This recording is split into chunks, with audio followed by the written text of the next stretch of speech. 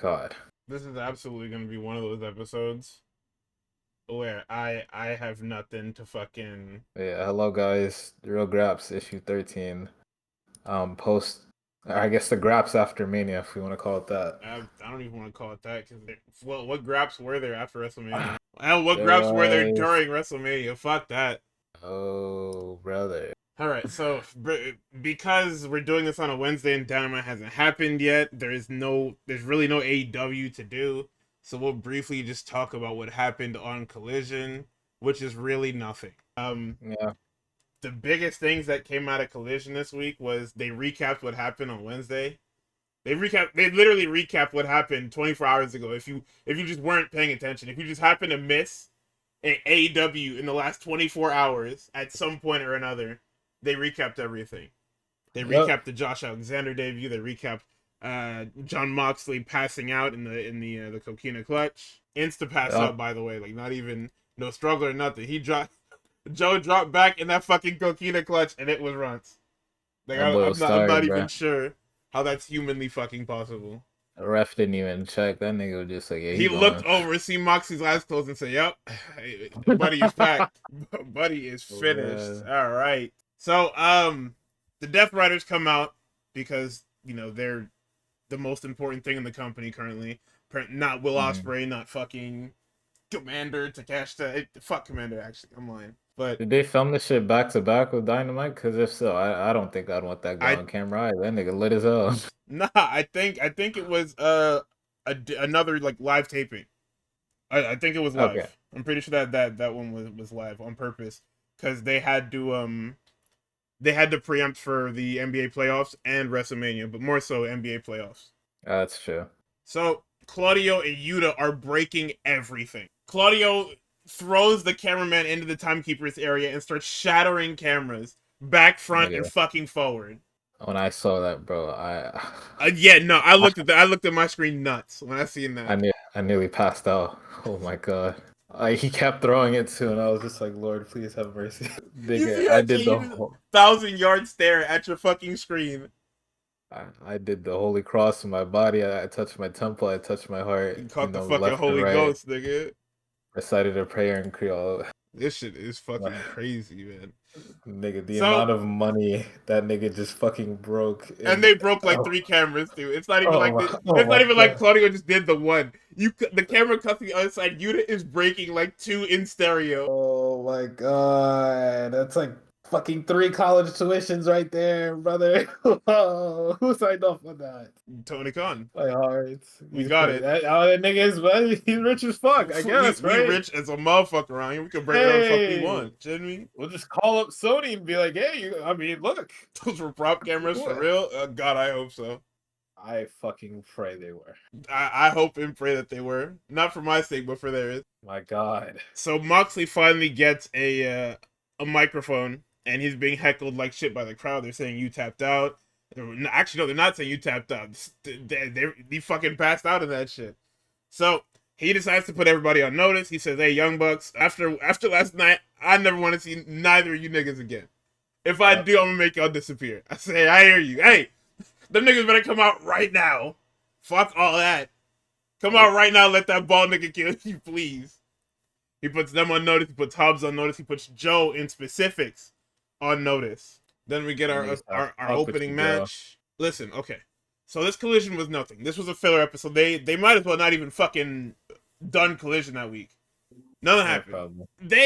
This Kevin Knight match is the worst fucking thing I've ever seen. Now, it's not the worst thing I've ever. It's not bad. It's not a bad match. It is actually a very good match. Well, not very good, but it is a good match. The problem with it is this thing probably went like 10, 15 minutes or so. 11 minutes of it is Kevin Knight upside down on his fucking head. Yeah, fucking Lance Archer is Lance killing this Archer one. is literally ripping his asshole asunder, and somehow there's a match going on here. It got to a point where I just started skipping, and I'm like, "Yo, Archer is still up. Like Yeah, no, this nigga K-Nine was is working in his an ass off. 11-minute heat segment. What is happening here?" Yeah, ethically, Kevin Knight just hits his shit and wins. That's just I would never. And then Yeah. they have a fucking production hiccup. I don't even know how this happened. Somebody hit some button and they started playing I think it was the All In promo. Yeah, fucking Texas shit, man. It ends up playing for like 15 seconds, but then it cuts to Samoa Joe, and it's still playing, and then Joe's not talking because it's frozen because it's a pre-tape. It was a fucking mess. So finally, we get the Ops promo, and Joe basically does the same thing that Moxie did, where he puts everybody on notice. The Ops are here. Will Hobbs is now officially part of the Ops, I assume. Like, he's not just holding the title with them. I assume that this is now his initiation into the group. Then we have a cute little stare down between Statlander and Jamie Hayter with featuring Renee. It's basically just I'll see you Wednesday. We're both good. We know how good we are. I'll see you Wednesday. FTR sends a fucking letter to Shivani and he has to read it over the house mic. And it's literally just saying, hey, we totally weren't going to pile drive you and send you to fucking hell, man. And but also, you shouldn't have talked about my daughter. Which is dumb. Like, he didn't even say anything crazy. He literally said, yo, you're a fucking shame, nigga. Which you are. Yo, why you did that to Matt Menard? What Matt Menard did to you, dog? Poor little Matt Menard got spiked on his head 3 times. He's bleeding from fucking ear to ear. Bryce doesn't care. Niggas hit the shatter machine on fucking Angelo Parker. Angelo Parker ain't moved in 10 minutes. Fuck it, man. That whole segment is fucking crazy. I will never see something as infuriating as that one. Holy. Then we get Ishii and Rocky of the Conglomeration versus Alexander and Takeshita of the Don Callis family. Nothing happens. It's a run-of-the-mill tag match. Everybody in the ring is good, so it's good TV match. Romero refuses to tag in. Then Ishii gets packed up by a double forearm powerbomb. Then Trent Beretta returns, who is also technically part of the Don Callis family, is one of the earlier guys. And the most Looney Tune thing ever now occurs, where Callis pulls a fucking wrench out of his trousers. And it's not like it is the big minging plumber's wrench. It's not like a regular wrench. This gigantic fucking wrench just materializes in this nigga's face. Always keeps that shit on him, man.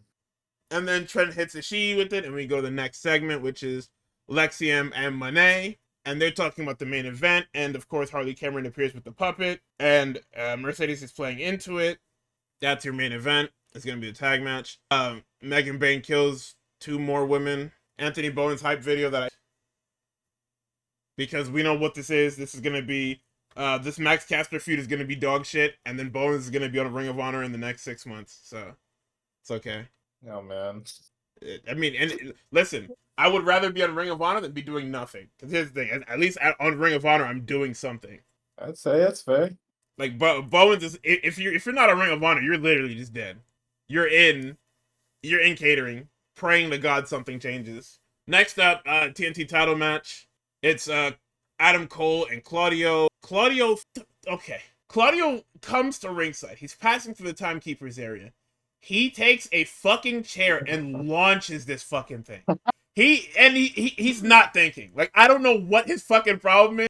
He's a genius because he stays in character, but he almost kills Nigel with this fucking thing. No, he does. It hits the table, and then it falls on Nigel's knee, and I'm like, did he hit him? No, he didn't hit him. But apparently, when it bounced off that fucking table, it slammed right into this guy's fucking knee. The camera, it goes to the long shot, and you see Nigel up in the fucking corner, stretching his knee out. It is a fucking travesty. Yeah. So, the match that they have is slightly similar to the Kevin Knight match. It's not all Claudio, but it is back and forth. They're doing the David Goliath thing. Claudio is obviously bigger, stronger. Cole has to be crafty and faster. Basically, Claudio has him dead to rights, and then Cole gets a crucifix flash pin for 3. And apparently, this is the new Death Rider's gimmick. Claudio then decides, after he is lost, to flip the fucking announcer's table over. He flips the table over one way, flips it over another way. He is just throwing shit. If you look in the corner, Nigel has picked up a fucking spike or something. Maybe it's the ball peen hammer that they use for the bell. He picks something up, and he is ready for fucking action. I gotta stay strapped, bro. He has picked something up, and then it's taking everybody. Yuta's telling him, yo, chill out. Moxie's got a hold of him, and apparently this is like the whole deal that Moxie's losing control of this shit. While they're all out of control, clearly that there's nothing. there's nothing holding Claudio back anymore. He's just mad. So I don't fucking know, man. I had forgotten that I saw the clip of Claudio walking to the ring on Twitter like last week. So I was like, all right, Adam Cole open challenge. Who the fuck is it gonna be? When I heard that Death Riders music hit, I started fucking cracking up. Because I know that nigga Adam Cole was not prepared for no fucking Claudio Castagnoli match. Like I'm like, And all it right, brother. showed. And Claudio beat the shit out of him. Out of the frying pan of fighting Danny Garcia into the That fucking was no fire, fucking brother. frying pan. He had that nigga number mad time. Oh my Like god. that was one of the worst told feuds. That was their Jey Uso fucking feud. This Yeah. fucking Adam Cole and Daniel Garcia shit. It was such a foregone conclusion. Every time they wrestled, Cole had him beat, and then Cole would make one mistake and lose the entire bitch. Like it was dumb. Even when they had the time limit thing, the time limit draw, literally if Cole doesn't fuck around and he hits that damn boom, it's over. That shit was funny. So now we have Lexi with Big Bill and Brian Keith. They're basically still reeling from Jericho saying, hey, I'm going to leave because you guys are some fucking losers. And they're teasing a turn, but knowing this company, this will lead to absolutely fucking nothing. They're going to tease a turn, and then they're going to be like, no, we're all good. And then they're going to lose more matches, and Jericho's going to get angrier, and then it's going to be, no, we're still all good. They're going to lose some more matches, and then it's probably going to end up splitting like this, where Big Bill is going to try and kill Jericho, and Brian Keith kills him. So I can't feel bad for some bullshit like that, you know? Like if that's what you're gonna write, I'm just not gonna care. Cause they should have killed that guy on Wednesday. And they know that. There's no more story to tell. Jericho used them niggas as pawns, and when they didn't work out, he got pissed off, and then they should just rip his head off. Yeah. But no, we're gonna go the long route for this. So don't worry, Jericho's cooking something up, I'm sure. Yeah, he's cooking some shit, alright. Smells. Fucking Canadian cooking some chitterlings. It's okay, brother. Oh my god. Smells like shit in that kitchen. I was super excited because for the first time ever, La Faction and Gobernable was back on TV, and then I see they're fighting some niggas that don't have names. And I said, wow. I said, wow. My government mandated fucking LFI squash match at 30 seconds. Thanks, man. I'm so happy. It was like more like 45. Who gives a shit, man? Renee is going to interview Kevin Knight and Mike Bailey, and here comes fucking Ricochet with this fucking overcoat, with this cosplay, with this fucking Admiral's cosplay jacket, wearing his own. He looks like shit. You gotta adjust your mens. He looks like shit. You not rocking with the Sakazuki overcoat? You're fucking nuts. Come on, man. Bro, he looked like shit. So I will not confirm basically, nor deny the state of that fucking jacket. Right? Yeah, it's fucking insane. He's like, hey, you guys stole that $400,000, and I would have had y'all dead to rights, but y'all beat the Beast Mortos and not me. Then they call each other shit. Him and Kevin Knight start getting into it, and then they get in his face, Kevin Knight punks him and tries to slap him on the top of his head. Ricochet flinches because he's a fucking dork. And then they basically you're wearing a hat, brother. It's not even gonna hit the That's what I'm saying. Like you just, it's insane how traumatized you are. This has happened like twice within the same like 14 days or whatever. But that's basically the segment. Kevin Knight or Mike Bailey decides to get him, and they walk off. And then Renee, for whatever reason, flips her hair and walks off as Ricochet is flabbergasted by both parties. Fuck with Renee, man. No, she's fucking brilliant because she doesn't have to. She knows. She knows so much that she doesn't have to do anything. It's small things. So we get Nick Wayne and Commander. Tell him I go. Yeah, what is Nick Wayne's team, bro? What is that? Listen, man. I got nothing. Where's Nick Wayne from? Seattle. If you don't get you some electric guitars or something, bro, put that hip hop beat down, white boy. What the fuck is going on? Okay, here's the thing, right? On the indies, his fucking entrance is What You Know by T.I. Oh my god! See, I was gonna ask if he was from Atlanta, but now he wants to be from Atlanta, so it makes sense now. He's having a good time, man. Hey. All right, man. He's fucking ROH champion, so I guess I can't say shit. But so, all right, Nick Wayne and Commander have a fucking fantastic indie lucha style match. Once again, it's one of those matches. It's like every lucha match ever, where if you write down everything that happens, it'll be a fucking 3-page essay. The finish, Nick Wayne hits a roundhouse kick. Wayne's World is blocked with a Tiger Feint kick. Commander hits a Super Destroyer on him. He hits a rope walk moonsault to the outside, which is his finish. And then he tries to hit the rope walk moonsault in the ring. Nick Wayne literally rabbit kicks him, hits a roundhouse kick, and he hits the Prodigy Plex, which is a fisherman's buster for 3. Nick Wayne wins his first AEW Ring of Honor title, and Commander held that belt for no fucking reason. Commander won that belt last fall for no reason. Damn, he lost that shit clean as a whistle too. He beat the shit out of him. Like I said, he's holding it for no reason. I don't know what was the point of that.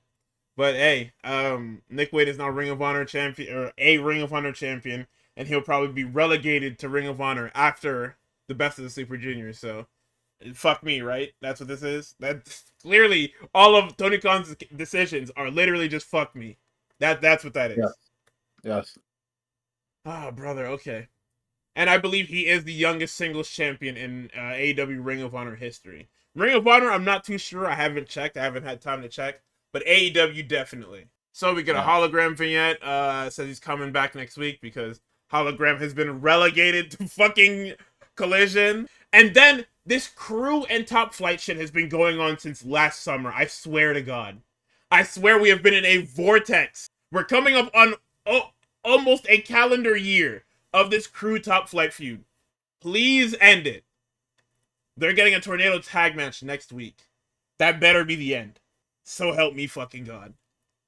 And then in your main event, you've got Julia Hart and Chris Statlander versus Mercedes Moné and Harley Cameron with Toni Storm on commentary. And I didn't really listen to the commentary, but this whole match was literally just a backdrop for Statlander. Like this whole, even though Moné is in there and she gets the winner of Wednesday's match, or I guess tonight's match if you want to say that, the entire match is a backdrop for Statlander. And it's also them teasing that Statlander could, in theory. I mean, it's good because yes, it is showing that Statlander is important and that she most definitely is, if not next in line, third in line or so. So even if she doesn't win the tournament, Statlander is definitely up there. I definitely believe it's going to be Mercedes Moné because what's a bigger match, Statlander and Toni Storm, or Mercedes Moné and Toni Storm winner takes all? Like I think for your big ass Texas stadium show, you would definitely want to do a winner take all match, which is obviously going to be held by or won by the belt collector. Because why would you derail this now? So like, I don't know when Shorty's gonna lose a single, like an actual like singles match that matters. I don't think it'd be too far after she wins all 4 of them bitches. I'm gonna be surprised if nigga just started showing up and start whooping her ass until she just left with the women's world championship. Because I hate when we do the belt collector angle, because then it looks crazy. Because when you lose that first belt, everything's supposed to come crashing down. Yeah. So I don't know. I have no clue. Let's see. Tony did have some quotables on commentary that I got. She said, "It's Easter time and I've seen you've risen, Mr. Schiavone." Thought that was funny. She also said, I wouldn't be walking the streets calling myself a CEO. Now I have to assume that's referencing old boy that fucking lit up that fucking healthcare CEO. She said that shit. Comes on silent. Nobody wanted to touch that. Nobody wanted to. Yeah, there was at one point, Nigel is so far from them. What happened? I looked over, and Shivani and Tony are, they're close, like their chairs are close, and Nigel is like 3 feet away. What the fuck happened? They seem like a fart joke or something, and then Nigel just wasn't. Okay, that's fucking. Let's see. I was gonna write down here that despite Tony being on comms and Statlander being in the ring, there was like minimal gooning from Tony.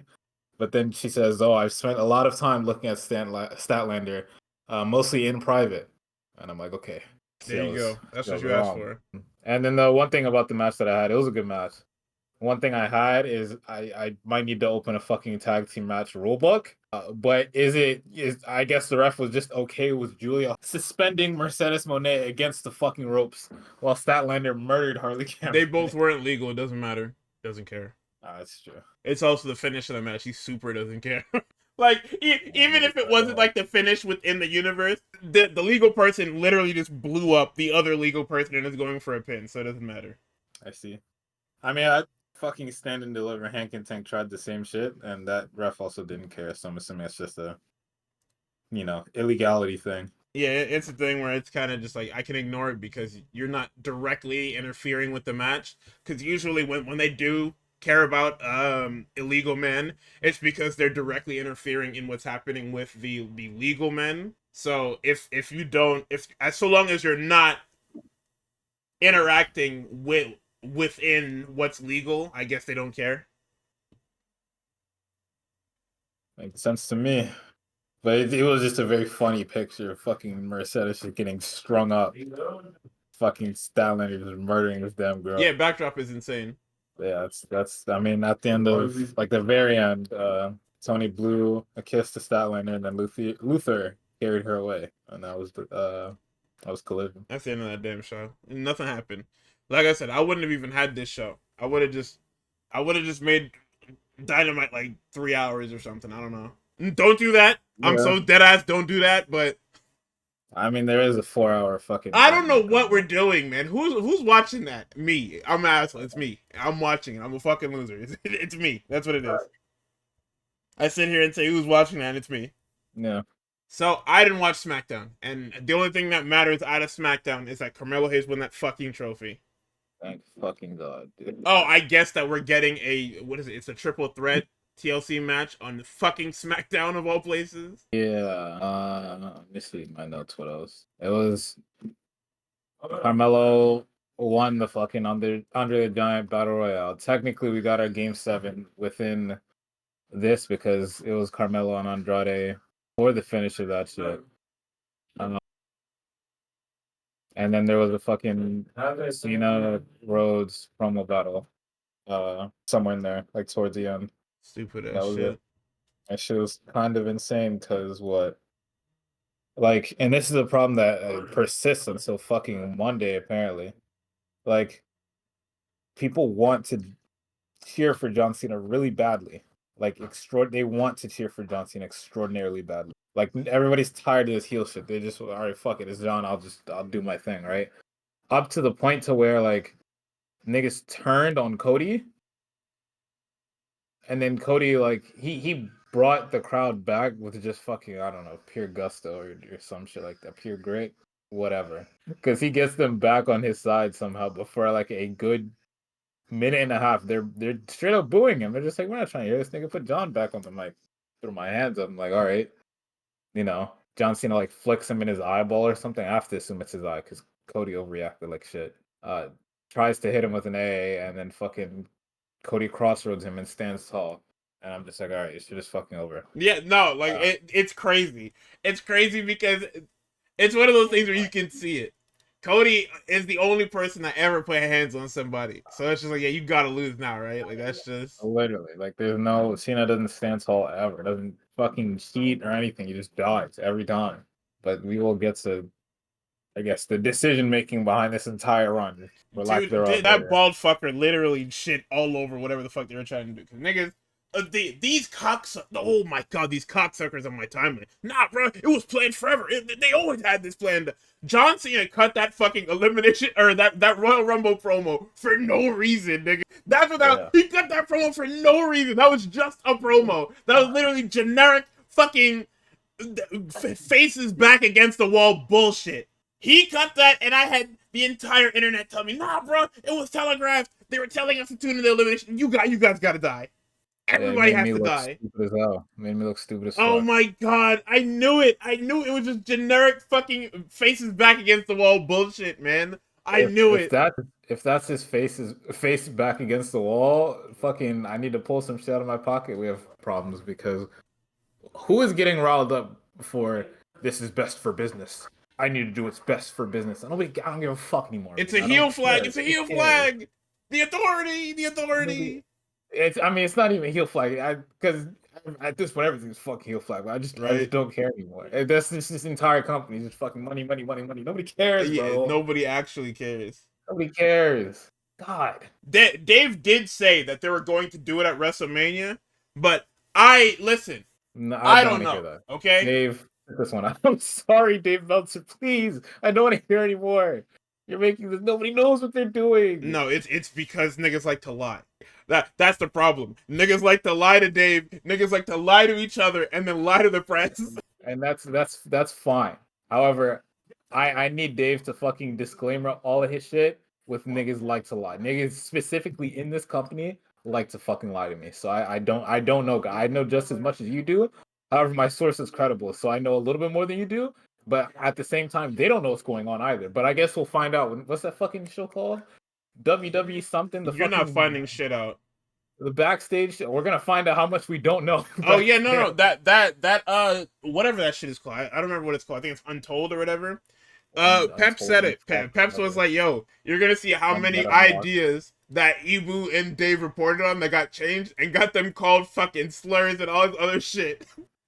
And I find that I'm not gonna watch that show because it'll just make me mad. But I don't want to watch either. I will definitely be watching it through the timeline.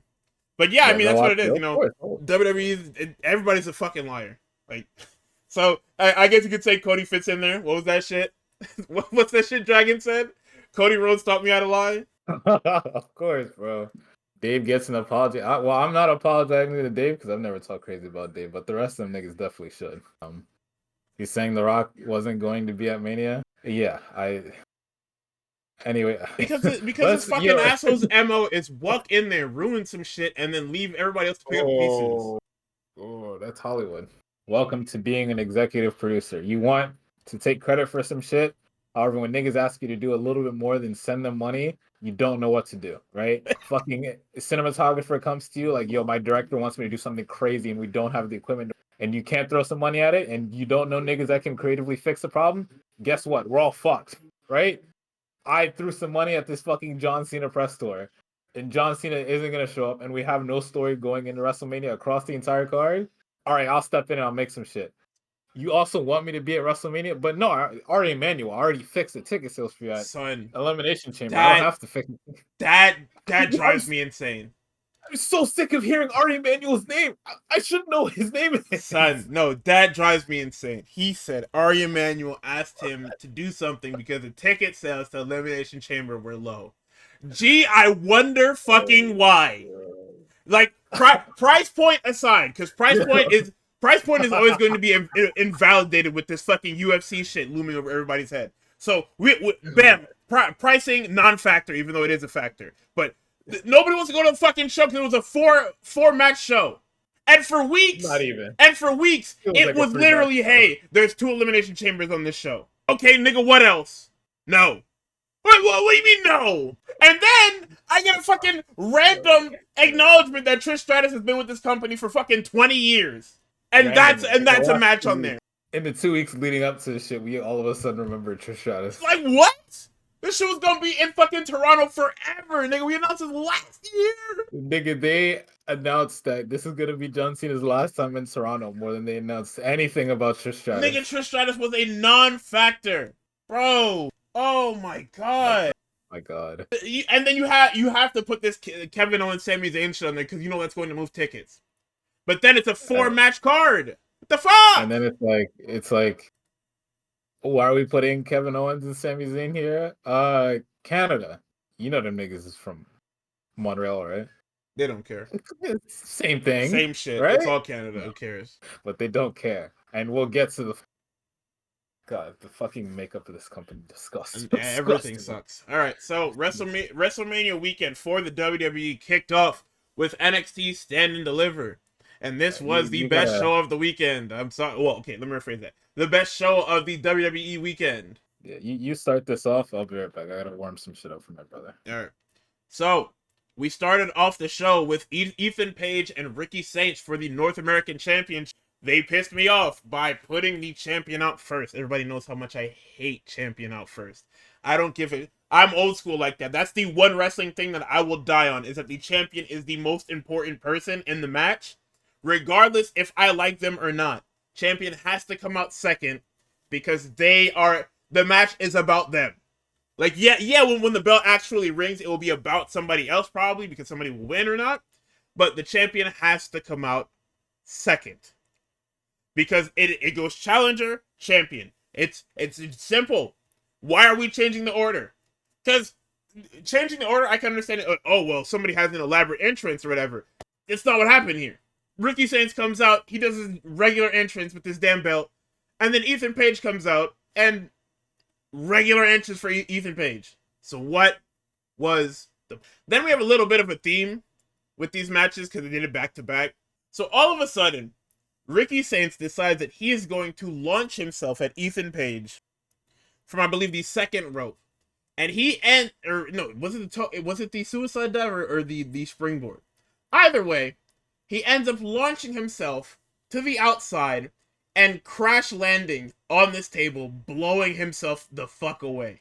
This guy hit this fucking table so hard. Like it's impressive how hard he hit this fucking table. I'm surprised the table didn't like tip over or break it. That's a sturdy ass table. Them shits are sturdy as fuck when they want them to be. Little IKEA ass tables. This shit is crazy. Then it's mostly after that it's mostly just Ethan Page the whole time working Saints over before Saints gets Jesus. I'm tweaking. Ethan Page hits Ego's Edge for 2.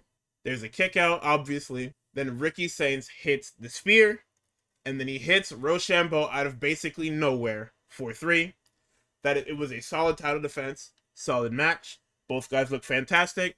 Ethan Page is finally getting his lick back. After it was months of niggas calling into question just how good Ethan Page was. He finally gets his lick back. On the internet, of course. Not on anything else. So then, we have, I think this was the MVP of the night. I'm not gonna lie. Like, everybody had good matches that night. But I think that this tag match was the MVP of the night because it over-delivered. In my opinion. Because Hank and Tank, they're not a good team. Tank Ledger has potential as a singles guy, or even as a tag guy in a better tag team, but Hank Walker has no future. I'm sorry. I hear you, Hank. You're done. Like, you're so lucky that this is working and that they want to work with you. Because if this was anywhere else, I think you're cooked, brother. Your goose is cooked like shit. So, this match is completely built off of the back of Hank and Tank having been losers for the last 3 months. And they were working with every tag team from Pretty Deadly to the Street Profits to Motor City Machine Guns. And I hated these segments. But I mean, it works, right? You're telling me an ABC story. That's fine. A is these niggas are losers. B is they talk to every team and every team tells them, hey man, you guys just gotta be yourselves. It will click eventually. And C being that they've won the number 1 contendership. Not only have they won the number 1 contendership, but they've won this fucking number 1 contendership gauntlet from 1. Which means they beat damn near every other tag team in the division for this shit. So, they get down to the ring. Obviously, champion's out second because, like I said, that's just how it is. This bell rings, and it is a mile a minute from go. Axiom and Frazier are all over the place. Hank and Tank are trying to stay with them. Tank's moving with them. Hank is kind of lost because he's not fast and he's big. Then all of a sudden, Hank decides, yeah, I'm gonna hit this suicide dive. This motherfucker goes for this suicide dive and lands on this table the goddamn long way. He doesn't land as if he went through the ropes straight onto the table. He comes out of the ropes sideways onto this damn table and obliterates himself. Like that. Hank? Yeah. And Hank fucking bro. That nigga damn near killed himself. Back-to-back matches of these guys doing these damn dives onto this table. It doesn't move. Like, I mean, I get it, but at the same time, what the fuck, man? So, Fraction is firing on all cylinders. They are hitting these niggas with literally every move they have. Golden ratio here, whatever the fuck Nathan Frazier does there.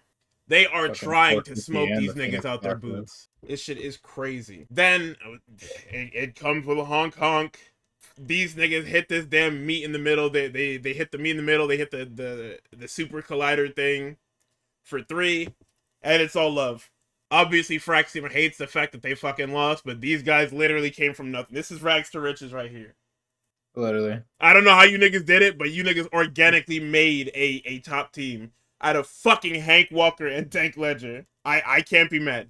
Their shit, and they know their shit, and everybody else knows their shit, but I have to respect it because they did it the right way. Like, they literally did it. It was a fucking miracle that worked. This is the type of shit that they should have did with fucking Jinder before he beat Randy for that damn belt. And obviously, Jinder and Randy is a lot harder to talk about because it's like leagues away from each other, like even further leagues away than Hank and Tank are from Fraxium. But the idea is you at least put the work in. Like I was rewarded for watching these fucking Hank and Tank segments for 8 weeks straight, or however long it was. All right, you got to take this women's North American ladder match because it's one of them damn matches where it's just shit is happening on my screen and my brain just shuts off. Yeah, I mean that's a good way to describe it. That's kind of like fucking ladder matches. I Right? also just didn't like the composition of this match at all. Yeah, there's a point in here, like a very long point where we just don't see fucking what's her name, Theo Hall, and then she comes in to like pull somebody off the fucking ladder. And my biased ass, it was probably Zari. She pulls off the ladder, and I'm just like, bro, this fucking she's in this. I forgot she was in the fucking match to begin with, and like it is just mad awkward. Just the people in here. It's fucking Izzy Dame. It's fucking Kalani Jordan. It's fucking, like I said, Theo Hall. And there's just Zari and Solruka in there as well. And I'm just like, what the fuck? The whole time. Oh, yeah, Lola Vice. The entire time, going into the match, I was just like, oh, how are Zari and Solruka going to work together? How does this work? You can't be a tag team in a fucking ladder match. And boy, did y'all fucking lie, because that's all they fucking did. Like, it's cheated for each other. Well, not cheated, but them niggas work together like shit. All they did was protect each other from the other people. Like, get behind me, Solruka. Like, Lola what? Has Zarya dead to rights with this fucking ladder, and so it's like, stop. No. I said, what? Hey, no. Leave her alone. I said, hey, y'all better jump her. Somebody better do something, because this looks crazy. That y'all are letting the tag team work cohesively to whoop y'all asses. Let's see. There's a point where fucking Zarya hangs that goddamn ladder off her neck and just starts fucking that shit into people. I didn't like that spot. I didn't like that spot because it didn't feel organic. Normally the ladder helicopter doesn't feel organic, but this one looked crazy because the shot on her was so tight that it feels like niggas just materialized in the ring to get hit by this ladder, which they did. Yeah, niggas ran into the ring to get hit by this ladder as opposed to being in the ring already. There's two different spots where there's a couple different spots where a group of niggas get splashed, but there's one particular one. I forget who's at the top ladder. I think it's fucking Thea Hall. She's on top of the ladder, about to grab the shit. The fucking ladder starts moving, and the camera doesn't pan down. So you're like, what the fuck is happening? It fucking cuts to a different angle. It's Zarya that's about to fucking, push her. The culling had come out to watch the match. Steel Hall falls in. I'm pretty sure Steel Hall falls into the culling, and all the niggas fucking die because I'm pretty sure. Yeah, because she falls onto Izzy and on the Izzy game, and the culling was checking on Izzy. That I didn't like that one either. That was just you put bodies here for the sake of having bodies, so Shorty didn't kill herself. Which yes, of course, but come on. Yeah, so the culling looks like ass, but we are fucking apparently putting a rocket on Zarya to make her the strongest nigga in this entire division, until she runs into Jordan Grace eventually. I'm sure that's coming soon. Especially Jordan Grace. Let's see. There's a point where I think Kalani Jordan had set up a ladder on the rope in between one of the rungs on the ladder that's already set up, and her and Solruka start fighting on that shit. And somebody on comms makes the point to be like, oh, fucking Solruka's right at home. She's surfing on that shit. And I'm like, nah, it's kind of fire. You kind of got me. I'm not gonna lie. You got me. I will say that this was one of the creative spots that they had that felt organic. You knew what it was going to end with, but at least it wasn't niggas making a fucking Fortnite building or whatever the fuck this was. So normally when you do the ladder bridge that's up against the ropes and in the ladder, it's stupid. Because the person that does it just picks up a ladder and decides to wedge a fucking ladder in between the ropes and the other ladder. And it's like, well, okay, why the fuck did you do this? This time, they had them fight. I forgot who exactly it was, but they had them fight over the ladder. And the ladder happens to end up set up. So I was like, okay, cool, whatever. We set the spot up, and it's not convoluted, and it works. Yeah. There are a couple spots in here where it's like, you can tell shit is early and niggas didn't get time to prep or whatever. Because let's see, there's a fucking point where Yo, it might be Thea Hall again. She might have been all over this match, and I still fucking forgot about her. She's like on Zarya's back. She's like trying to choke her out and like put her to sleep, and like Zarya fucking falls down, right? Oh, And and when that she was Lola falls, Vice, and the that way was she Zarya. fell, it wasn't real. She just laid Yeah, back and then they had to sell it. the commentary had to sell shit because my stupid ass, I thought they were gonna go full in. All right, I'm gonna fucking kill you by fucking Yeah, I falling thought off that the she was ladder. gonna get absolutely fucking crushed on this ladder, and then I see them to go slow, and I'm like, Oh, safe. oh man. Fucking safe worker Zarya. Yeah, I gotta take a few steps before we do that shit. Think it was Kalani. It was definitely Kalani. Kalani, fucking materialized on the top turnbuckle. She's gonna jump and try to fucking splash on both these niggas. Zarya is just like, I'm getting the fuck out of here. And Kalani jumps. She does not make that shit. She does She not does not make it make at the ladder. all.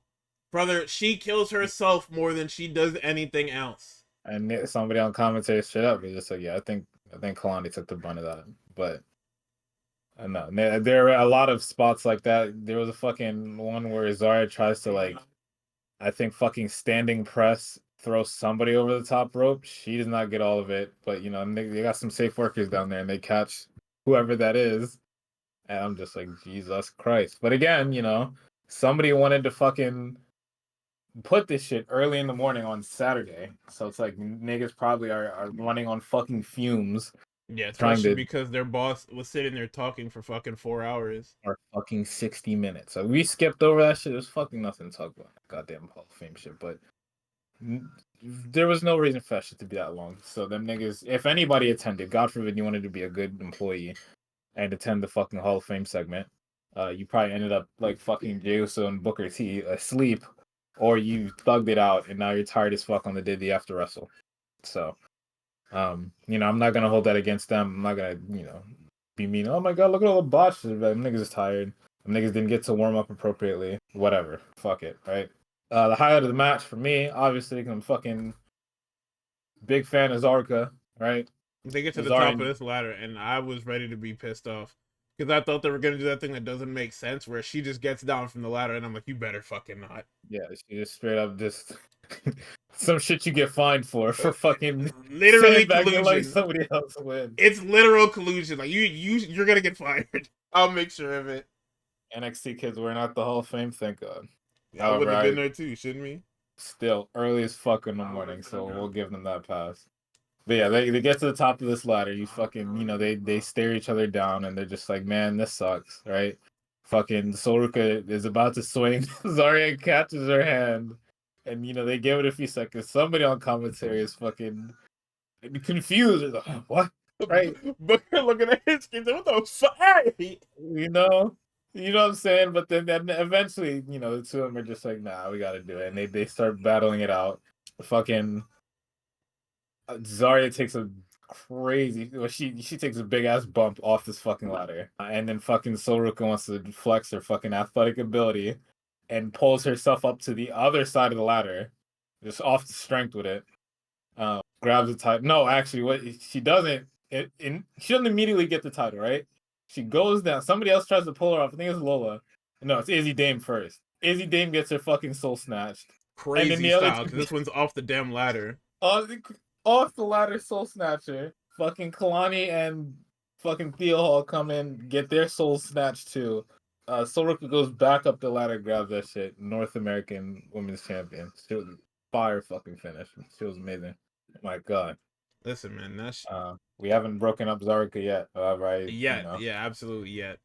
it's on the way. We don't have to, like, We especially don't, because of but what happened to me in this fucking show. The next segment is like I told y'all this was gonna happen, and it happened in the dumbest, the worst way humanly fucking possible, man. yeah. So next up, we have the family in Dark State, because fuck me, right? So Dark State's making their entrance, and the family comes out, and they meet them on the rampway. So everybody's fighting, and then it turns out that Dark State has the Dawn cornered. Luca and Stacks come in, and they fight him off. And then we get back to standard tag setup, because, instead of just making this a tornado tag so that we could just make it a fucking car crash, it's a tag match for whatever fucking it's a tag match to, I guess, alleviate pain, or not pain, but you know what I mean. I don't know. So they tag in Luca, and Luca gets annihilated on the floor by Dion Lennox. I don't know what the hell. Yo, they don't like Luca, dog. They be whooping his fucking ass. My goddamn consigliere get his ass whooped, and nobody cares. And they guys have been selected for the fucking tag team murdering of this week, brother. It's crazy. Yeah, and the actual murdering. You're right. Yo, I hate this show, man. This show fucking sucks. And sometimes their goats get fucking blown up, man. So the whole story of this match is that Dark State jumped the Dawn, and ever since, even before Dark State showed up, Stax has been basically going rogue. So in this match, Stax refuses to tag anyone in.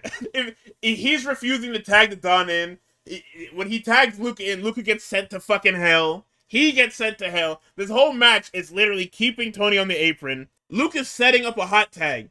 And out of the corner of his eye, Tony goes to get, I forgot who it was. He goes to get one of them niggas because jump Stax. And instead of helping Tony, Stax hops on the apron and tags himself back in. And as he's sitting there getting his ass whooped, Tony just looking at him crazy. You know when you see some shit you just can't believe? Like, some shit that actually has just pissed you off, but you ain't got no words. You just have facial regret.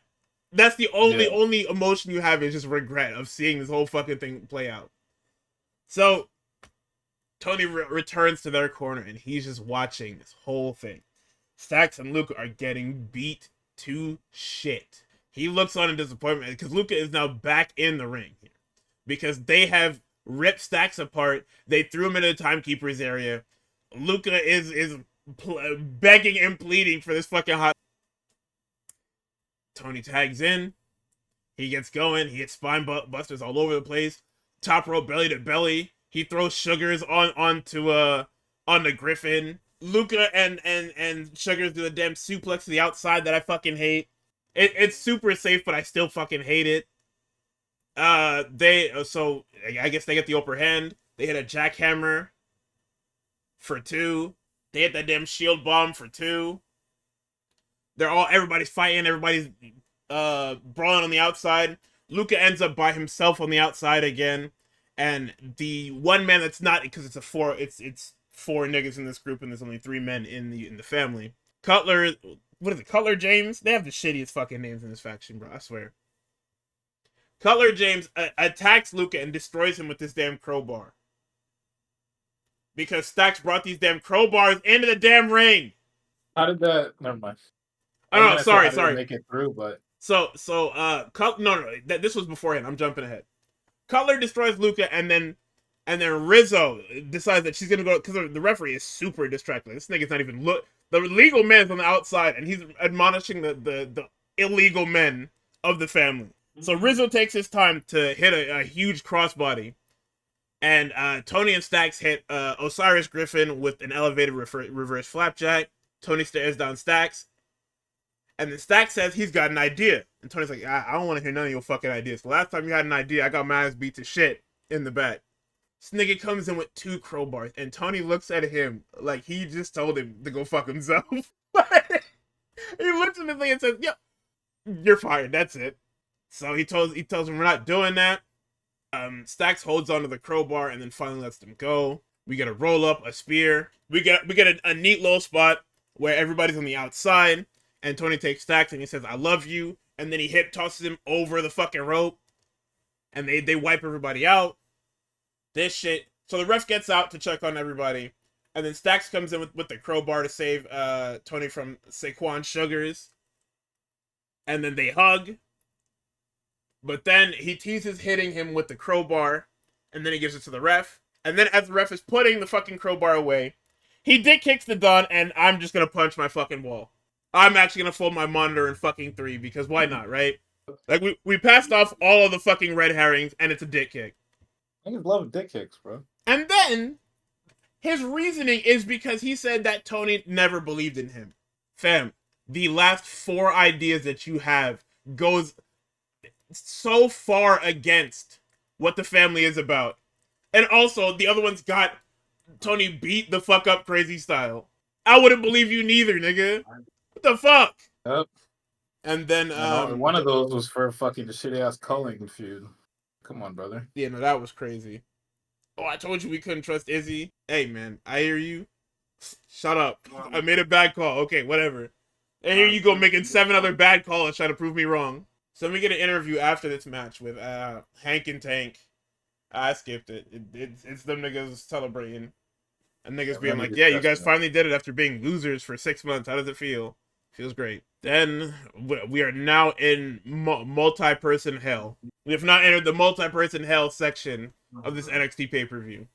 Jordynne Grace, Julia, Jada Parker, and Stephanie Vaquer for the NXT Women's Championship.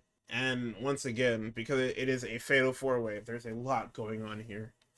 And for whatever reason, what were you about to say? I didn't get to watch this because fucking my week has been nonsense. But was fucking Jada Parker the goddamn? Of course. You shitting me? Damn it, brother. Who else were you gonna pin in this match? Well, not the pin, but like, did she look like shit? Like everybody was saying. I mean, she was definitely the polar bear in Arlington, Texas, but I don't think that's.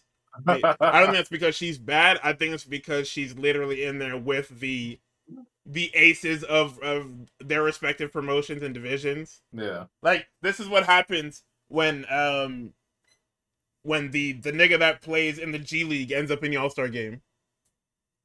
Yeah. Like, it's like, okay, you know, everybody is hurt, and you named a replacement, and it's somebody who probably shouldn't be with niggas. Now you're getting dunked on by Braun, and it's like, now you're fucking on Twitter, you're on Instagram. They've made 17 TikTok edits to you. That's basically where I mean, they gave Jada shine.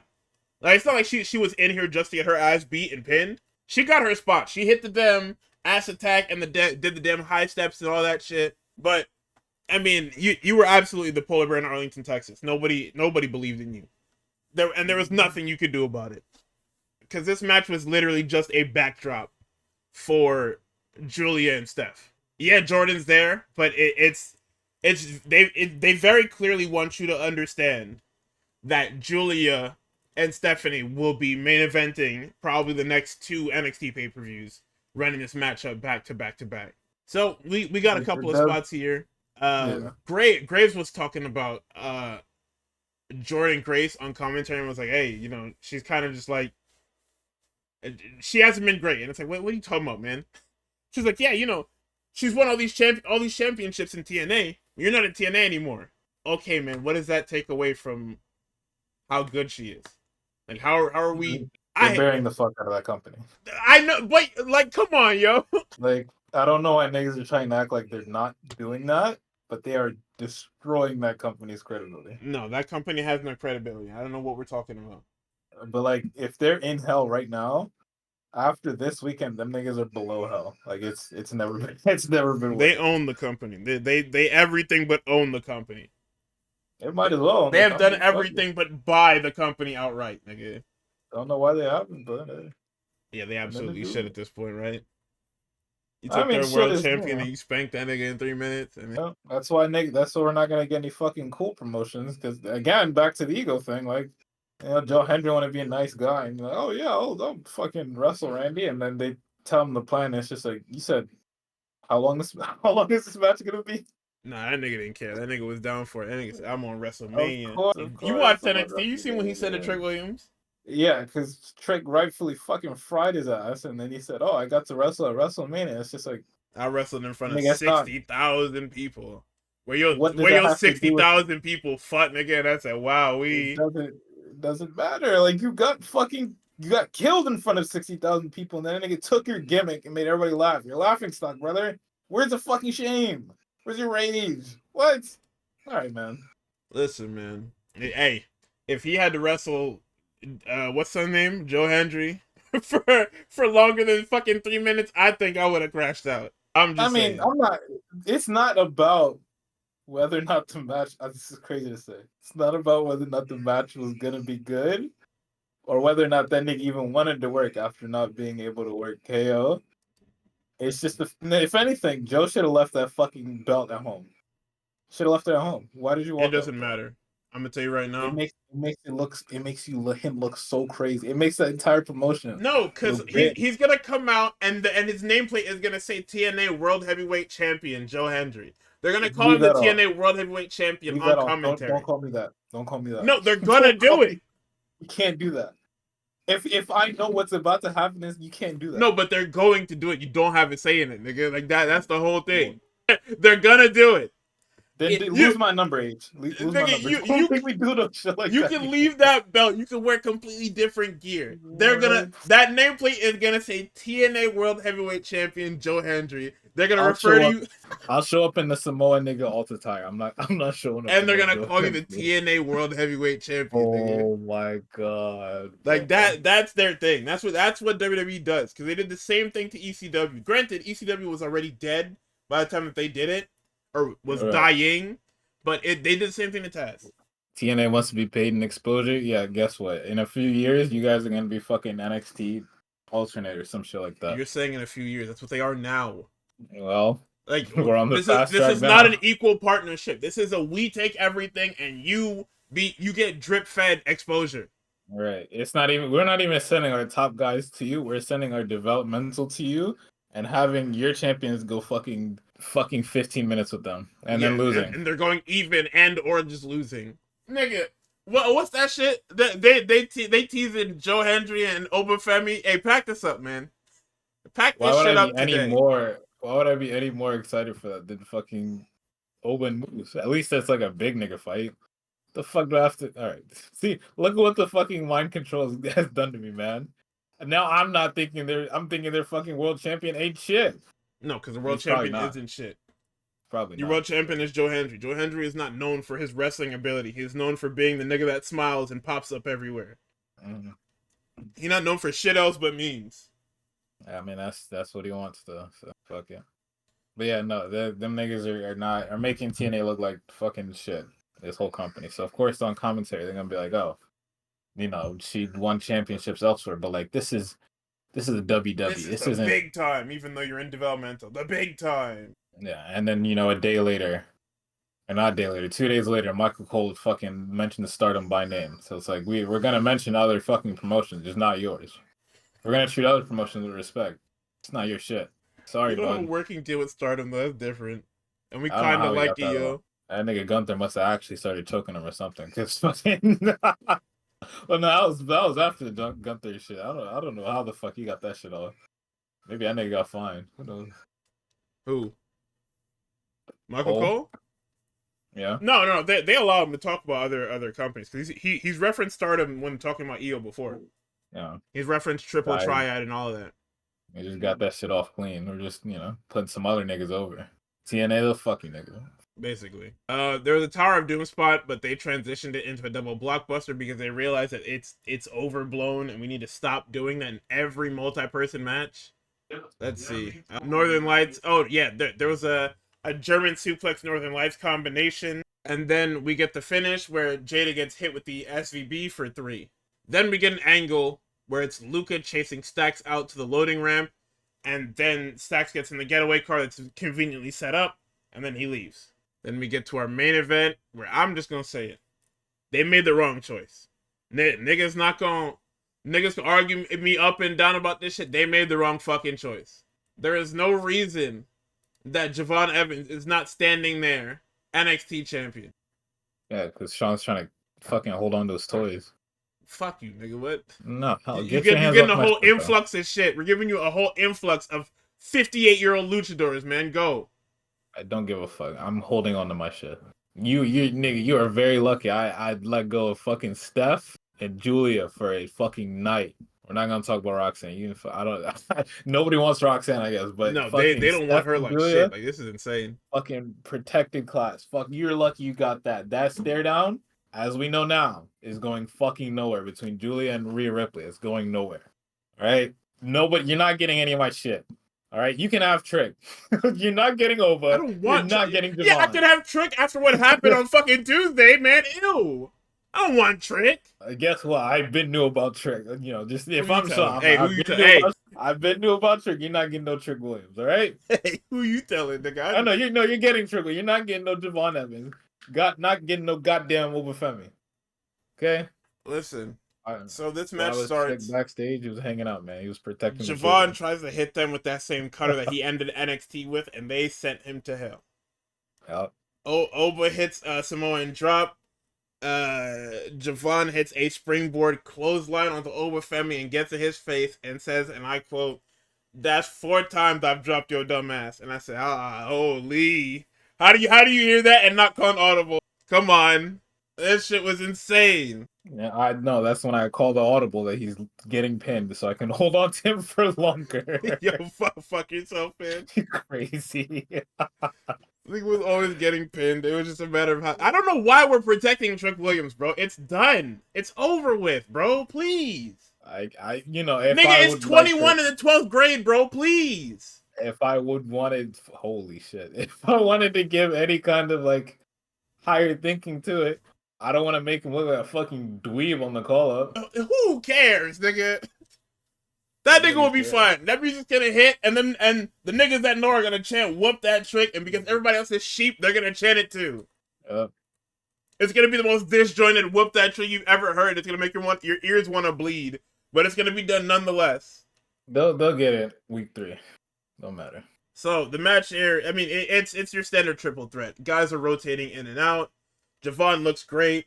He's hitting shit on the trick shot, but Javon, I believe, he goes up top and he springs into something, but gets caught in the damn power bomb, and that's enough. Like we don't even get nothing like cool or nothing. It's just power bomb, pin, stacked up, good to go. And I said, damn. There was a spot there with where like Oba's like kneeled over, and then Trick like fucking launches himself off Oba, and Javon's on the top rope. I think what were they fucking yelling at each other? Oh like, yeah, no, like because they were gonna go for the damn they're gonna go for the high knee and the damn clothesline or whatever. Yeah. Yeah, and it looked like they shit because these niggas saying, just clattered into each other because I guess Trick went late, or he underestimated just how high this fucker can jump. Yeah, they thought that shit was a game, but either way, they fucked that shit up crazy style. But hey, I'm glad you did something. You tried it, okay? Gave it a good shot. Like, I mean, send that nigga up already. I'm saying, bro, like, I just don't know how you don't make that decision. Like, yeah. I'm making. I mean, granted, I would have made this decision months ago. But not just send Javon up. You should also put the rocket on him or whatever that stupid fucking. No, nigga, I'm literally using him to hold up NXT while I get rid of the fucking Albatross contracts. Trick Williams is literally pushing me over the luxury tax, and I'm holding on to him for whatever fucking reason. Like, I know we're trying to. Oh, this isn't development. So this is a third brand, but it's like, developmental. They've said it's developmental. They don't care. Yeah, that's what niggas try to fucking position it as. This is our third brand. We get more numbers in NXT when it's like, or we get more numbers in AEW, and it's like, oh, I mean, when you're an established brand for fucking however many years the WWE/F has been around, then it's like, then you can fucking do anything and niggas will watch. I'm sure you have a fucking solid fucking viewer base for WWE Speed, man. And 20 which is kind of gross, but yeah. Nigga just put out a tweet early talking about some gun to your head, name a fucking 24/7 champion that's not our truth, and I'm sure there's some people down there that could do that shit off the top of their head. I can name a few, yeah. Exactly. So it's like, the Fed super soldiers watch fucking anything. That's why these niggas are pumping out 3-4 reality TV shows, because these niggas will watch anything. So it's like, it's not a fucking whatever. Nah, gun to your head. Nah, because R-Truth won that shit like 40 times, nigga. I told you. Like it's crazy how I saw that after you said it, so I'm like, there's no fucking way. And niggas are actually discussing that shit. I'm like, what? Like, he's won that shit an egregious amount of times. Like that's a Guinness Book World Record if I've ever fucking seen it. Cause that's insane. That you can keep pivoting back to one person so hard. All right, so let's head on to WrestleMania Night 1. There we go. We open the show with a video package narrated by one Dana White, who everybody hates, and rightfully so.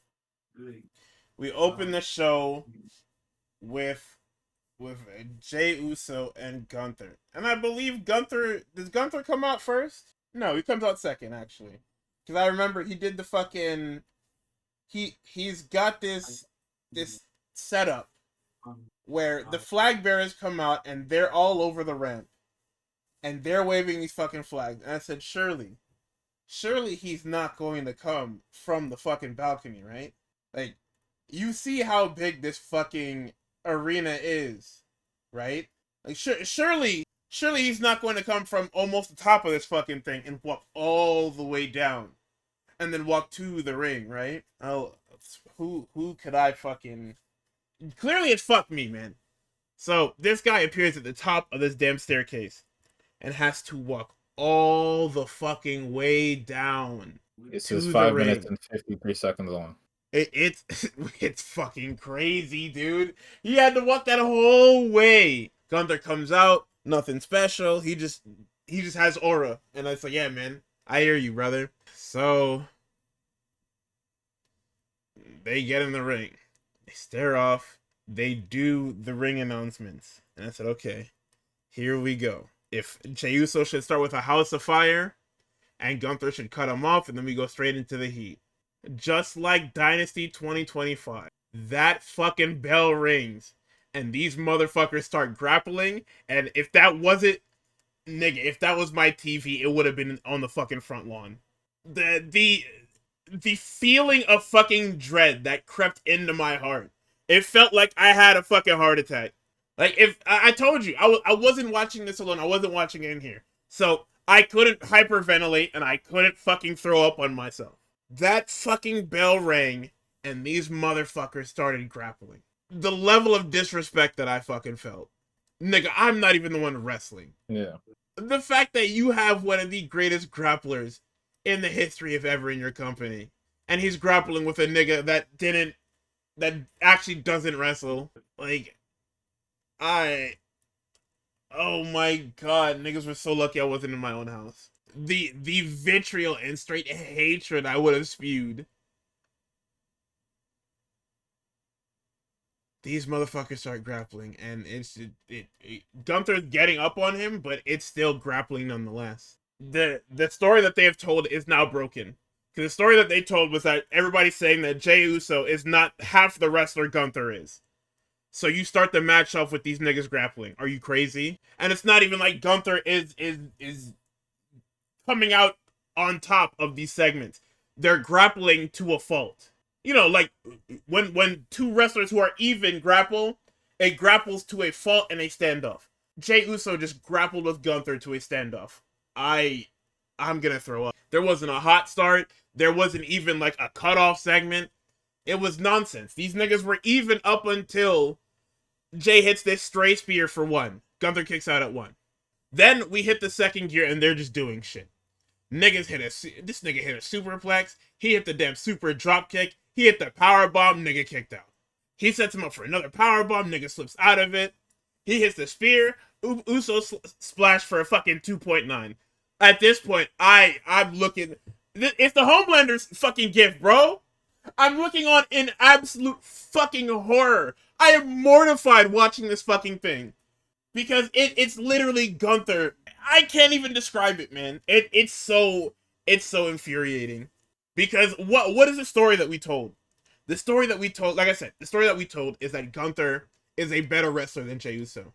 Which now has been shattered because he grappled to a fault with this fucker. Like, you mean to tell me that Jey Uso saying that he's not afraid of Gunther anymore makes him a world-class grappler? Wade Barrett. Am I watching a fucking cartoon, yo? Like, Wade, I'm not gonna lie, he kind of buried that shit too. Like, he said, you asked anyone 3 weeks ago, Jey Uso had 0 chance in this match. All that's changed in the meantime is a couple of fired up speeches from Jey Uso. Physically, he's the exact same, and now he's getting dominated by Gunther. This was inevitable. Yeah, Wade starts telling the fucking truth, and they're gonna boo him for it. I know niggas chewed his ass out for that. What did Cole say? Cole said, you don't think that affected Gunther emotionally at all? And Wade was like, yeah, until the fucking bell rings. Right, exactly. And that's what happened in this match. Like, fucking, brother, there's a point here where, like, Jay's getting chopped, and somebody, I think it's fucking Pat, that tries to say, like, oh, Jay's laughing at the fucking chops from Gunther. You know, the family that I grew up in, you think you're going to be able to out-tough me? And it's just like, you can't say that when Gunther literally had fucking Jimmy on life support like 2 weeks ago. He killed Jimmy. You can't do that.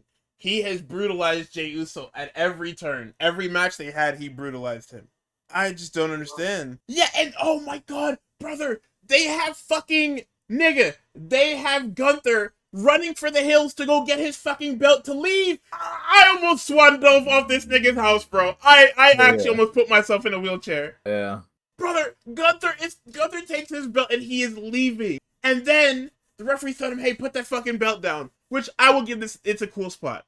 The referee, because Jay dove over the referee did not see Gunther fucking crush his brain with this belt. Cool spot. Okay, I'll give you that one. But once again, this is not in Gunther's character. Gunther is not going to use the fucking belt because the ring is sacred. Wrestling is sacred. Yeah. He does not need to do this because he is a force of nature. He is a world-class wrestler. God forbid you force some writers to fucking adhere to rules of a character. Jesus I need Christ, a heel to do dude. heel things. Oh, why don't I make him grab the belt? That's every heel ever, nigga. This nigga has rules right within the fucking rules, man. He doesn't need the belt. The whole thing is that this could have been a story of overconfidence. You tried to build it as a story of overconfidence, but you also tried to build it as an underdog story. But at the same time, Jey Uso is this wacky maniac that can't be contained. So that alone should be the reason why he's able to beat Gunther. Bro, what is going on? What has been the booking for this fucking match? Like, this feud, even before the Rumble, was just bad. Because what? How is Jey Uso earning Gunther's respect? This nigga is not he is not half the wrestler Gunther is. What are we talking about, man? And I'm not even doing that to be an asshole. That is a story that you're telling me. Gunther is a world-class grappler. I have to keep repeating this because apparently nobody's paying attention. Brother, they were chopping and strike exchanging. This nigga hits a rebound lariat. And then these motherfuckers say Jey Uso is going deep into the playbook. Holy, yo, listen, y'all hate me. Like, I hate myself for watching this. Honestly, I didn't think I would hate it this bad, but you guys managed to make it into something that it fucking wasn't. You managed to make it something worse. So I'm done ranting about this fucking match. We can go into the finish. Jey Uso escapes the damn powerbomb and then hits a powerbomb on the Gunther of his own because, you know, fuck me, right? This motherfucker hits 2 super kicks. He hits a spear. And instead of hitting the 4-post massacre, he hits a 3-post massacre. And then puts Gunther in the sleeper hold. And a second into the sleeper hold, Gunther is tapping. And yeah. I said it right here. I said, I'm not sure I'm a fan of this match or this finish. And I looked on Twitter, and I saw Alvarez say that this was everything it was supposed to be. And I said, I don't think so. Well, no, because I can understand why he said that. Because a finish like this is what you need to solidify Jey Uso as a main event guy.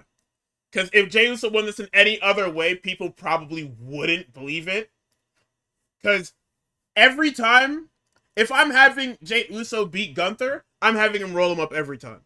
I'm sorry. I can't find a way to make... I mean, but even with a submission like that, in a match like that, like a fucking, like, slobber knocker or whatever, I feel like just, like, from a crowd entertainment standpoint and from a fucking, like, wrestling standpoint, you kind of want to prolong the fucking finish or the fucking tap, you know, have that nigga get close to a rope break, bring him back to the center, like really make the crowd fucking like want to rip their hair out based on how long it's taking and make them believe like anybody could win until the nigga taps. Like the immediate tap doesn't do shit for nobody. Like that, I don't care. No, I can't see Jey Uso making him tap because what?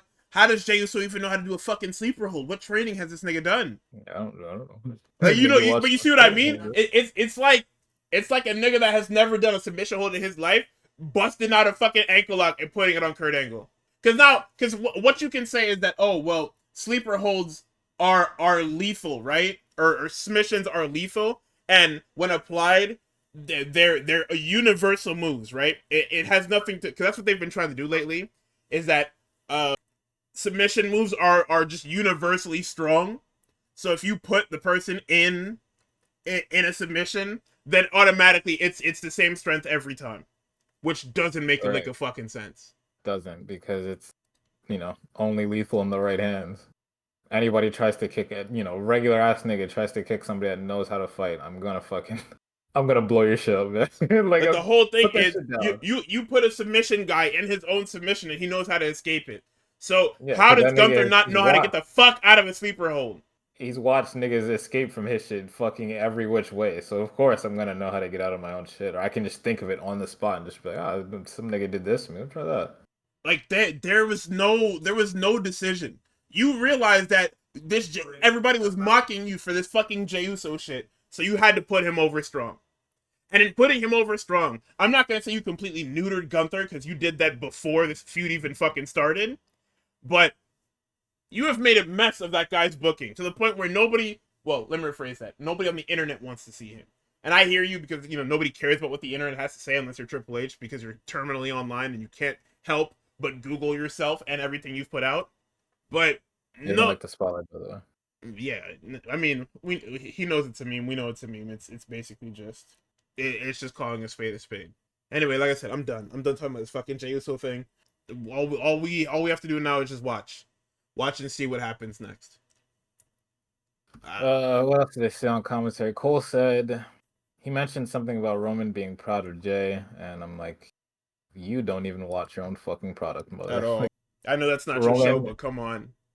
Roman has like interacted with like Jay once, and I think he said like yeet, and then them niggas went into war games and then won that shit, and then I don't think they've talked since. And considering what he's done to that nigga and that character, I really don't think he gives a fuck. Like if anything, you could say he's focused on the world title scene, like that's about it. But like But he's probably now the not world title anymore. scene. Yeah, we see Reigns as a Trump supporter. We did. It's super not surprising considering how they're fucking hiding this goddamn roast by that Tony Hinchcliffe like was the head of, and like you can't find any footage of it. Like they had that shit and it was super duper closed doors. Niggas are fucking posting like iPhone note screenshots of shit that was said there. You can't fucking find it. Like it's nowhere. That shit was not recorded at all. Oh, footage is out there. Well, It's out there, but that shit came like it's fucking super duper phone footage. Like them niggas did not. They don't. How with how much they talked about it, you would think it'd be like a big televised thing, but no, hell no. Them niggas damn near out. We're like one step away from just taking people's phones. Always rubbed you the wrong way. Now you have a reason. I mean, the veneers were there. You could always say it was probably the veneers that ticked you off that this nigga is fucking insane. But you know, but yeah, Jimmy comes to the ring and congratulated Jay for his title, and I think that's what got me too, because it's just like, man, he ain't put on no makeup, no fake black eye, no nothing. You took 7 to 10 elbows to the head for what, man? please, man. God, like you can't limp to this shit. Like you can give my nigga a wheelchair or Son, what? this Like, nigga was magically healed. I'm not dead no more. nigga was in the hospital. That nigga cut that heartfelt promo. My brother in the hospital. My mom's talking about Joshua. Why you ain't Why protect him? And this nigga is perfectly fine. Hey guys, I'm all better. Like, all right. Hey guys, I'm okay. Okay. Whatever, man. Who fucking cares? So this New Day versus War Raiders shit happens, right? Okay. Eric and Ivar come out, and they have the shittiest looking costumes I have ever seen. And then you see the Clash of Clans logo pop up, and you go, ah, I see. I damn near fell asleep watching this shit. I'm not gonna lie. Hey! I saw that Clash of Clans logo. I was just like, all right, man. So the New Day come out, and they're billed at like 400 plus pounds. And I said, hey, wait, what? Like, have these fuckers bulked up that? I mean, I guess if they're like 200 a piece, 200 plus a piece, right? But I never really saw them as like heavyweights like that. That shit gotta be all woods. There's no way that shit Like, is Kofi. that's crazy. 400 pounds, bro. That's wild. What is Woods build at? Let's see. He's billed at 205. Kofi is billed at damn, where the fuck is he's billed at 212. Oh, I guess that makes sense. Yeah, 417. Okay. So they're just about there. They're still in the light heavyweight category, but it's still just crazy to hear 400 pounds for the New Day. Like that's just wild to me. But yeah, they note that Woods is 0-6 at WrestleMania and Kofi is a whopping 2-13. And I said, how the fuck is that possible? This shit is fucking crazy, man. What? I mean, listen, this match is nothing. They did all the shit that was happening in the matches that they had on TV. This is a Raw a Raw tag match main event, okay? Nigga, the crowd super duper was not into this shit at Nobody cared all. because this shit didn't have no heat, bro. The fucking Warriors hit the war, and the crowd. Yo, niggas came out and like they didn't care for nobody. Nobody got cheered. Nobody got booed. It was just fucking noise. My God. And no match had heat on this card. This night one card was fucked because Yep. you booked literally every one of these matches. You booked like shit, including the main event. You booked like shit. So the New Day win because they cheat. They hit the Ghetto Blaster, and then Kofi holds one of their legs down for the 3. Oh, they're calling it Moonlight now, by the way, which is funny because the assisted big ending that they used to do was called Midnight Hour. So I guess they're just not using that one anymore. I mean, in this match it makes sense because having to lift up Eric and Ivar would completely destroy their whole thing. So we get to the what was the sponsor for this match? The Jade Cargill and Naomi one. I missed it. Might as well be fucking Marvel Entertainment. Holy shit! Hey man, listen. Well, fucking Kevin Feige. This is the fucking Klondike sponsored. What would you do for a Klondike bar match? And fucking Minute Maid? She said what? No, I know they had Minute Maid at some point in this bitch. Hey, yeah, hold on. Bring the juice. Jade has this fucking. I forget what Naomi's entrance was, but I'm sure I fucked with it. However, I was so upset by. She didn't have a crazy one. She just debuted her new music. That was really it. Yeah. Jade did some extra shit with hers. It was fucking wet. And I guess yeah. the catchphrase now is "the storm is coming," and I in my notes I'm like, what do you mean? What do you mean that's your catchphrase? My next note is okay. So the storm stuff isn't a thing. Like the whole her playing Storm in the MCU isn't like a thing we made up. That's not like an inside joke. Like she's actually like all in on playing Aurora Monroe. Like I didn't know that. I thought we were just fucking with me. But that's the vibe here. And to reiterate, I'm not a fan. Hey man, listen. That's been her catchphrase. I didn't know. I didn't know. I thought you guys were fucking with me. I thought it was a bit. It's not a bit. It's not a fucking bit. Naomi looks fucking fantastic. Wowee.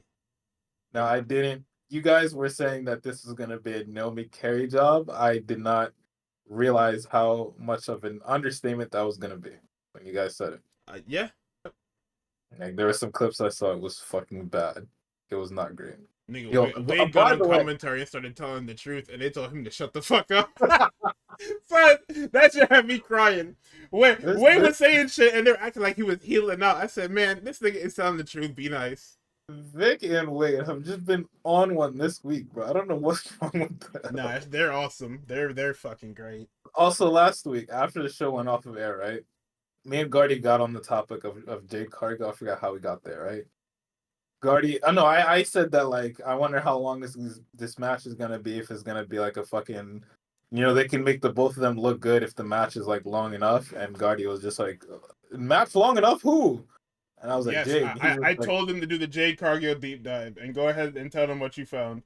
I went to the fucking cage match, and the only instances of her wrestling for longer than like 12 minutes or some shit like that is if it's a tag match or a fucking triple threat, where obviously a wrestler can take a break and a breather in those matches. She does not have long matches. A lot of her matches are like, on average, most of them are like fucking 6-7 minutes, but there are some times where the simulations are broken and that shit goes like 11 minutes or something like that, but she does not have long matches in her career at all. And I was just like, wowee, that's nuts. But because if you look at any match of hers that went past 9 minutes, it starts to look scary. It starts to look scary, yo. The paint start peeling on the whip and everything. You ever seen a nigga try to do his own paint job? God. That's what this shit looked like when she wrestled for longer than like 8 minutes. Oh my god. And yeah, I mean, to me, it showed in this match because I didn't really feel a second gear. I definitely didn't feel no fucking third gear out of this match. No, because it was one. It was the same speed the whole time.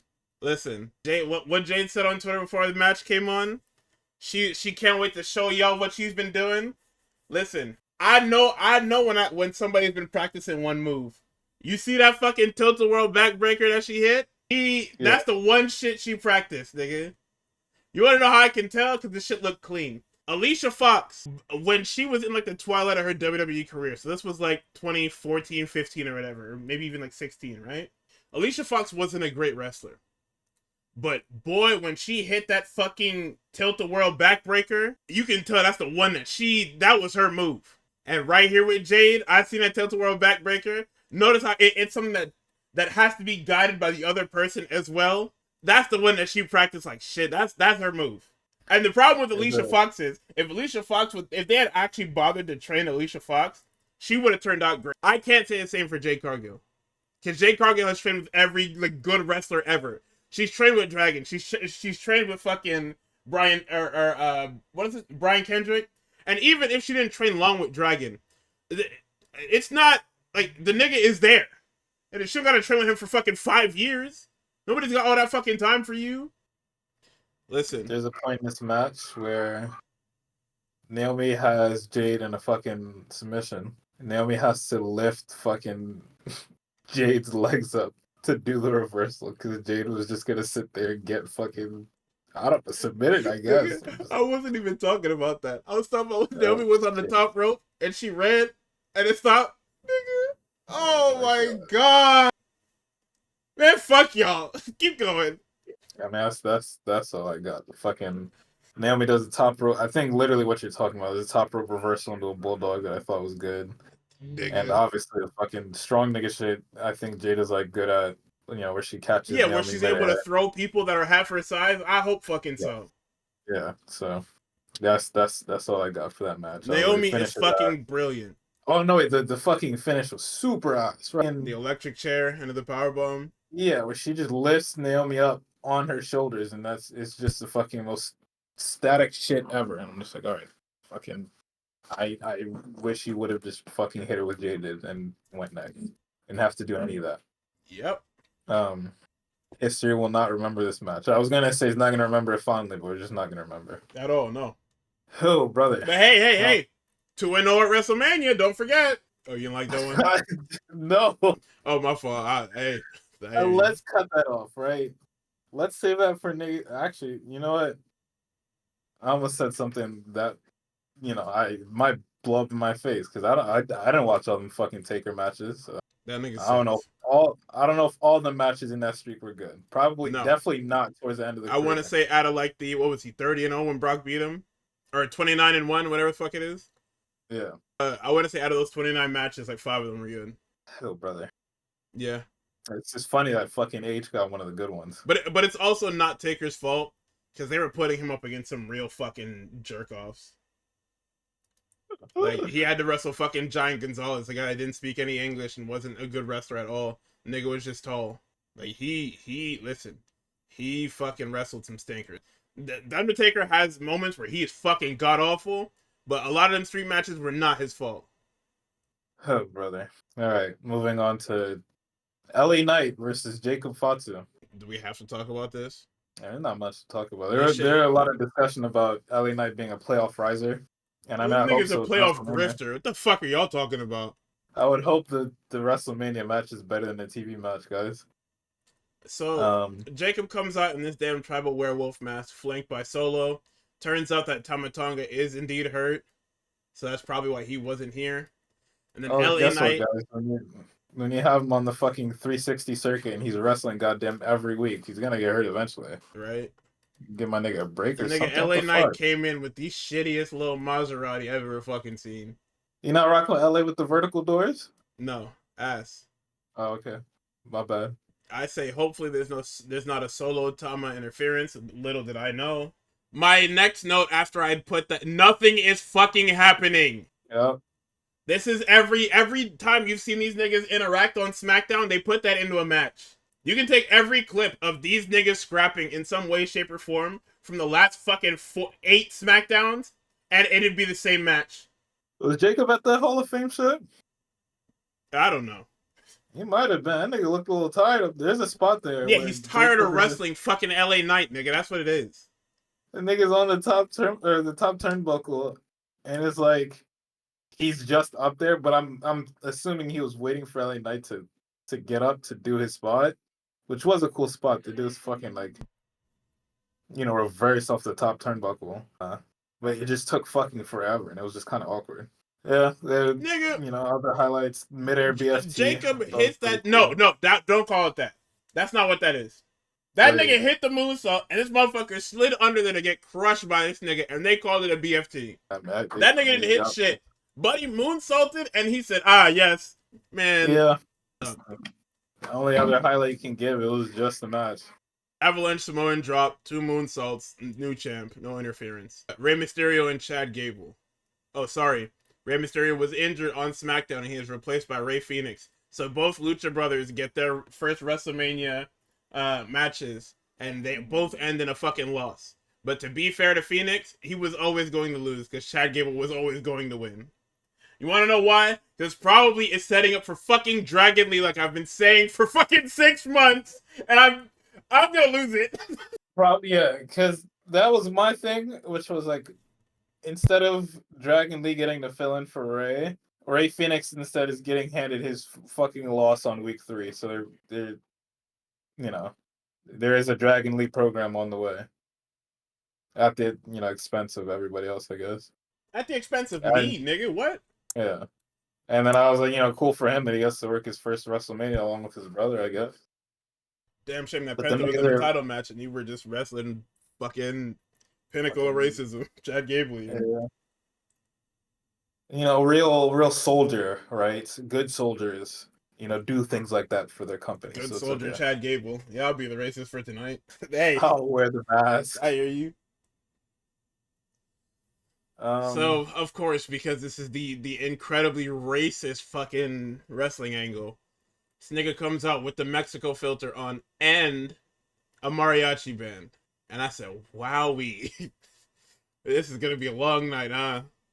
Y'all love the attitude era, right? Y'all love racism. Some real attitude era shit right here, guys. You wouldn't understand. So, Alicia Taylor says that he is from the Gulf of America, to which Michael Cole corrects her and says he's from the Gulf of Mexico. And then he also says, you can't spell luchador without Chad. To which Pat and Wade just go, hey, are you lame as fuck or what? Nigga say, hey, do you watch the show or what? It's not Chad Gable, man. Hey, are you dumb as fuck? Holy shit. Nah, they started ripping into him and I was crying because it's such a stupid thing to rip into him about. Nigga say, hey, you ain't never seen no Americo Grande and Chad Gable in the same spot. Okay, man. Thank you. Hey. So, because I missed the pre-show because these niggas wanted to do some other shit. I did not see the AAA acquisition. I didn't see that little funky portion of the fucking show. So when these niggas are outside and Chad Gable walks over and I see fucking Vikingo in the fucking front, I say, hey, what? Hey! I'm sitting there having a fucking allergic reaction to this fucking nigga. I see Chad Gable in this mask stare down Vikingo and time stops for me. I'm having a fucking stroke here. I don't know what's happening here. Because like I said, I didn't see the AAA thing till later. No, sorry. I saw the AAA thing because I looked at the Discord and y'all were talking about it. But I didn't realize what this meant. I saw the Worlds Collide thing. I didn't see that they bought... Or, I saw Jay Smooth say that they bought AAA. But I didn't see Meltzer say anything. I didn't see nobody else say anything. So I said, okay, it's probably a thing that's working. Then I see Vikingo, and like I said, I'm having a stroke. Time has stopped for me. It feels like I'm actually fucking dying. And he hits that Escalera on the Gable. And Phoenix hits a couple of dives. Gable gets in there. He does the damn release belly to belly. We get the Phoenix driver, a rolling senton. And then Gable loads the mask up. Phoenix kicks the mask. His fucking leg is destroyed. Gable hits the diving headbutt, and Vikingo helps Phoenix post-match. I mean, it was a good match. Chad Gable is brilliant. Phoenix is brilliant. I just wish it was fucking Chad Gable. Yeah. I can't keep saying this. I think my idea is incredibly less inoffensive than fucking what you guys were, or I guess compared to what you guys did, my idea is inoffensive. Cause it's not like we're doing the whole. It's Chad Gable. It's okay to say it's Chad Gable. We can go somewhere else with this. And the whole point is, if you had booked this another way, we didn't even have to use Phoenix. It could have just been Dragon Lee. And you guys have... It should have been a mask versus mask at WrestleMania, because a feud like this has a shelf life of 6 to 12 weeks. Or sorry, 4 to 6 weeks. So, you do this shit at Mania, mask versus mask. And, Dragon Lee beats him, and Chad Gable has now been unmasked, and he can speak English again. He doesn't have to speak fucking Spanish anymore. Yeah. It's like removing the symbiote from this nigga. Like, it's okay. We took the mask off. He's normal Chad Gable now. Because realistically, how far are we gonna take this thing? We're probably going to SummerSlam. Fuck no, man. Come on. Like, that's the only thing I can think of. We're gonna blow this off at fucking Money in the Bank? No. Saturday night's main event. Let's end this shit. Oh yeah, that is coming up next month, huh? Let's do it. Let's get this shit out of here. That's probably where we're gonna get the fucking Dragon Lee and Chad Gable win.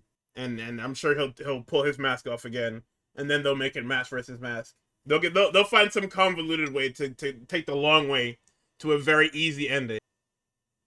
So then we get Charlotte Flair and Tiffany Stratton for the Women's Championship. Tiff's entrance is cool. I like it. I like the Barbie doll gimmick. The whole thing was super cool. Once again, champion out first. My skin is starting to itch. And that's when I said, because Tux wasn't watching the show. So when I at him, and I said champ out first with the fucking alarm clock emoji, this nigga trying to figure out what the fuck I said to him. Yeah, I was confused, but I did pick up on it later. I was just like, ooh. And then Charlotte gets she gets the LA Knight entrance, but infinitely fucking better. Like, I don't know why you allowed that. I don't know why you allowed Charlotte to shit all over your fucking, the guy that's called the Megastar by having a better entrance to him, but okay. Niggas don't talk. Nobody talks in this fucking company. Niggas just do shit. That's not possible. Somebody else had to make this conversation. Even if the wrestlers aren't talking, creative has to talk to each other. There's no way. The niggas are not. The fucking PAs that are putting this shit together are talking to each other. The fucking PA talks to their boss, hey, isn't this kind of similar to LA? No, what are you, stupid? Everybody has cars, dummy. And that's it. That's all it goes to. Niggas don't care. Charlotte's and even if somebody tries to do that, it's just like, oh, well, one's for the fucking, for a bigger title. Yeah, of course, Charlotte has more money. She's a Flair. And that's it. So, Charlotte's got this ridiculous fucking robe. Like, it's the most exaggerated sleeves I've ever seen. And it's fucking brilliant. So, Charlotte is distracted this whole fucking match. She is not there. They're not working together. They are not working well. We know that both parties are better than this. If I'm them, I'm sending Charlotte home. Because I can't have you fucking do this shit for weeks on end. I can't have you trying to battle through your emotions. You gotta come back when you're ready. You gotta go home. I'm sorry. Oh, guess what? Later that night, them niggas made her emotions way worse. Yeah. It's a very nice story of anything you can do. I can do better. They've even got matching gear. Like, this is some super soulmate shit. Let's see. They're both attacking the knees. Charlotte's got a bedazzled fucking knee brace, because why not? Hey, fuck it, man. Then they start scrapping. It looked like Tiff's face is destroyed by the end of this match. Yeah. She's got welts and bruises all over her fucking face. At one point, it looked like she lost teeth because something covered her teeth. I don't know what it was. He was saying it was makeup or something. But I don't know if that's true. Like, this shit is crazy. It looked nuts. People were saying that it reminded them of the Rhea Ripley match because of how fucking stiff it was. But everybody was like, not really. And I mean, you could see it. Like, it was super just disjointed. Like, they were going at different speeds, and they were just they were fighting. Like, it was scrappy, which is good. But I mean, Charlotte missing shit that she's always hit. The supernatural selection was off. There was a thing where Charlotte tried to roll off of Tiff's back. She messed that up. Like I said, Charlotte is you gotta send her home. And I don't say it to be mean or inconsiderate. I'm saying that because I don't want to see her have less than stellar matches, knowing that she is better than what I'm seeing on my TV. It's just like when she came back and she cut that promo and niggas booed her and she could not get a fucking word out. I've been saying this for weeks. You gotta get her off TV. Yeah. She's gotta take time. Because this is crazy now. She's not cutting good promos. She's taking personal shots, knowing that she herself can't take personal shots. It's not good for anybody. I don't care how good for business you thought those talking segments were. They were bad for both. Tiff got ethered, and then Charlotte gets reverse ethered because she can't respond to being told that she got played for a fucking fool 3 times. Especially knowing that the most recent one is fucking her up mentally and emotionally. I can't allow you niggas to call that shit good back and forth. I'm sorry. Yeah. So Tiff gets her up, hits the Finley roll into the prettiest moonsault ever for 3, and retains her title. So we get to the main event of night 1. CM Punk finally has achieved his goal. He's retiring next year. His retirement tour is going to start at Survivor Series. All right. I'd probably at this point, with how much fucking emotion they packed into his video package when he came out, that shit.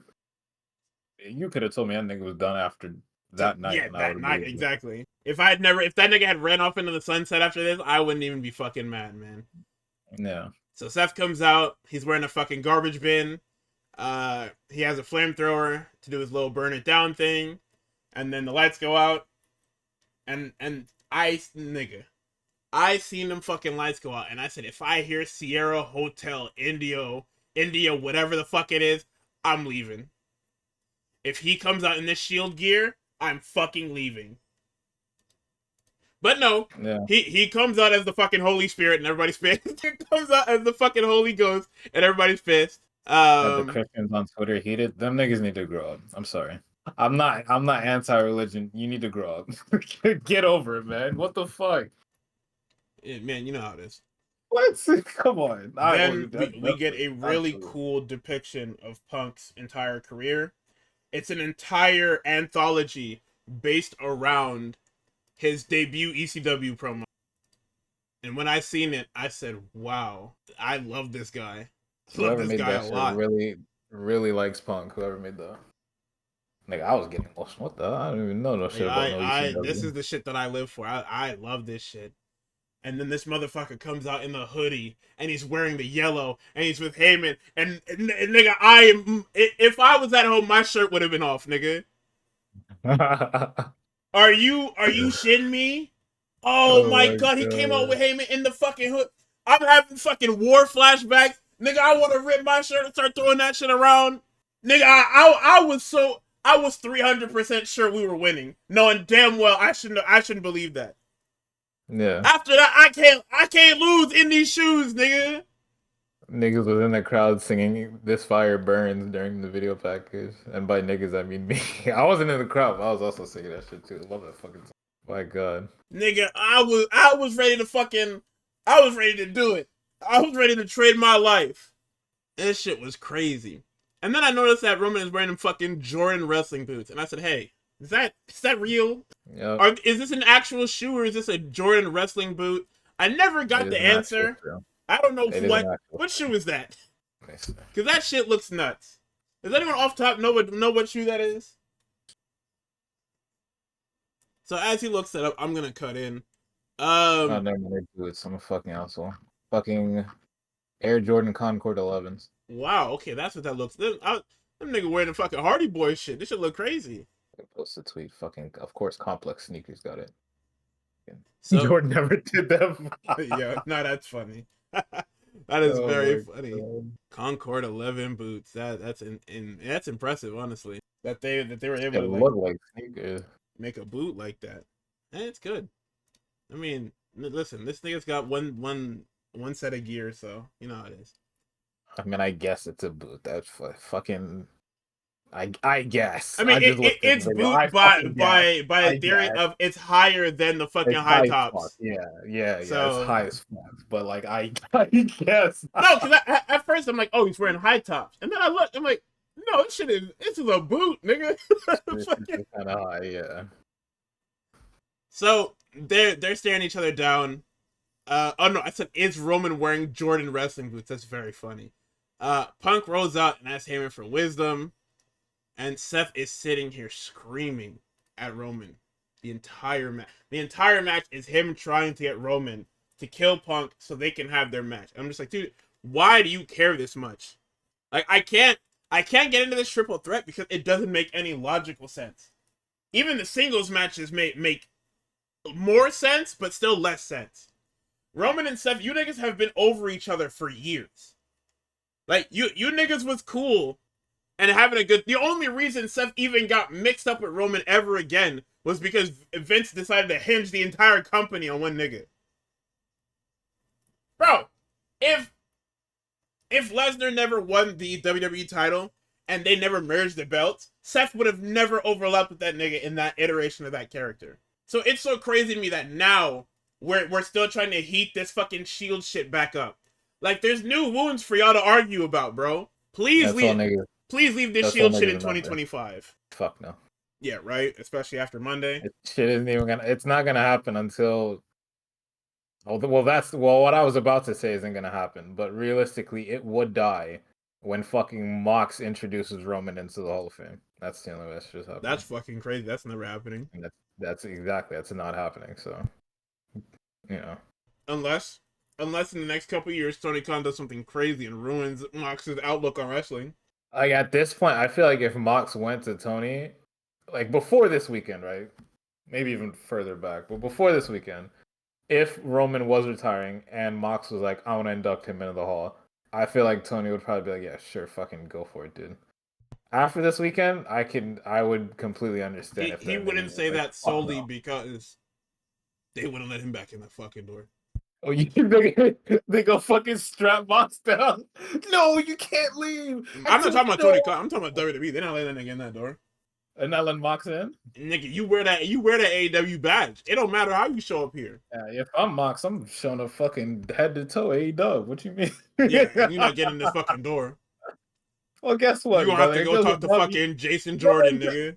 Tell Dwayne that you said that, nigga. What the fuck? Nigga, that's who is inducting him. It's not Mox. But if Roman goes to Dwayne and Roman's like, nigga, you better go drag Moxley through that door so that him and Seth can induct me into this shit. I mean, at this point, fucking Dwayne is insane, so I don't hey, if he got it like that, he got it like that. But I don't think that's happening.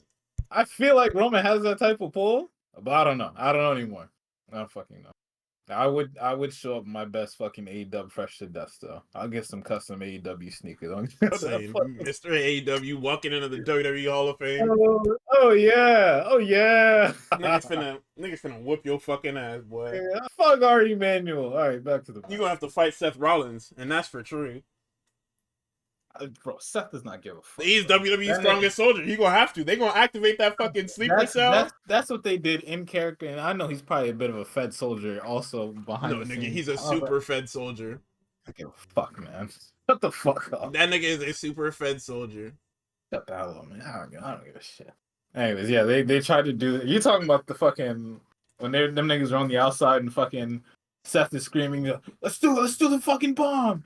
I'm talking about just in general. He spends the entire match screaming at this nigga, talking about, yo, we need to kill this guy. This guy's a cancer. He's evil. You're telling the nigga that was a cancer for the last 5 years that the other guy is a bigger cancer than him. And we, like, you hear how fucking insane you sound? Yeah. Before I went to watch this match, I went to go watch Seth's promo on SmackDown. Because he's the only nigga that showed up to that fucking show. And his thing was, pretty much what it's always been, and just like, I have to save the soul of this company. One guy who, left wrestling and said he only came back because y'all were chanting his name. He came back to wrestling, but it wasn't a WWE ring. And so did he come back because you guys were chanting his name, or was it because he came back for a check? Which, tapping back into the Fed soldier argument, I guess he's more upset about that than anything that Roman's done, which is crazy, but also... Which is insane, because this nigga was literally holding a company hostage. Your company, by the way. Yeah, I guess, you could say that it finally gets to him now that he is the reason why Roman is like this, so he can be more upset at CM Punk, as an outsider. Because at least my terrorist is homegrown, right? If we're being completely honest, we can't even say that Seth's betrayal affected this nigga so bad, because it was so many years in between.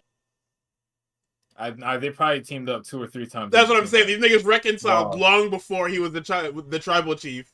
However, we don't. Mox isn't in the company, so we can ignore those. Like these And niggas came back together. As far as these niggas have presented this shit to me, it goes shield chair. If we're calling that moment shield chair, we're gonna call that moment shield chair. Yep. And then it goes like 2 years ago, and when fucking Seth wrestled in Shield gear at fucking what was it, Rumble? Yeah. What was it, Rumble 23? Yeah, that's how the timeline goes. Because them niggas have not mentioned any of that shit in between when they've reconciled. They are ignoring it for the sake of convenience. So 22? Nah, I was off by one. I will never remember dates. I'm just bad at that. I'm not gonna lie, I kind of guessed it. I went off of vibes. So hey, but yeah, you are right. They do that shit. Fucking Seth is just screaming the entire time because that's just the cinematic way of wrestling, right? It's so Niggas weird. in nosebleeds. Niggas in nosebleeds can't hear that shit, but we're just gonna scream at each other and hope that everybody can read lips. Otherwise, you're just fucked. Let's see. There's a funny part in here, right? Punk is fucking around, and I think he hits he's gonna hit a spear, right? But he does the ooh ah shit first. And when he gets out of that shit and goes to run at Roman, it is the fucking slowest I've ever seen anybody No, run. it's impressive. It's impressive. I've So never seen slow. a human being move in slow motion. Good God. You know, the criticisms of the Tower of Doom have rung true. Niggas are not getting hit with Tower of Doom spots anymore. Niggas do a fucking Doomsday device instead, right? You niggas are not cool. Let's see.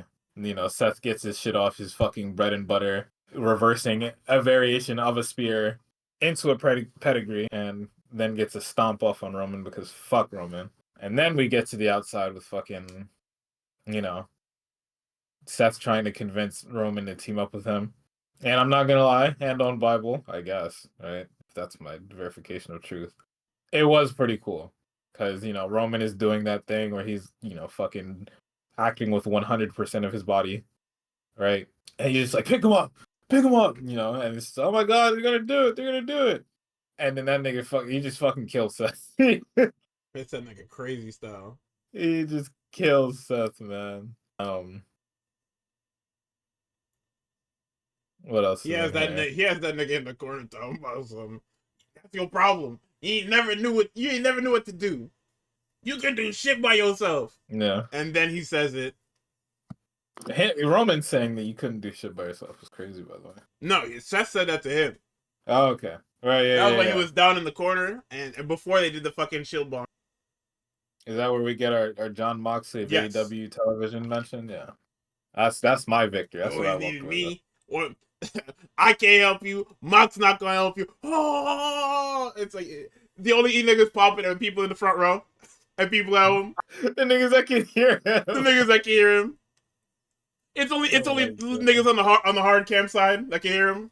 So they gotta pass it down like telephone. What'd he say? He said, who? Mox? Who's Mox? Yeah, who's Mox? There you go. Yep, that's it. Yep. Oh my God. See, that's why you need the John Moxley of AEW television. Niggas not gonna know if you just say Mox, man. Come on. Shit is crazy, man. Yeah. Fucking. There's guillotines, there's reversals, there's Endicon devices. There's a whole lot of grabs. He hit Buddy with a straight Uranagi. I said, hey, where's the other part of this? Hello? Then he finally locks in the Endicon device. So now we get to the finish. Heyman gets a chair. And I said, okay, it's definitely going to Rollins. Oh, no, I said probably going to Rollins a la WrestleMania 17. Heyman gives the chair to Punk, gets in the ring. Low blows Punk for his tribal chief. Kneels to Roman, hands him the chair. Heyman's directing traffic. He points him towards Rollins. And that's when he low blows Rollins as well. And then I put Rollins knew the entire time.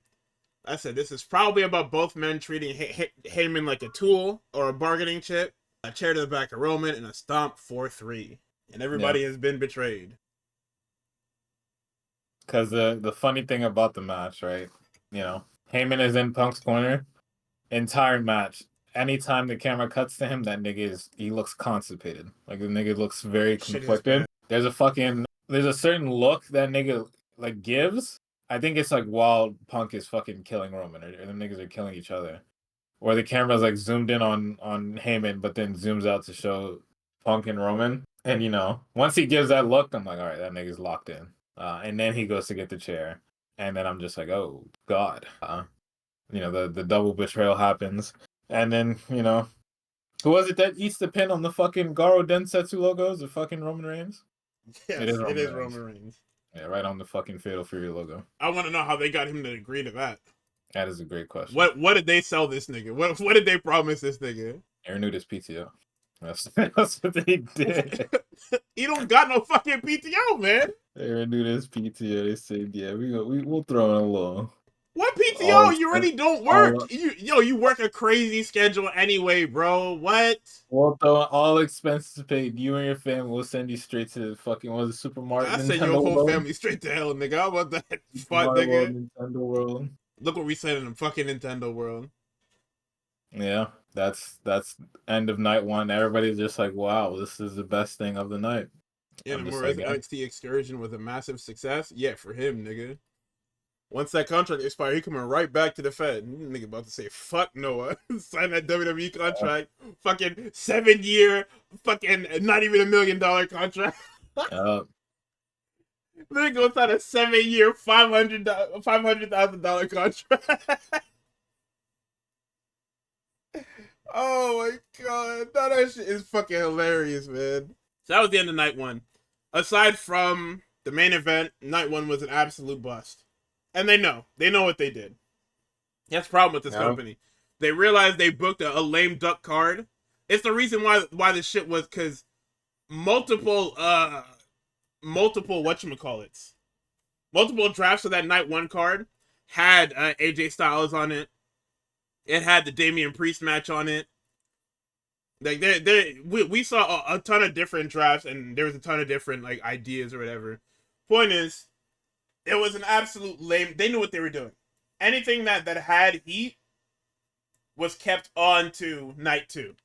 They knew they had to split their main event. They knew they had to split their main event, and instead of actually trying to stagger and keep both nights as okay, so it would be an even amount of dog shit on each shows, they just said fuck that and decided to front load it. So if you bought tickets to night one only, you got fucked. Like I mean, you probably still walk away happy because you get that. Yeah, you got the triple threat. Match, yeah, you got the triple threat, but you absolutely got fucked. You got fucked. You got fleeced. You got the wool pulled over your eyes and everything. Niggas put y'all pants down and everything. I hope you at least got to see some indies or some shit, because golly, brother. Nah, that shit had me crying. Did you see that video of Randy responding to the fans when they told him the ticket prices? I saw. I didn't click to watch it, but I saw that he was just like, damn. Nigga, they told him that price, and the look on his face told the entire fucking story. Oh my god, that is fucking insane. They said 30,000. He said he was trying to do the math. He said, so how far back from the? Oh no, we're not on the ground. And the face he made, he was. Yeah. Don't worry, guys. The gate is as high as it's ever been. Night one, we had Shawn Michaels to come out and reveal the number before he cut the promo. Yep.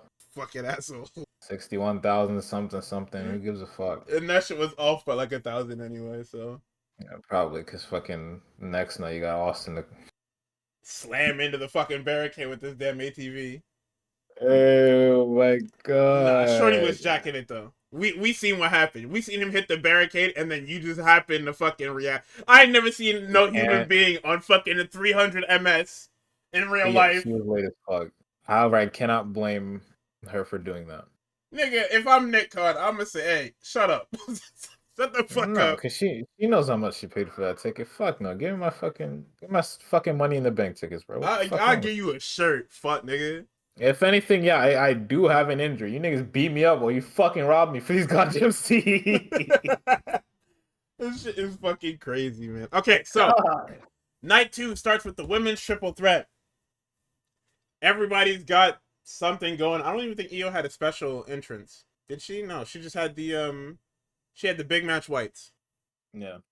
Io had the big match whites. Bianca had the I don't even know how you would describe that, but she had the dance routine. Oh, yeah, dance routine. Her stepdaughter, yeah. was in that shit. Fire. Beautiful. And then Rhea came out in the damn crown, whatever the fuck it is. I don't know what that's from. She had some but super gothic shit she was it's going on. evil. Gets people going. It gets you going. What do you mean? I mean, It's not for you? I'm evil, but I'm evil. I'm not like that. I'm not Oh, that evil. Okay. So I I'm no was Christian wrong. parent, I but- was wrong. I will admit it. I was wrong. But hey, can you blame me? And the answer is No. yes, you can blame me, but you can't blame me because I know what it is. I had to sell my stocks because if I act like I don't want it, then it happens. If I want it, No. I get monkey pawed like shit. In your defense, on that funky little whiteboard that absolutely was never supposed to reach the internet. EO was not supposed to be part of this match. At all. So, you No, know. but you know what's crazy? That whiteboard had that shit, and then you sat here for months and teased me and teased me and teased me with this fucking Rhea Ripley and EO shit. For months. For months you told me that this was the... Nigga, when neither of them was champion, they were staring at each other over the fucking belt. I hate that bald fucker. I hate him so much. Yeah. Hot start. 3-person spots. A lot of good shit going on here. Story of this match is that Bianca is just too much for everybody to handle. Which, lo and behold, that's why that was my pick. Because I know what this is. We can pin somebody and the other person doesn't have to lose. And then we get the title on Bianca and we can just do whatever. And then we can even pitch our Jade Cargill something or other. So we get an over the moonsault blocked into a KOD for 2. We get a super riptide. We get a KOD, but they slip out of it. Then we get the actual KOD, and as Bianca is pinning Rhea, Io moonsaults directly onto Bianca, probably crushing Rhea's face in the process. Alright, but she got that fucking black eye from. Right? And she gets the over the moonsault for 3. And Io retains. And I was happy just like everyone else. I was more so happy that means that I don't have to see Bianca Belair with a title for another 6 months. So when she eventually moves to SmackDown and kills Tiffany and is hey. So like I said, when she eventually moves to actually, I really hope that's not the case, because if she moves to SmackDown and gets that title, you know what fucking program they're about to run, right? hey, Bianca ain't won Money in the Bank, right? She skipped all the steps. She is on SmackDown. Oh. I guess what program we're about to run right now. Hey, so like I said, it's time. Oh man. Moves to SmackDown. She is on SmackDown. See, this is what happens when you fucking. This is what happens when you do this cross-brand shit, and none of the shit that you need to happen happened on SmackDown. When was the last time she was on SmackDown? I mean, when they were tag champions. No, it was this week. It was this week. Oh yeah, after the well, no, I mean, I guess pre Wrestlemania, yeah, but yeah, I guess before that it was probably tag champs. Go home show, that don't count. No, it might have been like right after Chamber. That's what I was saying. Yeah, when they were doing the tag title shit. The BT segment, right? Oh yeah, holy! I forgot about that. Yeah. She walked off and then walked directly to fucking Monday Night Raw. All right, so Damian Priest, Drew McIntyre, the match nobody asked for, Sin City Street Fight. It's a hot start. Before that, the entrances. Damian Priest comes out with some fucking bat wings because he's evil, and Drew McIntyre comes out with the Doom God getup, but they have just a statue. You know, have you seen the state of this company and the product placement of this company? If you haven't, it's loud and proud in this match here. Take a look at bro. Because McIntyre comes out in Doomslayer gear to go with the Doomslayer little gimmick that they set up on the stage. Then Damian Priest is played into the arena by the Slayer nigga, and his guitar sounds like fucking shit. Yeah. He's having a hard time with the acoustics or whatever that is. Did you niggas not plug it in? It's a fucking mess, brother. Shit just might not be tuned right to how that fucking song is supposed to sound. So, them niggas get out onto the ramp, suplex onto the ramp. McIntyre, they come around the ringside. He takes his phone from his brother, takes a selfie, and then tweets it out, and then gives his brother his phone back. And it is on his Twitter mid-match. Like, that's fucking insane. Yeah, that shit was hilarious. So then these niggas start setting tables and shit up. And They leave the tables outside. Drew wraps the chair on Priest's head, but he gets caught in the fucking South Heaven. We get a spine buster on the Priest. We get the Razor's Edge through a table. A future shock on the stairs. Priest decides to go for old school, not seeing the fucking 2 tables that were set up outside, and gets pushed through them and like a sack of shit. And that I'm surprised. They said street fight, and there was no crowd brawling to piss me off. Maybe because it happened last night in the main event, just to piss me off. The street fight is just no disqualifications, bro. No, I hear you. I'm just saying, you know, normally these niggas decided to take a fucking Tour de France, so. Yeah. Then we see that Damien set up a chair in the corner a while ago. They left that there. A lot of Chekhov's insert weapon here in this match. Things being set up and left for later spots, so. But they worked to them, so it was pretty cool. Damien is in the corner. He's set up. Drew claymores him into the fucking chair. Clatters his shit. Hey, I better not see this nigga in his fucking pants on Friday. After the fucking finish that was, he's got to be off TV for 2 weeks. I got bad news for you, bud. What, he's scheduled for fucking SmackDown? No, we got a 3-hour show to fill. Of course that nigga's gonna be there. Oh, yeah, I forgot. Hold on. How could I forget? Fucking dog shit. Then we have Mania's over. When are we going back to 2 hours? Probably June or some shit, man. I don't know. Oh my god. Yeah, I know. It feels like shit, man. It's fucking insane. So, in the probably the most surprising match of the night, we have the Fatal 4-Way for the Intercontinental Championship. They're moving fast early. Nobody really has a special entrance. Braun comes out. He's in his Steiner gear. Penta comes out in the what they call them, Shurikendra greens. Dom comes out wearing his I believe his grand uncle's or great uncle's mask. It's one of them fucking Mysterio masks. Yeah. And Finn Balor comes out wearing a bag over his head. Oh, sorry, no, he's wearing a shirt over his head. Whatever the fuck that is. Point is, he's got some shit. Listen, Finn, we need to find a way to course correct and get you back on track. We need to find a way to get you back into either tights or some fucking pants or something. Cause this jogger shit that you and Shayna got going on, I hear you. I don't want y'all to try hard for these lame ass niggas neither. But I need some decent presentation, y'all. Come on. So Braun, the bell rings, Braun rushes at Dominic and he sprints to Finn's side to get away from this freak. Then Penta elects to walk up to Braun and start fighting him. And the story of this match is trying to win while avoiding the fucking pit bull. Yeah. Fucking evil ass nigga over there running around. Judgment Day guys are working together. Braun spears the post looking for Penta. Then fucking Braun gets back up and he starts tossing niggas. Standing belly to bellies to Dom and Finn. He's not moving. Frankenstein on to Finn. And when he Frankenstein's Finn, or no, Finn gets dropped in the ropes. And Dom, a light bulb goes off in his fucking head. He goes for this damn 619. And Finn catches it and he's like, fam, are you fucking crazy? Me, nigga? You was finna that shit on me? Hey, man. If it's there, if it's available, fuck it, right?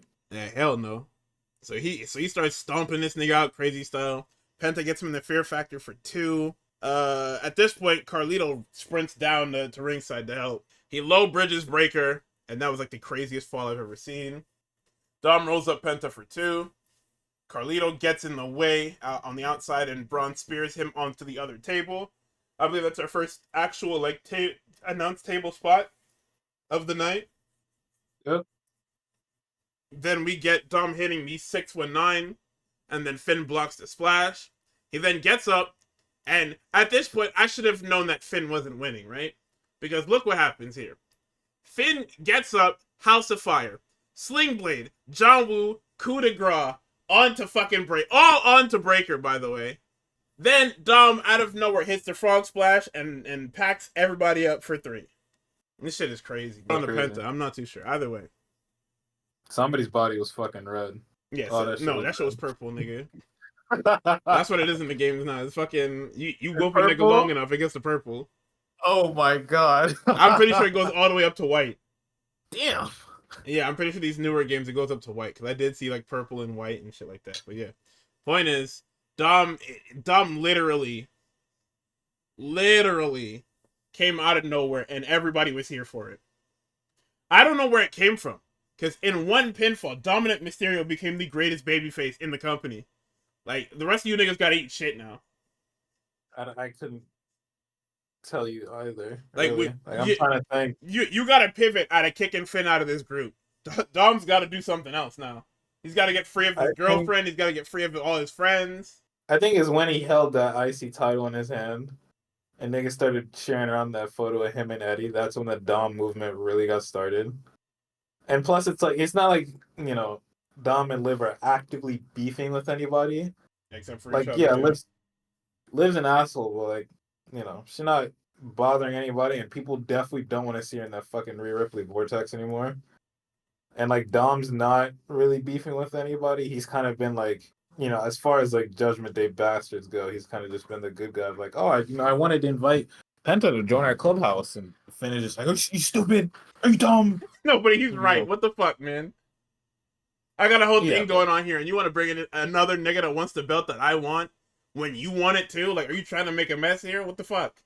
Yeah, but like, if there's any one thing that's like put him over, well, there's probably like three things. There's that one clip with Tiffy that went viral, where Tiffy just like, if I win that title, does Dom come too? And then Dom hit that face, and I was just like, no.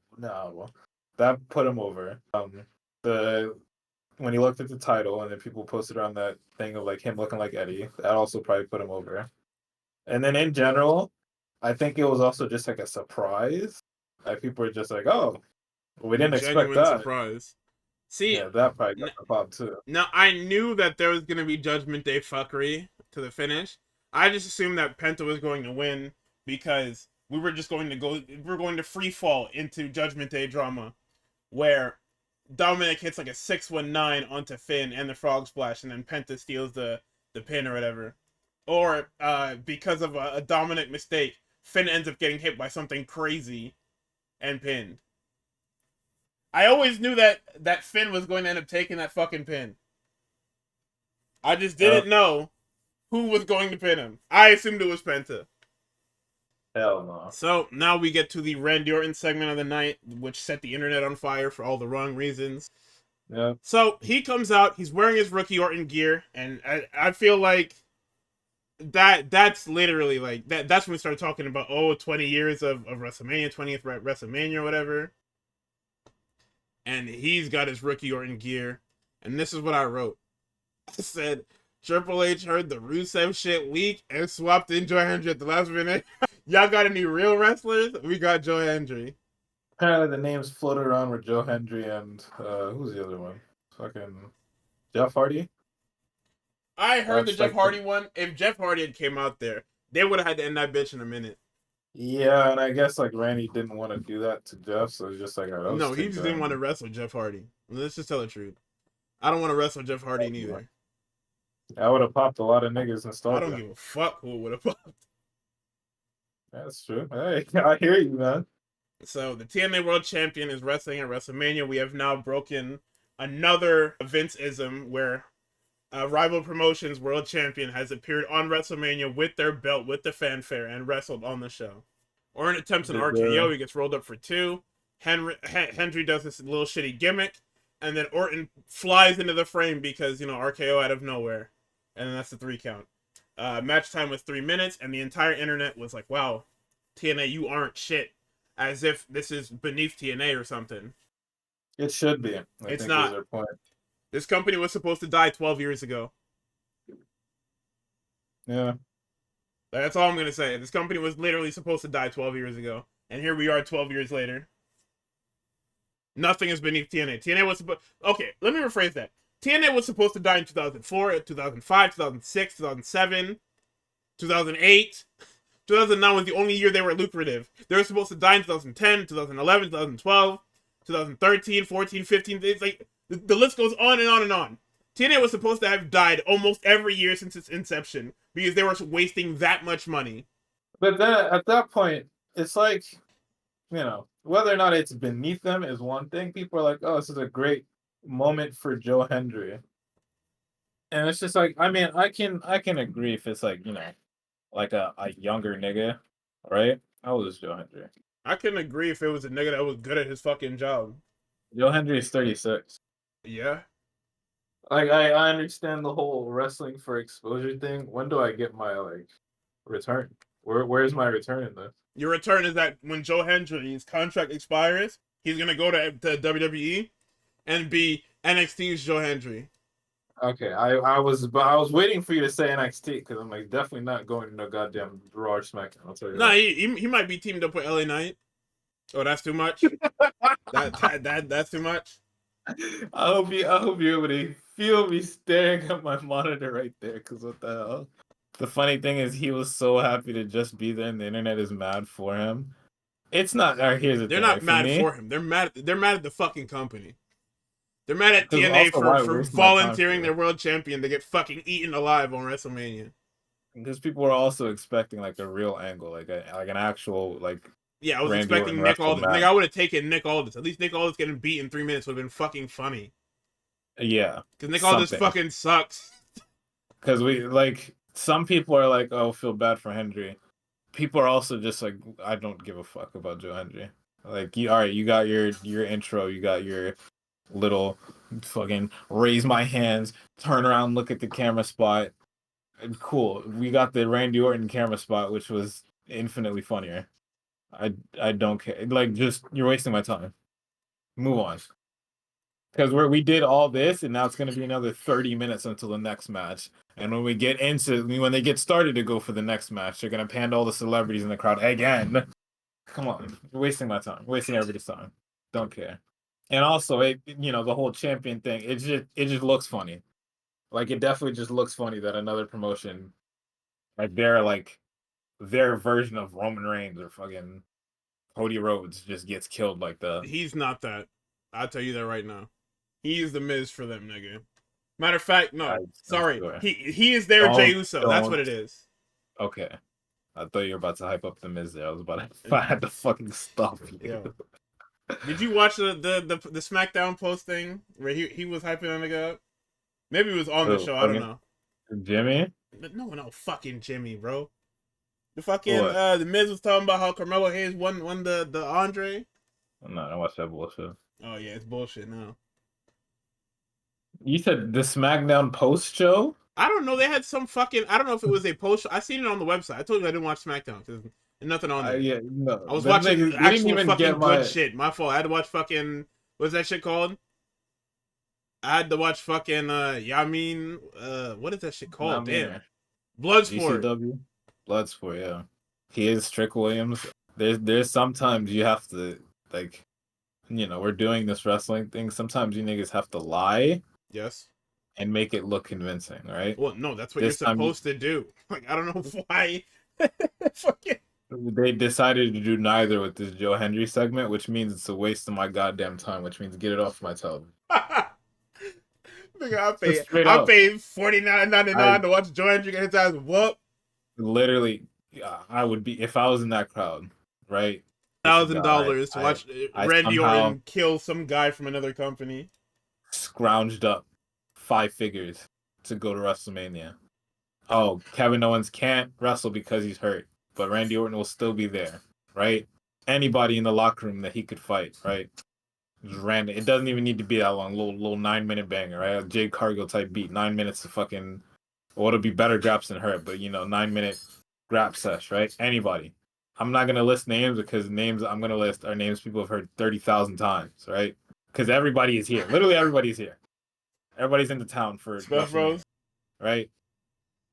Joe Hendry pops out, and I'm pretty sure him probably walking down that ramp and getting into the ring was probably longer than the goddamn match. Yeah, probably. It gets to a point, guys. If I complain about Jey Uso, at this point, I have to complain about Joe Hendry. Yes. What? Damn it. You know what it is, man. Diluting the goddamn discussions, but there's no discussions being had. It doesn't matter. No, not at all. Anyways, That So match is a waste of my goddamn time. The next match is a waste of my god. I didn't even watch the match. I got up and I washed the dishes. I started doing random chores. so Uncle Allen versus Logan Paul featuring Karrion Cross. Inoffensive but not good. No, I'm not. You can't pay me to watch this. The Actually, match. you pay me Nothing happened, $30,000. bro. Watch that Nothing shit. happened. It's Logan Paul doing the same shit that he does. This shit might as well have been the same speed as the fucking Jey Uso Gunther match, nigga. AJ What it Styles felt is like. struggling with some fucking Logan Paul, nigga. The big Yeah. heater of this match is that Cross, because AJ, like I said, AJ is fucking struggling to beat Logan Paul. Cross says that's it. Nigga comes out and he talks to AJ. He says, "I'm gonna put these brass nuts on the apron. You do whatever the fuck you want to do. I'm not saying to take them. I'm just saying if you need them, they're right here." And because AJ is stupid as fuck, he opts to focus on attacking Cross instead of focusing on fucking Logan Paul. So what happens when he goes into the ring? This nigga gets hit with the shittiest Superman punch ever, and he gets hit with the match driver for 3. And Cross is me and Karrion Cross are fucking furious. Yeah. Oh my god. Niggas had Karrion Cross go out there and cut that promo just for him to become an NPC. I'll kill you, man. Aaron then cuts, very passionate promo that people are gonna talk about for like 2 months. He basically cut his version of the Miz talking smack promo. Yeah.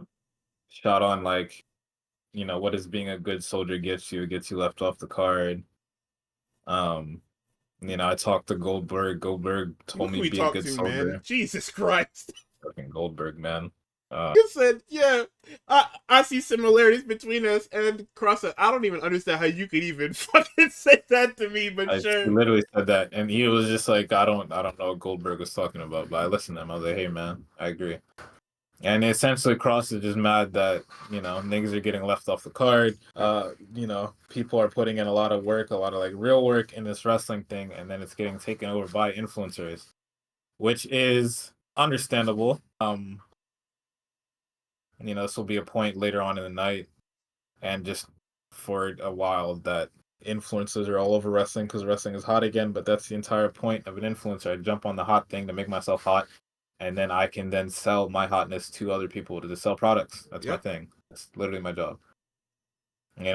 Logan Paul has put in like a little bit more than I guess was expected of him. So he's around for multiple years doing this wrestling thing. And I'm sure that Kenny Omega shit will come up next time Logan decides he wants to work. Because now that this AJ Styles angle is over, I don't know what Logan Paul is about to do.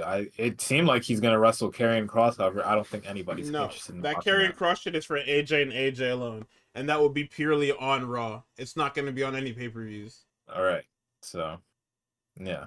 Cross cuts that promo, and then he, at the end, ends it off with, and you, the guy that's wearing the suit and tie in the truck, go F yourself. Yeah. I mean, hey, I hear you. Hey, Triple H, go fuck yourself, man. I hear you. I'm on me. And it's just like, I pop because it's just like, yeah, it's slander Triple H. For a second, I'm pretty sure I had Guardian. I'm just like, you think that, or we were talking about it in the Discord. I was just like, y'all think that's real? What? And Guardian just like, probably half and half. So, not even half and half, probably 25, 75, so 75. what it safe. is what he said in the promo is real feelings that he and people have, but it's not directed towards anyone. It's being presented through a kayfabe lens. Yeah. That's what it is. It's not like, yeah, I truly believe that, but it's not actually directed towards anyone. I'm literally just saying words into the camera. Yeah. So, I mean, he's right. I'm sure, everybody creative watched that. Just like, oh, that was pretty good. Maybe we should use that guy more. And it's just like, no, let's keep using him the same fucking snake oil salesman role we've had him used in for fucking weeks and months now. He's just doing fucking nothing. It's insane. So then we move on to the next match, which also people did not like. Okay, yes. So we're gonna talk about this one a lot. Like, honestly, this is gonna be like the longest episode ever. This shit might, well, it's gonna be like the second longest episode ever because we still gotta kind of talk about Raw. But this is a fucking problem here. So, Judgment Day versus Lara Valkyria in question mark. On And he WrestleMania probably, Saturday, Bailey was in yep. quotations attacked and left for dead. And the question mark is Becky Lynch. Now, here's the problem with this, right? Becky Lynch was slated to come back weeks ago.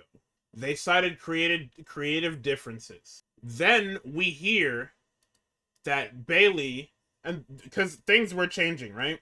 Because the whole thing was that Becky was going to come back and do the tag match.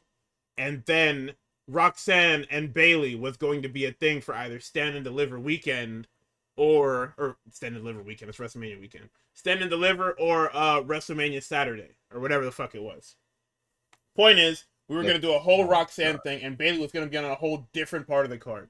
Whatever they told Becky the first time around, she said, fuck no. I'm not doing nothing. Hey, I'm not doing none of that. And they say, hey, we hear you, gang. So we'll go back to it. So basically what they told Bailey was, hey, this angle is for Becky, but we need you to carry it for the next couple of weeks because we need to figure out how to get her into this spot. And I'm gonna do it, dude. Like I'm gonna fucking do it. They had Bailey wrestle in a gauntlet match, wire to wire, Yes. just for her to get pulled like that morning. No, it wasn't that morning. Bailey Was it? knew. Bailey went into the storyline knowing that she wasn't going to finish the storyline. Oh, okay. She knew. She knew what it was going to be. I would have told them niggas fuck no too. Every human being that is not willing to be a team player is gonna look at them niggas like they just told them to go fuck a dog or something, and they're just like, nah, that's not happening. Yeah. I'm not gonna sit here and waste weeks of my fucking.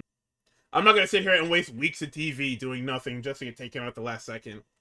Like the shit was so sudden to everyone else that apparently her actual coworkers were like, "Hey, are you're not actually hurt, are you?"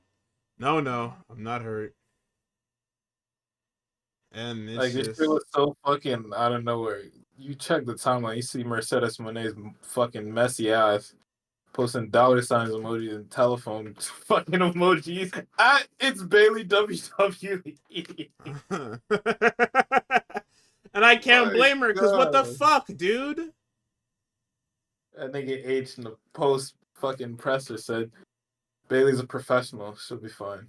Yeah, I hear you, dude. But You remember what we just said about Cross and being a good soldier?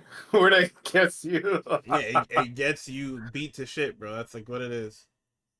My God. I mean, we know what it is. Hey, not only did Becky get added to that match, you imagine what the finish is. Yeah. So imagine you're surprised when the finish is it comes with manhandle slam and they pin Liv and they win the belts.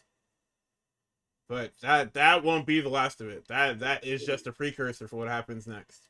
They pinned Liv Morgan. They pinned the actual fucking workhorse and the most important person in the tag team.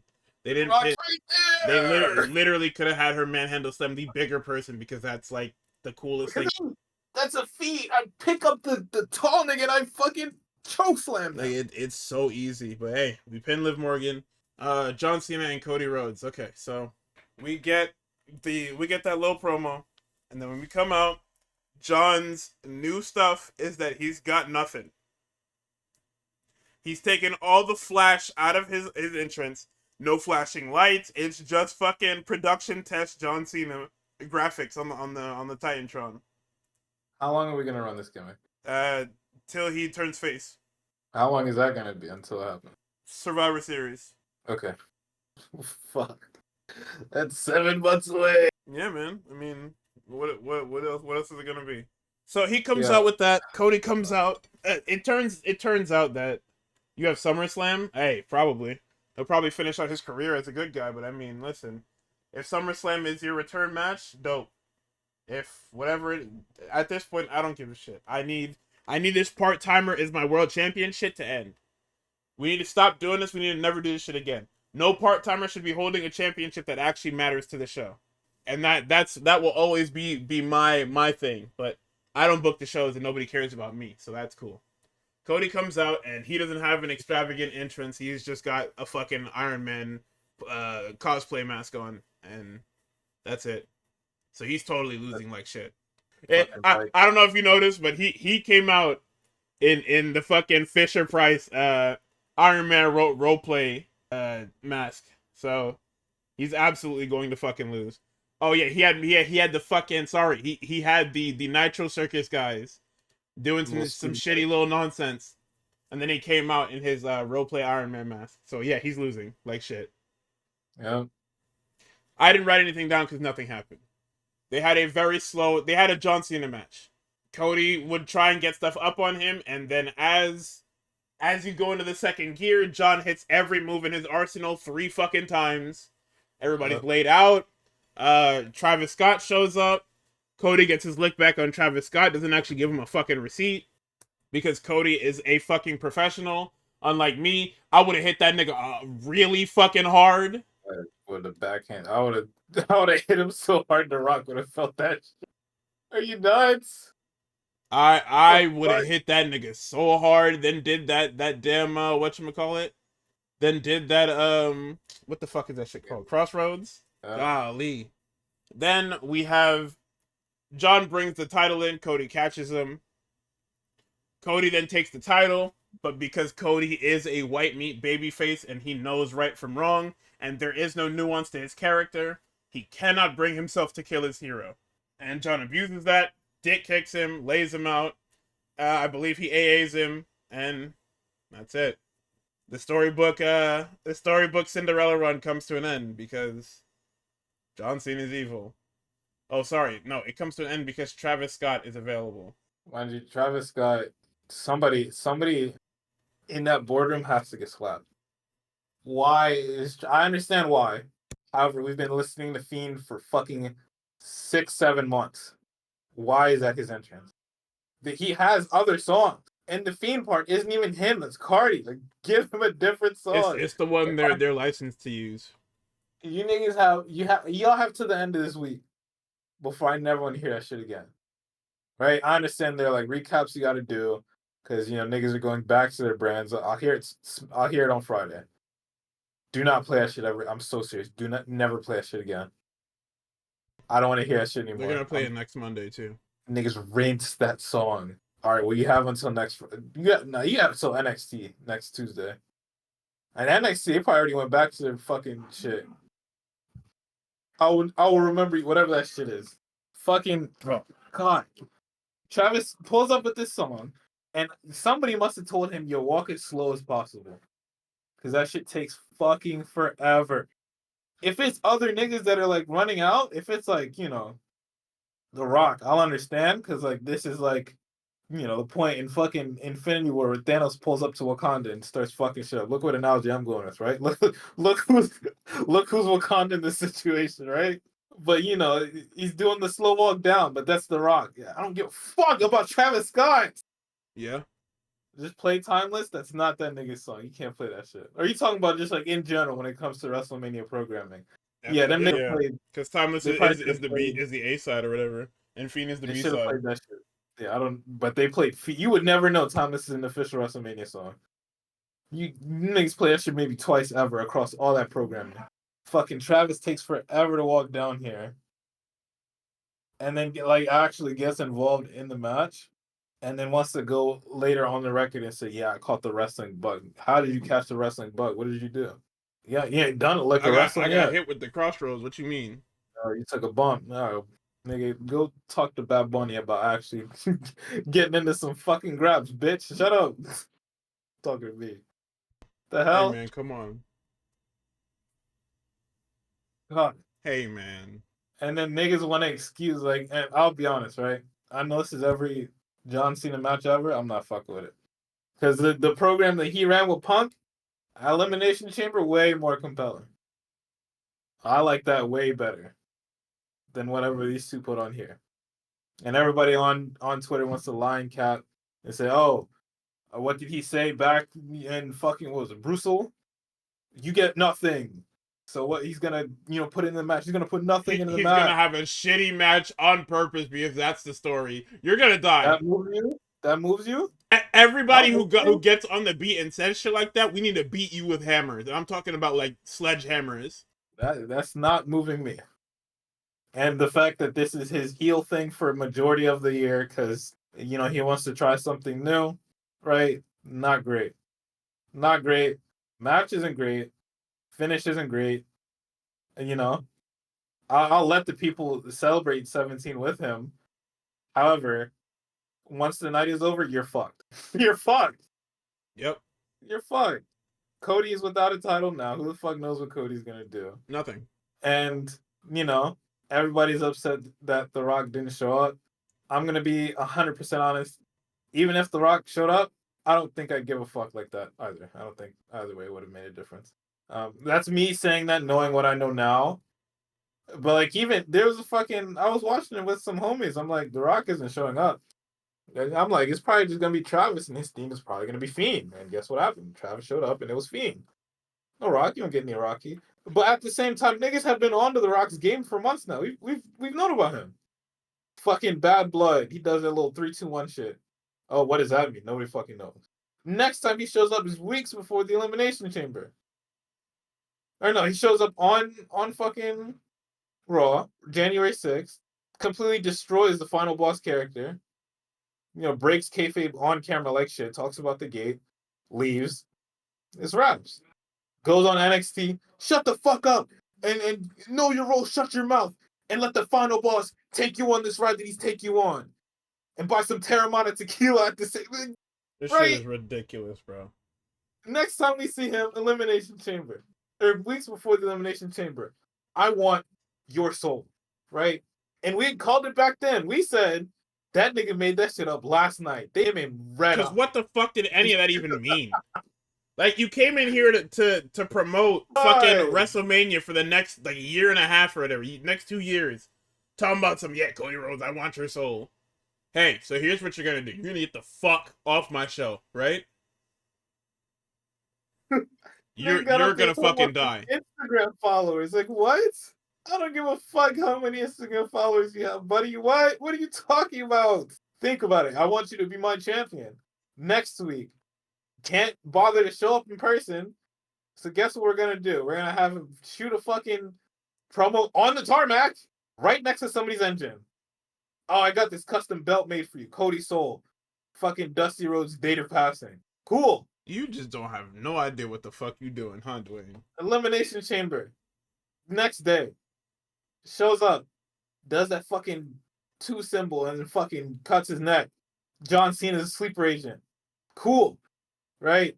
Neither of them niggas show up for fucking ever. John shows up and it's the same shit every time.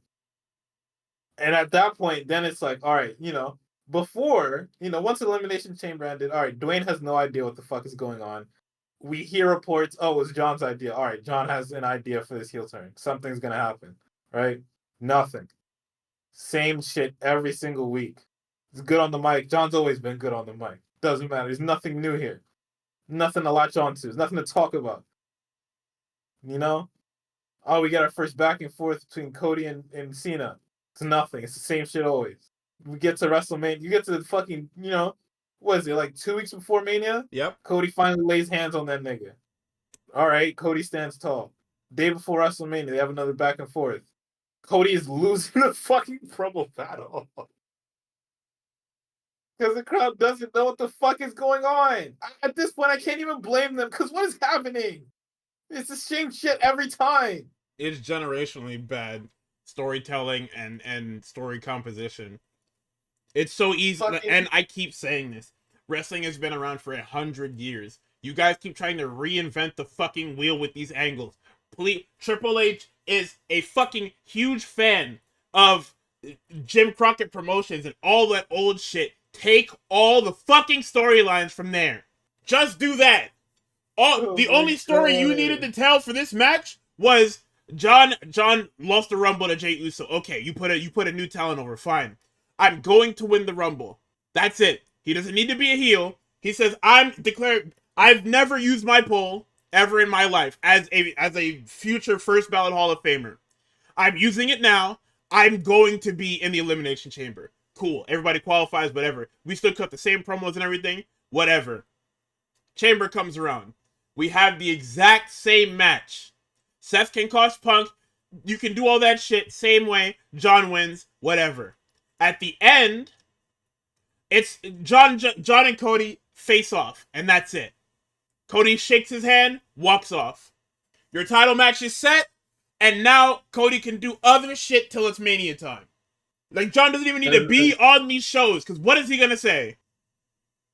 And if you want John on the shows, all you have to do, he cuts babyface promos about his career and how things are winding down, and why you don't even need to turn this nigga. I think Cody losing to John because John is just the wily veteran is a lot better of a story to tell than John turning evil because the belt makes you evil. And you don't even need to sell the match on anything either. It's because look at what people are talking about now. Nobody's really talking about that shitty ass turn. They're talking about fucking nigga, we got 17. Like yeah, they were always gonna talk about that. They're always gonna talk about that anyway. So it's like you could literally sell the match off of all right. This is the strongest babyface in history. This is the strongest babyface of today. Literally, that's all you needed. What if I get a layup like that as a promoter? What? Fuck you talking about, man? Give a fuck, bro. And the niggas would be like, "Oh my god, if John wins, he's gonna bring back the spinner. Oh my god, you know." God, whatever. So like, that's how my WrestleMania night ends. Bad fucking main event. Travis Scott is there. That's it. It was at this point where everybody can attest to it. I got off and I was just tired. Like I felt hollow. Like I was watching the indies, we were having fun. I thought it was the only reason I didn't like stream all weekend was because I kind of thought it was boring for you guys because I'm just watching everything and I'm kind of just reacting on here. But I was having fun, and then WrestleMania started, and I was just like, wow, this sucks. Like night one was, wow, this sucks. Watching in horror, I can't even literally say how I feel because I'm not in a space for me to be like I am here. Then night two happens, and I'm like, okay, this card was good. And the main event happens, and I'm like, wow, I feel nothing. I just feel hollow. Like we've had good WrestleManias, we've had bad WrestleManias, but I've never had a WrestleMania where I've just felt hollow. Like I don't feel anything from this. Like even the Raw after Mania, I don't feel anything from it. 2 segments made that Raw after WrestleMania the best one in fucking 5 years apparently. And I don't even think I wrote shit down for Raw. I think I just watched it. I should have notes, right? Oh my god, let me pull up. Yeah, I've got some notes here. I mean, nothing happened. Like, we can just. So Raw starts. They do a recap. They show you the matches for tonight. We've got the women's tag team title match, and then Penta and Dom. It opens with John Cena. John comes out and he cuts the same promo that he's been cutting for the last fucking 8 weeks. Fucking minds. This nigga comes out and cuts the same fucking promo that he's cut for fucking weeks, man. Yeah, blacklist Vegas for WWE. We're not going back to Vegas. You niggas, y'all don't know what's going on. Y'all clearly have no idea what's going on. Like that nigga gave you that match, and then he wins it, and now you wanna chant, "We are sorry." Shut the fuck up. Like John's doing shit. They're feeding into the pantomiming. They're not booing. They're cheering. They're doing whatever the fuck they want, and it's just. I don't know, man. It's shit happening. The segment ends when Randy slides in from out of the frame, and as John turns around, he yells shit and gets RKO'd. And then we start with the women's match. The Judgment Day is back again to fight Becky Lynch and Lyra Valkyria for the women's tag match. And for whatever reason, they show you that Pax and Gigi are in the crowd because they'll get the winners at NXT the following night. So we get a hot start. Nothing happened. It's a nothing happened match. They're going through the motions. The match ends when Lyra bumps Raquel off the apron into Becky, and Lyra's checking on Becky because she feels like she just killed her. Oblivion for 3. And once this happens, the entirety of not only the internet, or no, sorry, not only my timeline, but the entire internet says collectively, what was the point of winning last night? Then we come to find out on Tuesday that not even on Tuesday, but Dave comes out and says, "Hey, so yeah, this is all a Becky Lynch thing." It's like all of this was put together. Them winning, them losing, and then her turning on Lyra is all a Becky Lynch thing. And I say, "Hey, I hear you, dog." Because nobody. Oh, it was Alvarez. Okay, yeah. So Alvarez comes out and he says, "Yeah, so this whole thing was a Becky creation." I don't know why the fuck, but it's there now. And I said, "Hey, man, I hear you. I wish I didn't hear you. I hope to God I never see this fucking thing ever again. Like, I want no parts of whatever the fuck is going on in this women's division right now. Because Becky Lynch is literally being a terrorist, and you guys are refusing to say no because you want her to be there to sell tickets. Because Ari Emanuel is going to put a fist in everyone's fucking ass if you guys don't sell the tickets that he wants you to sell." He's like, someone has to scare that nigga just one good time. and I don't like that, because that's literally just anytime you see that sales are down, you guys are gonna fuck up whatever the booking team has, whether it's good or bad. And you're gonna run this shit into the ground based off of doing that shit. Like, it's having the opposite effect. Whereas, like, oh, look at how creative these guys are making up interesting angles on the fly. It's, oh, these guys have nuked the WWE for at least, when did they fucking Bad Blood to, like, now it's like what, 5 months? If we want to count Bad Blood, let's say 5 months. But if we're talking just Chamber, it's 3 months, and this shit is gonna continue to be nuked until like SummerSlam. So Like it's just gonna turn into Ari Emanuel having his fucking fist in Triple H's ass and speaking through him. yeah, Like that's just what it's gonna be. I mean, that's what it already is. that's what it was, but it was a lot different. At least, like, when Vince was around. It was more just like, all right, Vince is being a fucking idiot. Vince is losing faith in whatever the fuck he's writing. So he's going to change it because people didn't like one or two things about it. And it's like, okay, cool. But now I know that there's an actual phantom hand fucking everything up. And the worst part, hold on, let's get through this Raw, and then we'll really get to it, because this shit all came out in one of the, like, Pat McAfee. Holy shit, because fucking Pat McAfee had a show on Monday, like, at regular time, And Heyman, and it was John, it was Heyman, and Cole on there. Heyman must have been drunk. No, he. This is him. This is Paul Heyman. But some of this shit, like, I can't even say he's business smart, because apparently that nigga owes me money too. No. He's of all business smart because he was able to get out of owing generational debt. Yeah, no, we could probably fall into that class action that he might get one day. Like, that's how many people he owes money. So I can't even say, like, he should be business smart to not say some of the shit he says. So you're probably right, but, like, something must have happened, because I don't know what the fuck that guy was on. There's some guy in the crowd. There's some guy in the crowd that says Heyman sucks or something. He's heckling him because that guy's playing along, because he understands, unlike Las Vegas, that when there are bad niggas afoot, you have to treat them like they're bad. Treat them like bad people, yeah. You know what I'm saying? So, fucking Heyman turns around and he says, "Who says that?"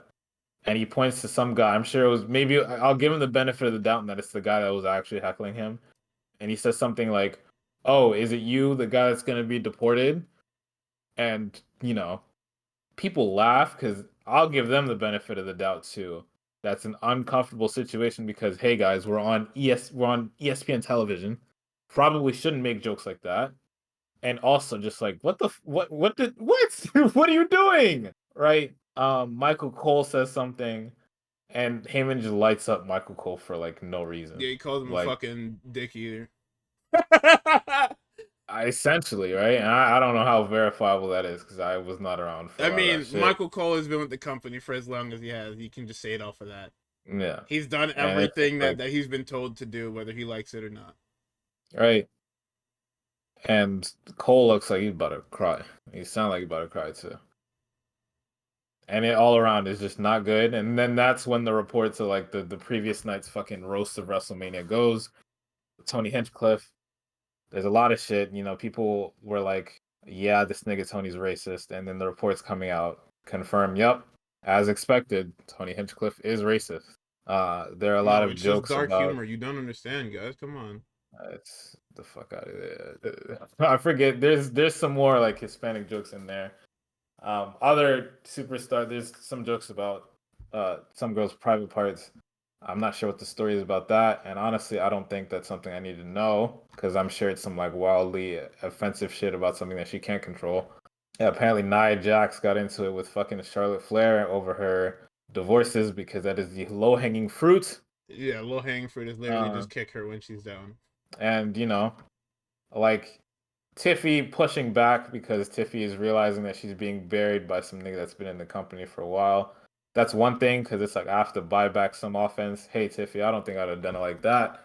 However, right, you know, do what you got to do to it's show business. Do what you got to do to stay alive is what they teach you. Nia Jax, I don't know what I don't know what her problem is, right? That's a long And standing beef. That beef goes back years. me personally, I don't think fucking Nia Jax has any legs to stand on as a fucking anti-vaxxer and as a fucking mouthpiece for a lot of niggas. But you know, that's me inserting my personal politics into it. So they have beef now. Well, not they have beef now, but that's one of the reports that came out. And all around, a lot of people were just not happy with it. Like the superstars weren't happy about it. I don't know Um, what anyone was expecting. It's a roast. Have you niggas never watched a roast? You heard what that nigga said about Big E yeah, on fucking on international television, nigga. yeah. On top of that, like you know, the last like big televised roast was Tom Brady, and while a lot of those were like haha, you lost to Eli.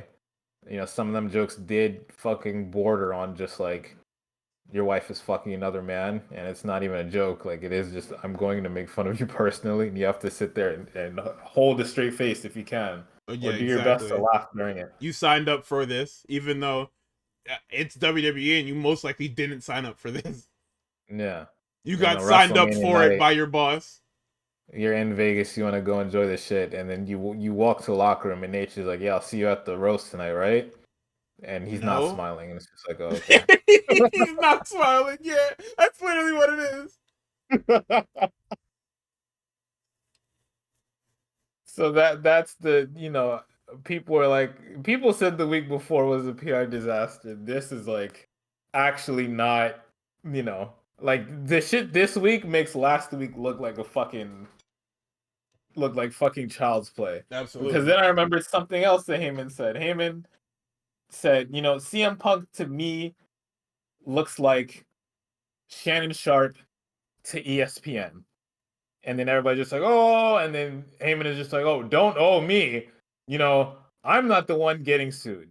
And at the time, the lawsuit did not look as bad as it did now because I don't know if you guys have looked. The Shannon Sharp lawsuit has got infinitely worse, Yeah, it's way which is worse. exactly why they tell you in PR not to touch shit like this. And then here goes Heyman fucking putting his fucking grubby little mitts all over shit that has nothing to do with him just because he's on ESPN airwaves. That And then, you shit know, is fucking rapidly escalating too. escalates. Becky fucking puts herself over and not Lyra. Because fuck Lyra 2 belts, right? Dude, And I hate that shit. I remember when holding oh two my belts god. meant something. Here you niggas go. Yep.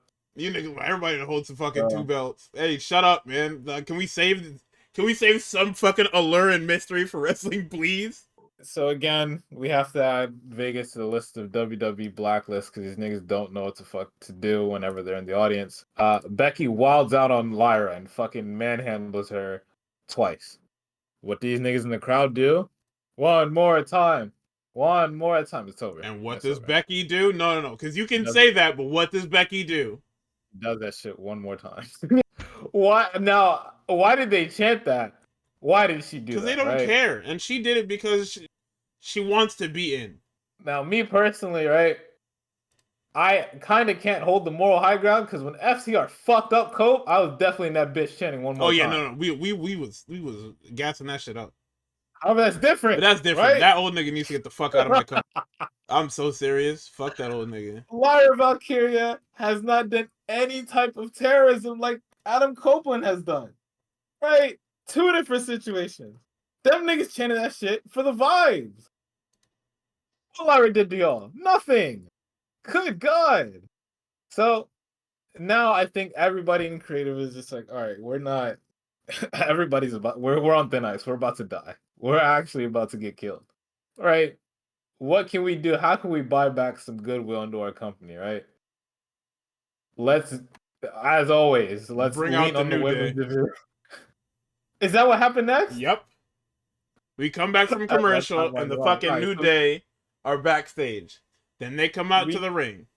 we can get lower. We can get Then they're lower. cutting this fucking promo, and the Alpha Babes come out, which, if you don't know, is Otis, Tozawa, and fucking Maxine Dupree. Maxine Dupree. Then she says, "Hey, my guy's gonna challenge y'all for them belts, and unless you're pussy, we can just wait. Nah, we ain't no pussies. Mind you, these niggas don't have their gear on. They're gonna wrestle in some fucking skinny jeans. Yep. So they get in the ring. New Day takes the, and I'm like, why the fuck are the heel New Day fired up and willing to put their titles on the line? Then the fucking lights go out, and I said, that's why." And to the surprise of nobody, Rusev re-debuts. Like I said, they heard y'all.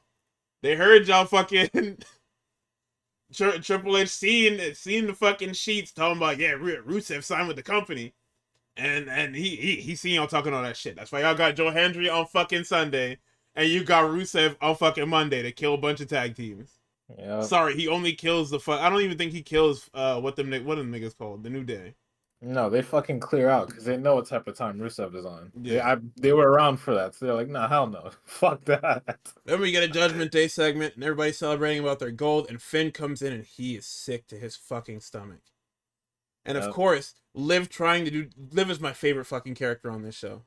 Because she knows how much of a piece of shit she is, and she's trying to, like, keep everything together while still being a piece of shit.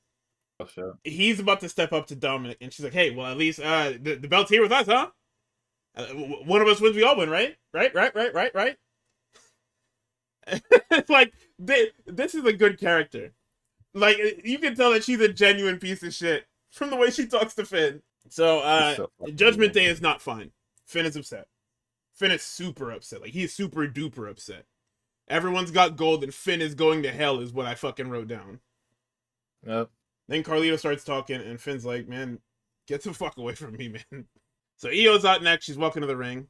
Come back from commercial. Io Sky promo. To give you the cliff notes of it, basically called herself the best in the world. She beat everybody, and she stands at the top of the world. Then, whenever you say this, after vanquishing your top foes, of course, the fucking new arc of the anime starts. And here comes a new fucking villain to ruin your goddamn life. Yeah, although I don't even know if this is a new arc, because fucking... It's not. Al pops Stephanie Valkyrie, and it's just like, oh... Didn't expect that. Yeah, Steph pops out. She's in her gear. You know what time it is. I don't even know if Vegas reacted to it. I wasn't paying attention. So Steph comes out. She congratulates Io and basically challenges her. She says, you want to do this shit right now? Let's do this shit right now. Pierce comes out and said, hey, whose show is this? Mine or y'all's? Here this nigga goes trying to farm Aura. Like, Mind you, Memesy pointed this out to me, and I didn't even realize it. The referee ran down for the Alpha Babe segment, which means that he approved that match, but it got cut off because Rusev ran out and killed the fucking Alpha Babes. So he says, hey, I'll make the matches right here. Come on now. Asked the crowd if they want it. Of course they want it. He said, yeah, get a ref out here. And it's like, man, don't get your bald ass the fuck out of here, man. So Steph and Io are having a fantastic fucking match, but because we're having this fantastic match and it's on Raw and it was impromptu, of course there has to be fuckery. So Roxanne Perez no clips in and attacks Io for the disqualification. And that, Roxanne Perez out of fucking nowhere. And this was where I heard that Roxanne was getting another NXT title opportunity the following night on NXT, and I said, dude, what are we booking? Like, what? Niggas do not like her. They don't like her. No, They it's not don't even like that. her. What are we booking? It's a title match on this fucking TV show every week. It's a minimum of 1 to 2 title matches on these shows every week. Nigga, you know that NXT had like 2 title matches on it? Yes, Heritage Cup match and the women's title match. Oh yeah. And then next week, we're getting the damn North American Championship, the men's North American Championship. And they just have one. Oh. Like, dude, what is going on? What are we booking here? This is video game booking. You know what this is? This is booting up fucking GM mode, and to keep your ratings up, you have to book title matches every week because that's what gives you the best ratings. Oh my god. That's what you're doing. You're booking for the fucking video game.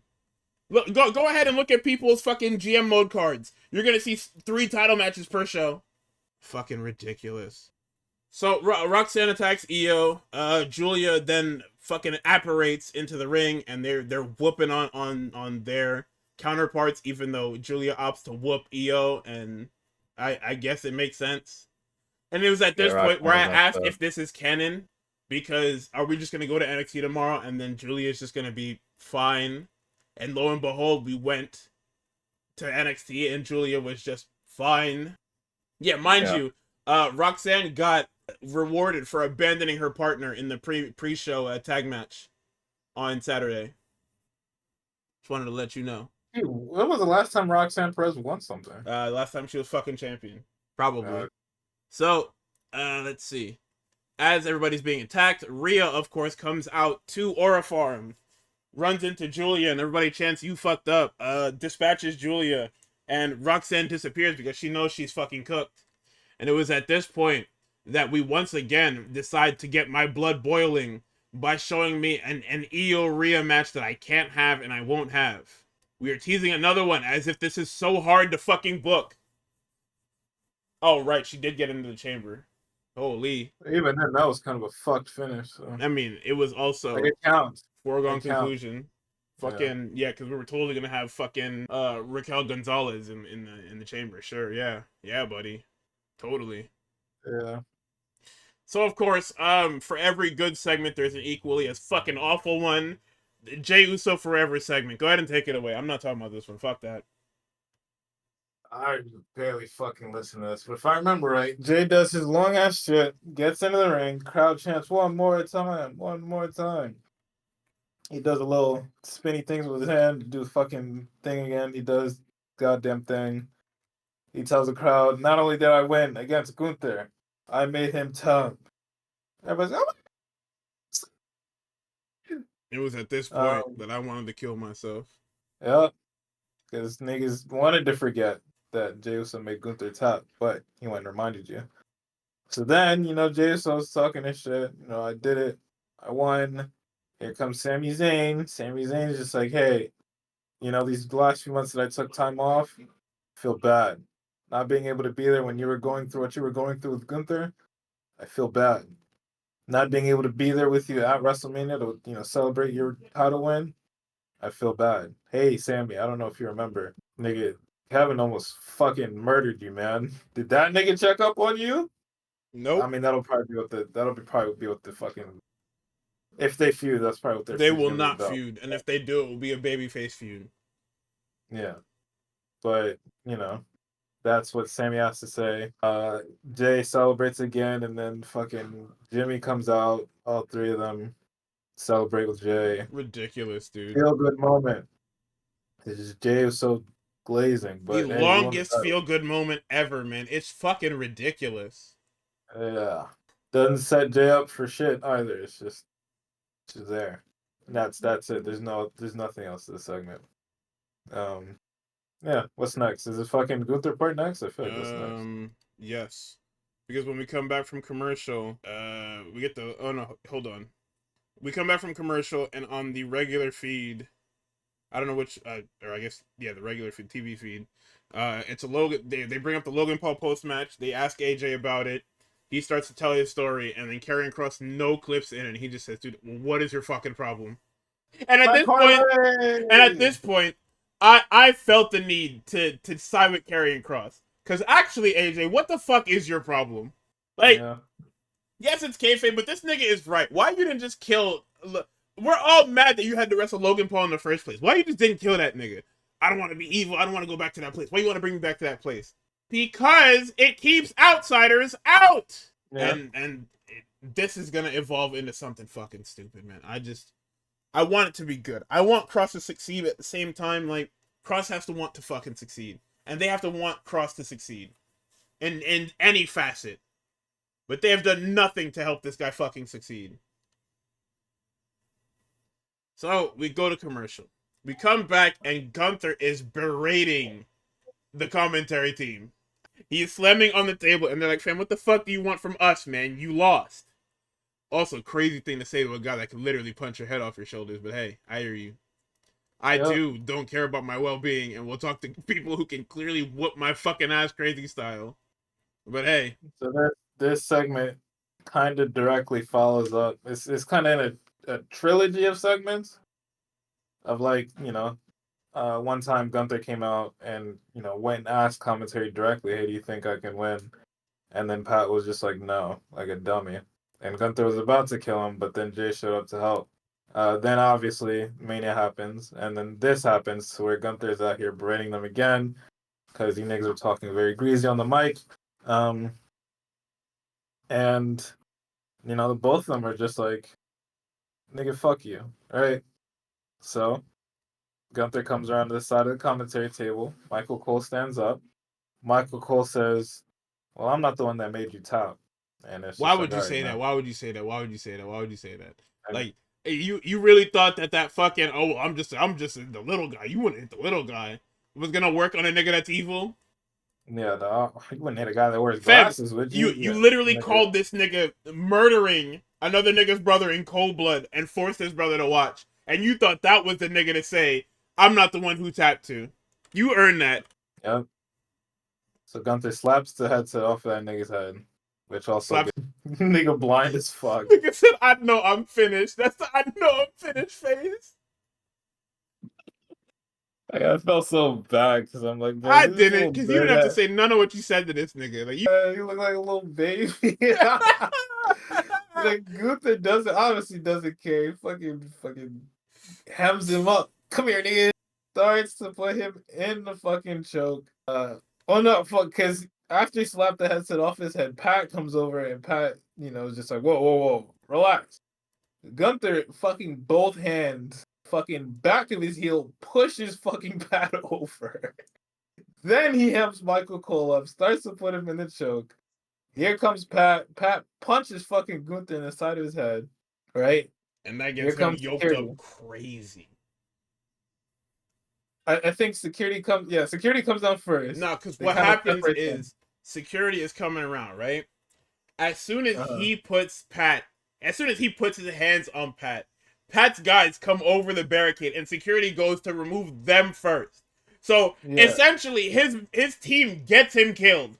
Yeah. Because instead of just leaving shit to security, they hop the barricade, which means that security has to now deal with them because they are just fans.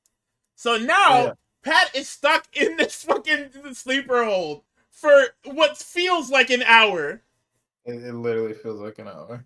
And like, listen, I know Pat's guys are like a bunch of just regular ass niggas. And Darius Butler. I know about Darius J. Butler. Former starting defensive corner. You can't get past WWE security. You're trash. What, nigga? When they jumped the barricade, I looked directly at Jay Butler. I looked right at him. I'm just like, no way they're about to get him.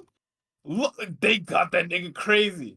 Nigga, they had everybody from the Pat McAfee squad yoked up crazy, locked up. That nigga Pat was fading away. Niggas screaming and yelling. Milkshake, brother. That nigga. Oh my god. Gunther killed that nigga, bro. Oh my god. Had this nigga yoked up forever, brother. Oh my. I kind of felt bad. I ain't feel bad. Gunther gets off me. Let's go. Nah, son. He had him in there forever. I felt bad. Nah, son. Oh my god. Hey. Yeah, all right, I did start to feel bad later because that nigga kept coughing and shit like that. You nigga randomly spit somewhere. I stopped feeling bad because ew, but you Yeah, know. niggas start hacking up and everything, and say, "All right, brother, I hear you. Yeah. I see you're playing this shit up, but hey, you're making a mess everywhere, and Um, you're being a biohazard." Gunther gets escorted out. You know, Pat gets up. Fucking Pierce is just like, get him some water. Make sure he has some water the whole time. Crowd gets behind Pat, and it's just all right. So you niggas know how to act accordingly now, but before, anyways. Um, and then nigga Pat walks off. Michael Cole walks off with him. Them niggas leave. And does it go directly into the backstage segment, or is there Yeah, something it in does. between? We Yeah, follow so this shit the backstage, whole way through. same thing. They walk him to the fucking medical room, right? And then Adam Pearce tells Michael Cole just like, "Hey, take the night off, head off, Yeah, bud." because what I, if I send you back out there and Gunther comes back to kill you? I can't be liable, yo. I understand. Yeah, it was scary for you for a moment. He actually had his hands like, take the night off, and then Michael Cole's just like, "What? You think I'm just gonna let some bully talk to me any which type of way and get his point across and look like a coward? No, I'm going back out there." Dude, he's gonna kill you. I can't Um, stop him. and yeah, Adam Pearce is just like, "Hey, you said it, man, not me." I think he doesn't give a fuck. He's like, "Whatever, man. I extended my hand to help you out. You told me go fuck myself. Sure, bud." So we get Big Joe Test on the fucking table. That nigga's in his fucking Sunday best. He in his dress down uniform. Obviously, didn't expect to get on comms tonight. He shows up and he's just like, "Yeah, that was crazy, guys." Anyways, I guess I'm clocking in today too. That's my nigga Joe Test pulled up. You see, he had to get into sport mode. Know what I mean, this nigga was leaning, chilling. He said, "Oh, hold on." Took his little sport coat off. Said, I'm ready to game." Oh And I my said, "I hear you, god. go. Do that shit." Michael Cole gets back on comms, proceeds to complain about Gunther for the rest of the fucking night. Oh, I understand you gotta sell it. Like, damn, brother. And nigga reference to Stephen A. LeBron shit too. And it's just like, I mean, I guess. I wanna go there. Um and then the rest of the show continues. What happens next? I fucking forget. Bullshit that show. Damn main event. I don't know, it's fucking is it Dom and what's the name? Penta, yeah. Yeah, Dom. I mean, Oh, it okay, is the main that's the event. Shit. wrestling main event, but yeah, there is a Shit. segment after that. My bad. Yeah, I hate Uh when the last segment on the show is considered the main event and it's not a fucking match. Fucking messy ass Vic Joseph Oh on yeah, Twitter. okay, so that reminds me. As Penta is making his entrance, Michael Cole says he's not gonna make this shit about him and he's not gonna harp on about it all night. Then proceeds to harp on about it the entire fucking match. Yeah. He's ruining the entire fucking match, talking about how Gunther's a piece of shit. And it's like, yeah, we know. Shoulda You went weren't home. saying you're only saying this now because he killed Pat. Where were Yeah, you when Jimmy Uso got fucking killed? I know Wade Barrett stood up in that crowd like, hold on, am I come home? No, I nigga. No, nigga. Sit down. Sit down. Oh my god. Sit down, bud. Nigga, this shit is crazy. So, in our wrestling main event of the night, Pentagon versus Dominic Mysterio for the Intercontinental Championship. Dom is flanked by Finn and Carly. I said it's probably going to be a Finn interference into a Penta win because we already seen one of these fucking decisions get flipped. So why wouldn't we do both, right? But then I start debating with myself in my fucking notes. Jesus Christ. I say probably going to be a Finn interference into a Penta win, and then I say next. But if that's the case, why do we pull the trigger on Dominic? They have the same match that they had before, but it's better now. Everything is a lot smoother and feels more lubricated. JD flies in out of nowhere after Finn gets fucking dumped on his head to save the title. He interferes. Dominic hits 619 and the frog splash for 3. Everybody's celebrating but Finn because Finn now sees that he serves no purpose in this group. And Finn, they're going to kill him so bad and I'm going to be pissed. We're really dragging this Judgment Day shit ahead. Yeah, I don't know. It should have been over a while ago. But, I mean, listen. You know how it goes. Brother.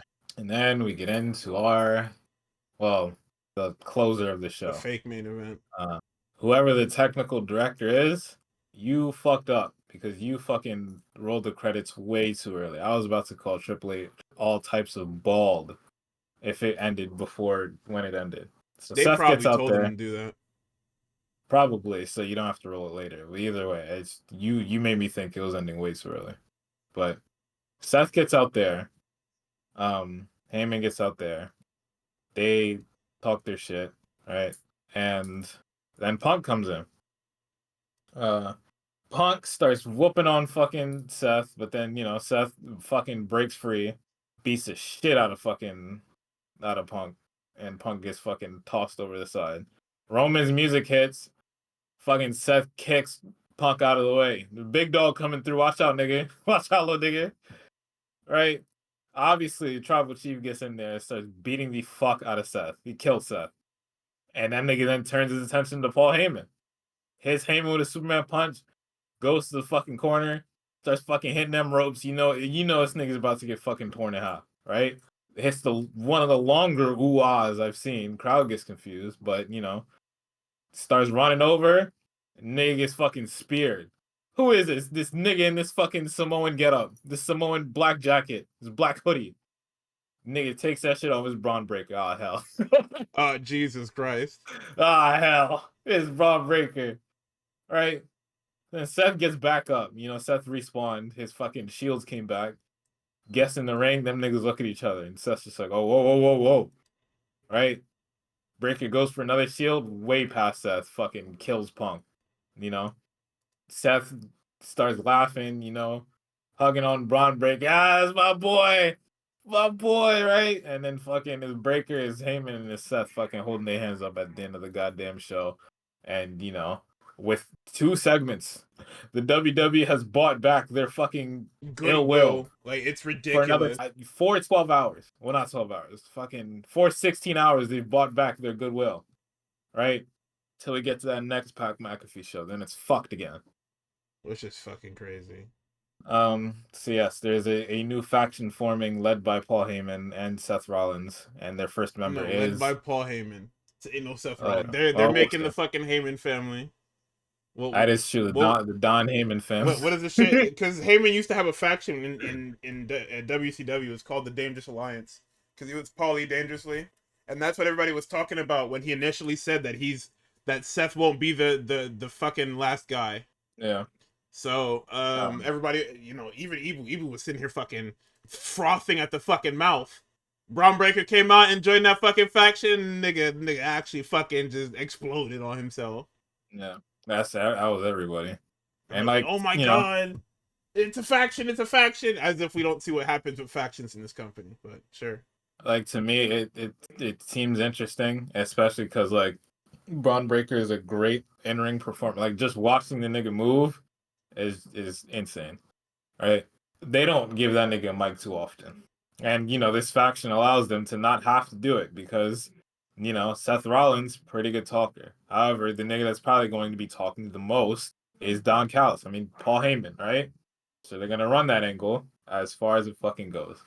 However, the niggas I talked about a little bit earlier while you were getting groceries, these niggas on everywhere at any point of WWE fandom, whether you like WWE a lot or a little, has thrown in their guy to put into this faction. Their guy or Becky Lynch is getting put in this faction. Austin Theory is getting put in this faction. Carmelo Hayes is getting put in this faction. Not getting put in this fucking faction. That's what I saw. Niggas were saying Austin Theory. Niggas were saying Carmelo Hayes. Yeah, no, because what they're trying to do is they're trying to shoehorn people that they want on TV into this faction and praying to God that they can get something out of it. And it's not how that works. Yeah. Like I don't think I've ever heard Heyman say anything good about Austin Theory. Like, these are all people that Heyman actually wants to work with. Yeah. If he said something good about Austin Theory, then my hands are up. But I haven't heard Heyman say anything about wanting Austin Theory, or not wanting, but like anything positive about Austin Theory. I'm guessing the end game is Braun as champion. Yeah, world heavyweight, nigga. That's crazy, but yeah. The Jay, so your time is limited, but niggas started putting together fucking War Games teams, and I'm like, all right, man. Sure. Niggas said fucking Bronson Reed is joining this shit. Like one of the last times we didn't see Bronson Reed, that nigga hit fucking second wind after Rollins damn near put his head through the fucking mat in Saudi Arabia. Was it Saudi Arabia? I think it was Saudi Arabia. So, I need to know. I haven't read or listened to dirt sheets in weeks, but I need to know what Jeff Cobb's got going on. If anything, you've heard Heyman likes Carmelo according to Evo, so that has more legs. I listen. I don't know. And if anything, like I'm also not sure about Carmelo in a faction like this, as opposed to like me personally, I'd just keep the nigga by himself, right? However, the fantasy booking in my head is like, all right, Melo turns on Miz to join the hotter new toy, But which you don't is even need to do that. the Don Callis family. So But I'll see him on is SmackDown this gonna Friday. go cross brand, or are we gonna find a way to extradite or extradite this nigga to fucking Raw? Like what's We're happening? extraditing fucking Carmelo Hayes. Carmelo Hayes is getting put on this cargo plane out of SmackDown and on to Raw because we don't give a fuck about SmackDown again. So, and here's right. Me personally, I would be happy with it because then there's no chance of a Carmelo Hayes Trick Williams reunion. Because if Trick goes to SmackDown, that's what they're gonna run, and I'm gonna be mad. So if Carmelo jumps shit to Raw and we get Trick on SmackDown, sure, do whatever you want. We'll have Carmelo and Braun on the same team. That means Carmelo still isn't holding gold because there's only about one title them niggas can get. Well, actually, no, I see his on Raw, right? Yeah. Yeah, but I would want them to run this Dom title reign for a little while. But hey, fuck me, I guess. But also double fuck me because that fucking Money in the Bank poster dropped and niggas started pushing an LA Knight agenda, and I'm like, okay. Nigga, that Money in the Bank shit dropped and Ray is on that bitch. I said, hey. I said, what the I'm not fuck? that Hey. is just there's just niggas on that poster. I'm fine with the poster because it's just people on that bitch. But I'm upset that the LA Knight fans are trying to push an agenda, and I don't like it because let me have my Mellow in the Bank agenda. No. If he gets put in Don Callis family, I guess I'll be okay with it. Calling I'm gonna Don keep Callis on. family is crazy. Until they give me a fucking name, I'm called the Don Callis. I don't care if the Dangerously Alliance came first. I'm called the And Don niggas Callis. talking family. about some Evolution 2.0. You niggas are dumb. You Fuck niggas that don't shit. watch TV. Put a Don't like wrestler on that wrestling, bitch. son. Like, that's how I feel whenever I see a lot of you niggas speak. You would give it to Braun? I would only not give it to Braun because, like, I don't think that nigga needs that shit. What, Intercontinental title or the money? Oh, Money in the Bank? Money in the Bank. I don't Money in the think he Bank. needs that. My thing about Money in the Bank is always about the person that you build up in secret. Have it be somebody that's winning, but their wins are like super quiet. Like if I was to look at the current roster, I would probably give that shit to fucking. Honestly, I'd give that shit to Finn, nigga.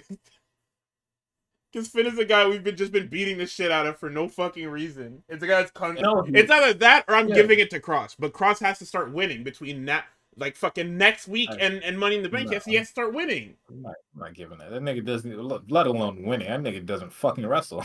That's what I'm saying. But The like, fuck?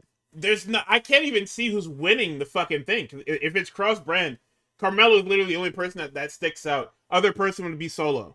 Like I don't give it to like I like Braun. It's just you can the way they've booked Braun Breaker, I could put him in a room with at this point anybody, and I can see Braun Breaker winning that shit. That nigga has speared Roman twice now. That nigga can beat anybody. I don't give a fuck. Carmelo Hayes is like his entire character is being a shifty piece of shit, which is why he's hanging around another shifty piece of shit in the Miz. So you put the fucking item that is crafted by niggas that are shifty pieces of shit. You give that to a shifty piece of shit, you're gonna get some really funny TV.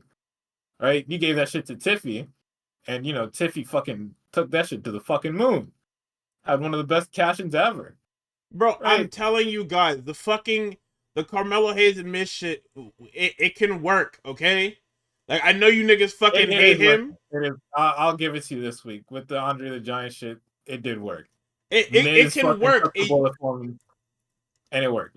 Miz has to hype this nigga up, bro. Like it can't be if you make this shit about Miz, it fails. Miz has to talk about his guy and his guy only. And this is a role that you can transmit Miz into. Cause that guy is not wrestling anymore. In this company, there's no place for the Miz in a wrestling capacity. We are moved to unless your name is Jade Cargill, we are a work rate company now. What? I'm serious. I get you. I hear you. I mean, he has. Like, Andre the Giant, he took the bullet for Miz on Friday, and guess what? Miz got the Battle Royale win, which doesn't do anything for him, but that's a Carmelo Hayes W, right? And not only did we get a fucking Carmelo Hayes W, we got Game 7, and we damn near had fucking Carmelo Hayes and Andrade team up to kill Ray Phoenix, because that nigga was fucking killing them. That nigga was running them right the fuck over. Until I think it was fucking Andrade eliminating that nigga. But, you know, Miz did put him over. So for now, I will put my hands up and I'll be like, I see what Gardy is talking about. The moment that shit turns south, I'm calling up Paul Heyman. I'm not calling him. I don't like that name. I'm calling up Don Callis and I'm telling, hey, Carmelo Hayes? Question mark. Like, say calling Don Callis. Don Callis gonna say, how the fuck you get my number? And B, we don't got nobody named Carmelo Hayes on the fucking roster here. Hey, fuck are you talking about? Until that faction has a name, I'm gonna keep calling it the Don Callis family because that's effectively what it is. Paul Heyman not a shooter. He's not gonna shoot for his guys like Don Callis will, but that's the same idea. But yeah, that was fucking Raw. That's the end of the Raw. Everybody forgot about the bad PR from hours prior. And then Tuesday happened. Until the literal next Pat McAfee show. The next Pat McAfee show, everything goes to shit. Cause guess who's on there? It's fucking Mr. Moneybags, Dwayne The Rock Johnson, shows up to the Pat McAfee show. Right? You know? What do we think Dwayne's gonna talk about? Oh, it's all the shit that he regularly talks about, you know, being on the board of TKO. He talks about Ari Emanuel, talks about his filming shit, and it's all the shit that nobody wants to hear. Yep. He lays it all the shit that we were talking about earlier, how they threw together all the shit that it was obvious that they threw together. He admitted to throwing it together. He said we had no plan, we weren't selling tickets, we weren't selling the numbers that we wanted to. Because as Memes has pointed out, the nigga sold 88% of the fucking venue, as opposed which to is 90. good, which is good. It should be 95. But Ari Emanuel was shitting bricks. He was like, "Oh, we're not getting the tickets that we want to get. It's not a completely sold out show. Dwayne, do something." And Dwayne's stupid ass said, "Yeah, I'll do something." That's what he said. He threw creative under the bus. They couldn't come up with something original enough, so I had to step in and do it for them. Great. Also said that he confirmed that like Cody said no to like 3 of their ideas. And yeah, because it was dumbass shit that led to him turning heel. You know the shit that he didn't want to do in AEW. We asked him to do it on 3 We asked him to do occasions. fucking a ton of shit that's just outside of this nigga's character. This nigga has been adamant about being a superhero. He wanted to be a forever babyface like his pops. He didn't get that. He played a heel multiple times in multiple different places. So now he finally has a chance to end his career as a babyface. He's gonna take it. He's not gonna listen to you niggas, bro. So these niggas had 5 plans in a row. 3 of them were Cody turning heel. And then I forget what the fucking 4th one was. It probably had just been 4. But at the very end of the list is John Cena turning heel. And then the niggas are like, you know what? Yeah, let's go with that. And that was their last ditch effort to like drum up interest after starting this sell your soul shit. Right? Yeah. Mimsy says if money is important, Cody being a babyface makes millions of dollars. So Dwayne is like, fuck the money, turn heel. Yeah, because he's a fucking sicko. Idiot. You're just fucking stupid. That's the guy calls you because he's worried about their profit margins, and you decide to introduce a thing that's going to fucking take money from them. Cody turns heel. Who is babyface in this company? Sami Zayn is dead. Well, Sami Zayn just came back now. Or he's well, Sami's not dead. He's literally on hiatus. So the whole thing he would die on the show that Cody would turn heel if things went the way Dwayne wanted it to. Yes. If Kevin Owens doesn't get injured and we do the Dwayne thing, or not, no, let me rephrase it. If Kevin Owens injury isn't as serious as it was, and he's able to work WrestleMania, then we probably do end up getting. Actually, no, it would still be Randy Orton. So Sami would still be on his little break. They didn't pivot because of that. Sami Zayn would be on his break, and they could just call him back early. So he would be their mega babyface. But then he can't be your mega babyface and win nothing. You're going to have to pull the trigger on Sami Zayn eventually. Or else the company will look like shit. Because it's just going to be the heel. It's going to look like AEW does right now. Well, not right now, but AEW like 2 months ago. Heels and evil niggas just running around everywhere. Running around just killing people. Randy is not a good man. He's not a good man. It's just Jey Uso and vibes. That's it. Everybody else is evil. Oh, it's over. If that's your only face, it's That's your only face. Golly. Unless the crowd fully turns Dom, but that's not happening because that nigga's evil too. Them niggas asked him, "Yo, are you gonna defend the title lot?" Looks around, clears his throat. What? Sorry, what'd you say? What? That nigga's evil as fuck. Sorry, what you said? I didn't quite catch Even, that. bro, even down in NXT, a lot of the niggas are evil. Obafemi is evil, right? Oh, yes, he yes. I'm glad you said that. Obafemi is fucking evil. Javon Evans is a good guy.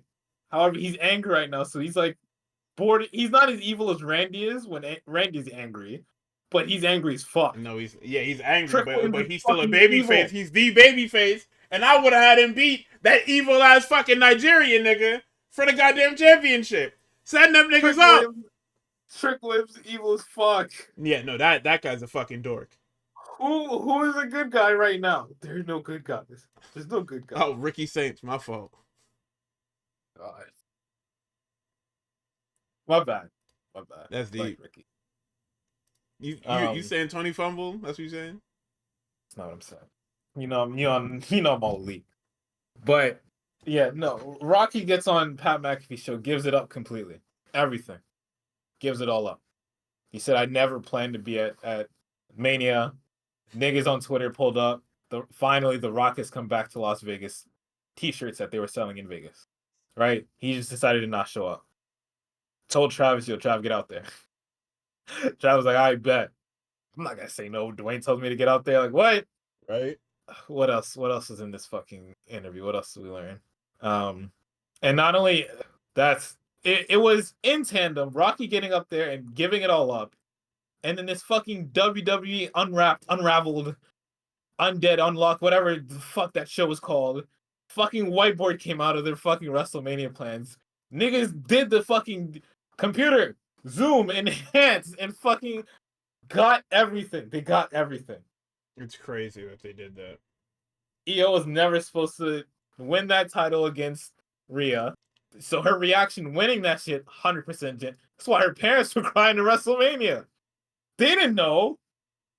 Nigga, no, anything can change at the drop of a dime in this company. Nobody knows. But I think that's the good thing about this company is they're willing to pivot. Unlike a certain other nigga over there. They are. They come with Darby. But at the time, it's like nobody knows what's gonna happen. It is the most double-edged sword I've ever seen. However, right, the part of the blade that's turned towards me is fucking Sephiroth length, and the sword that's supposed to be used to smite my foes is a fucking dagger. It is a goddamn. To be fair, there were several cards according to dirt sheets, but right, because everybody that is an insider is running victory laps yesterday. You check fucking Meltzer, Sean Ross Sapp, and Iwu are back to back in that bitch, firing on everybody. They're pulling fucking screenshots of random niggas I don't even know talking about some what's up now, nigga. I'm like, what? No, Sean, that was crazy. Niggas had evidence.zip. Iwu, I expect this from you, right? You're a nigga. We haven't baked into our DNA to do shit like this. Sean, what's going on? Yeah, no, Sean Ross Sapp say y'all been talking crazy on me and Fightful for way too long. What? But that and that goes to show what I was saying about how Dave gets info and then the info just ends up being wrong because A nigga changed his mind, or B, niggas fed him bad info because it's Dave Meltzer. And it's so all of this is going on at the same time. It's a clusterfuck, right? So it's like, you know, the several cards thing is happening, and they're not even. And here's the thing, right? With these insider niggas, right? It's why I don't really hold shit against them, because then Triple H will turn around and say, "Yeah, I told Jey Uso morning of the Royal Rumble he's going to win." What am I supposed?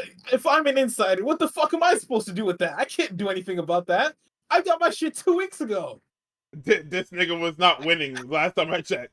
Like, I don't know what to fucking tell you. And then the insiders also turn around and say, yes, things are shifting because Dwayne "The Rock" Johnson is going into business for himself and doing whatever the fuck he wants. They're writing tentative plans because The Rock can show up at any minute and say, "Hey, so here's what we're doing," and they just look at him crazy.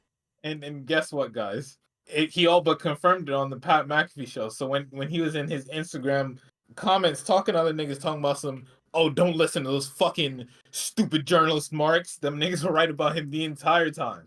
The whole time. What is going on? So that was all yesterday, and it bled over to today. I'm still seeing niggas fucking taking victory laps and shit like that. And it's not a good look for literally anybody involved. It doesn't look great. We get to NXT, and I don't want to say it's a nothing show. No, However, it's a nothing burger of a show.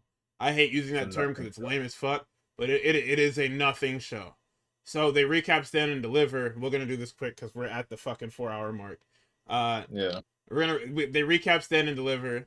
We get Pax and Gigi against Judgment Day. Champs out first, piss me off. Why not? Pax and Gigi have matching red gear. Fantastic. It's an okay match. Nothing to happen with. It comes with Oblivion. You know, and the match is happening on NXT, so it's like Cemetery Drive is blocked. Liv hits a code breaker. Raquel hits the Chingona bomb, and then it's Oblivion for 3. So we go backstage. Or sorry, this is from earlier today. Penn and Teller make the fucking cup come back. Ricky Sanchez walk into the ring. They show all the NXT stars at Bloodsport this past weekend, and Dark State pull up to Javon Evans. They start talking shit, and Miles Bourne and Ren Sinclair are like, "Hey, fuck you talking about, nigga?" And then they basically decide to have a tag team match later on. I'm not sure why Dark State is functioning like an actual like faction or tag team when their whole thing was that they're gonna blow the company up. Yeah. Like I think it's incredibly fucking silly. Like the family thing was a one-time deal. Okay, cool. Okay, cool. But now you guys are just another group of niggas on the roster. Ava, you guys know that you guys work here and you have jobs and you're afraid of getting fired. So you're not like acting up. You've given up. Let's see. Saints comes out, cuts a promo, talks about how he beat Ethan Page and how he's the man. Lexis King comes out because they're transitioning to the next match, which is his Heritage Cup Open Challenge. When Lexis King's music hits, the face that Saints makes is the most, yeah, I know. Okay. Because he makes the craziest what face I've ever fucking seen when this music hits.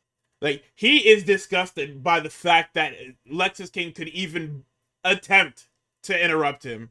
So King comes out, he basically says, "Hey, I want your North American title. Fight me title for title, winner take all."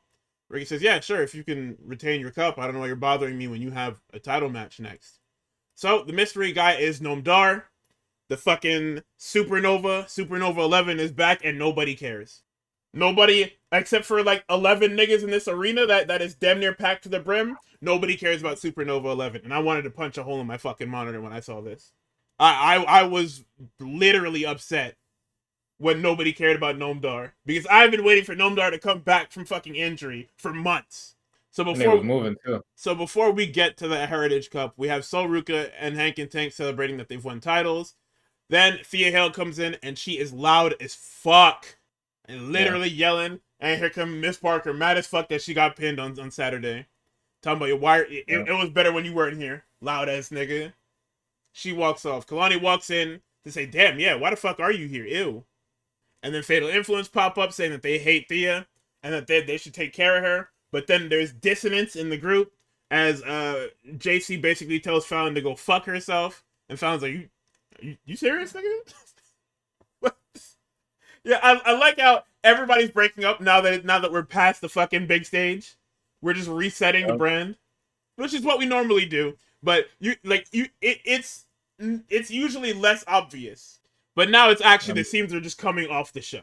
The seams are coming off of everything we had set up. Every week I get without a Zarka breakup tease, I fucking count my lucky stars. Yeah, they're probably gonna break Fallon away soon. So yeah, Vic Joseph and Booker are giving Noam Dar his props as they should. They're saying, "Hey, he was Heritage Cup champion for damn near 700 days. When he had it, the Heritage Cup had rules, it had pride, it had everything. Mind you, when that nigga was holding the belt, he was a heel like shit. Nigga was cheating and everything, but because Lexus King is so fucking stupid and has ruined the history of this fucking cup, they want Noam Dar to come back and win this fucking belt. Or this damn cup. Yep. Like, that's real Absolutely. shit. Yeah, he was a scumbag, but he was a scumbag within rules. Like, he didn't try and change the shit. So, you know, I'm hyped to see Noam Dar again. So what they do is, he doesn't hit the Nova Roller. He feigns the Nova Roller and hits a fucking back elbow. And I said, man, I'm gonna kill myself. That's it. Where's the fucking bender? That's it. I'm killing myself. So, Noam Dar wins his Heritage Cup back. It's been a while since he's held it. He first lost it to Tony D'Angelo, I believe, was when he lost it. And that was like mid last year, if not the year prior. But yeah. So, the crowd doesn't care. Hopefully we can make the Heritage Cup mean something now. And then the next segment on the show is an interview with Roxanne Perez. So the Raw appearance was canon because she talked. Oh, mind you. Oh no, this is later in the show. Okay, never mind. So the interview with Roxanne, she talks about how she's going to beat Stephanie later tonight, and that last night wasn't a fluke. She did it on purpose, and she had no idea that Julia was going to be there with her. So it is canon.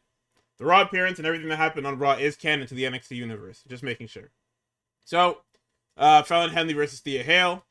JC versus Rosemary is happening on TNA this week, in case anyone cared. You know, we all know that WWE people are not watching TNA because nobody has Access TV, and they're not subscribing to TNA Plus to watch the fucking show. Like, it's... Listen. Yeah. So, failed interference by JC. She kicks Fallon into the stairs and fucks her up crazy style. Thea hits a double underhook neck breaker twisting, whatever the fuck that is, and then goes into the Kimura and locks it in. I said it, I don't know if I've said this before, but I really don't like the verbiage they use when talking about Thea Hale. Because when Thea Hale debuted, they basically called her a fucking... She just turned 18 and her college of choice is Chase U, and I said, this is really weird. And it made sense that it was weird verbiage because that's when the show's being written and produced by Pritchard and Vince. So I was like, yeah, it would make sense that they would use disgusting fucking verbiage like this. But now Sean's in charge of the show. Why are we saying that she's all grown up? Like, that's really fucking weird, man. She could have something else going on. Like, that's not weird to anyone else. I mean, it's probably not weird to old niggas because they're just like predisposed to being freaks. But can we not? Can we please change her music again? Please? Because I hate verbiage like this. It's gross. And it makes me uncomfortable. So, we get, of course, the evil nigga comes out next. Fucking Obafemi comes out. Yeah. He says, hey, I made a mistake. The young OG is the real deal. And I said, yeah, you should have lost like shit, lame ass nigga. But he said, hey, but Trick Williams? That nigga is lame as fuck. Oh my god, you're garbage as fuck. Wow. I've never seen someone more garbage than you, Trick Williams. Amazing. Impressive. I say, hey, hold on. This nigga may be evil, but he onto something. Yeah. And I've been on record saying this. I hate Obafemi promos. Not because of him, but because the vocal stem pisses me off. What the who? Yes, like leave it alone. Stop forcing niggas into these fucking promos, please. This cadence is dog shit. Yeah, they definitely do need to have niggas like switch the shit up, but I feel like the NXT crowd doesn't matter. Like they don't care. They'll fucking wait as long as it takes to get that whoop off. Like them niggas. That's Oh just my that's the god, culture. it's impossible to listen to this nigga's fucking promos, bro. So he calls Trick shit. Of course, Trick comes out. Trick is like, hey man, why you? Hey, I had enough of you. Hey, Trick Williams, you fucking suck. So as Trick is talking, Joe Hendry fucking appears. Nobody said Joe Hendry on this fucking show, and he appeared. And then here comes Corey. I've been saying it for months. I promise you're gonna die, because I have had it with you. Joe Hendry comes down, and this promo takes a turn for the fucking worst for Trick Williams, by the way. Because Joe Hendry shows up unannounced on my show. And mind you, Trick says that this is his show, right? So not only does Joe Hendry show up and unannounced on his show, he then proceeds to call him pussy as fuck on his show. And then him and Oba start whooping his ass. And bro, They throw Trick onto the fucking stage, and they're facing off. They're facing off, and Trick is in the cuck chair in the back. So what does Trick do now? Is that his exit out of NXT or what? He's going to fucking TNA to fight Joe Hendry, nigga. Fucking. Because Joe Hendry was like, "Yo, I could fight Oba and win that NXT championship." Nigga said, "Hey, Moose is a better man than you, nigga. Watch out. Don't make the same mistake he made." Yeah. Because Moose learned firsthand what this shit was. So the Stacks promo is him being out in the desert, and then a red, I think it's a Mustang, pulls up. Luca gets out the car by himself. Luca says, "Hey man, the fuck's going on with you? What, you can come back, we can talk to T, we can figure this out." He said, "Luca," he said, "Nah man, we need to figure this out. We're family. What the fuck's going on with you?" "Luca, what? Why do you think I brought you out here?" And he's like waving his arm around and showing that they're in the middle of fucking nowhere. And all Luca says is, "Oh fuck." And then the shit cuts to black. And I said, "No!"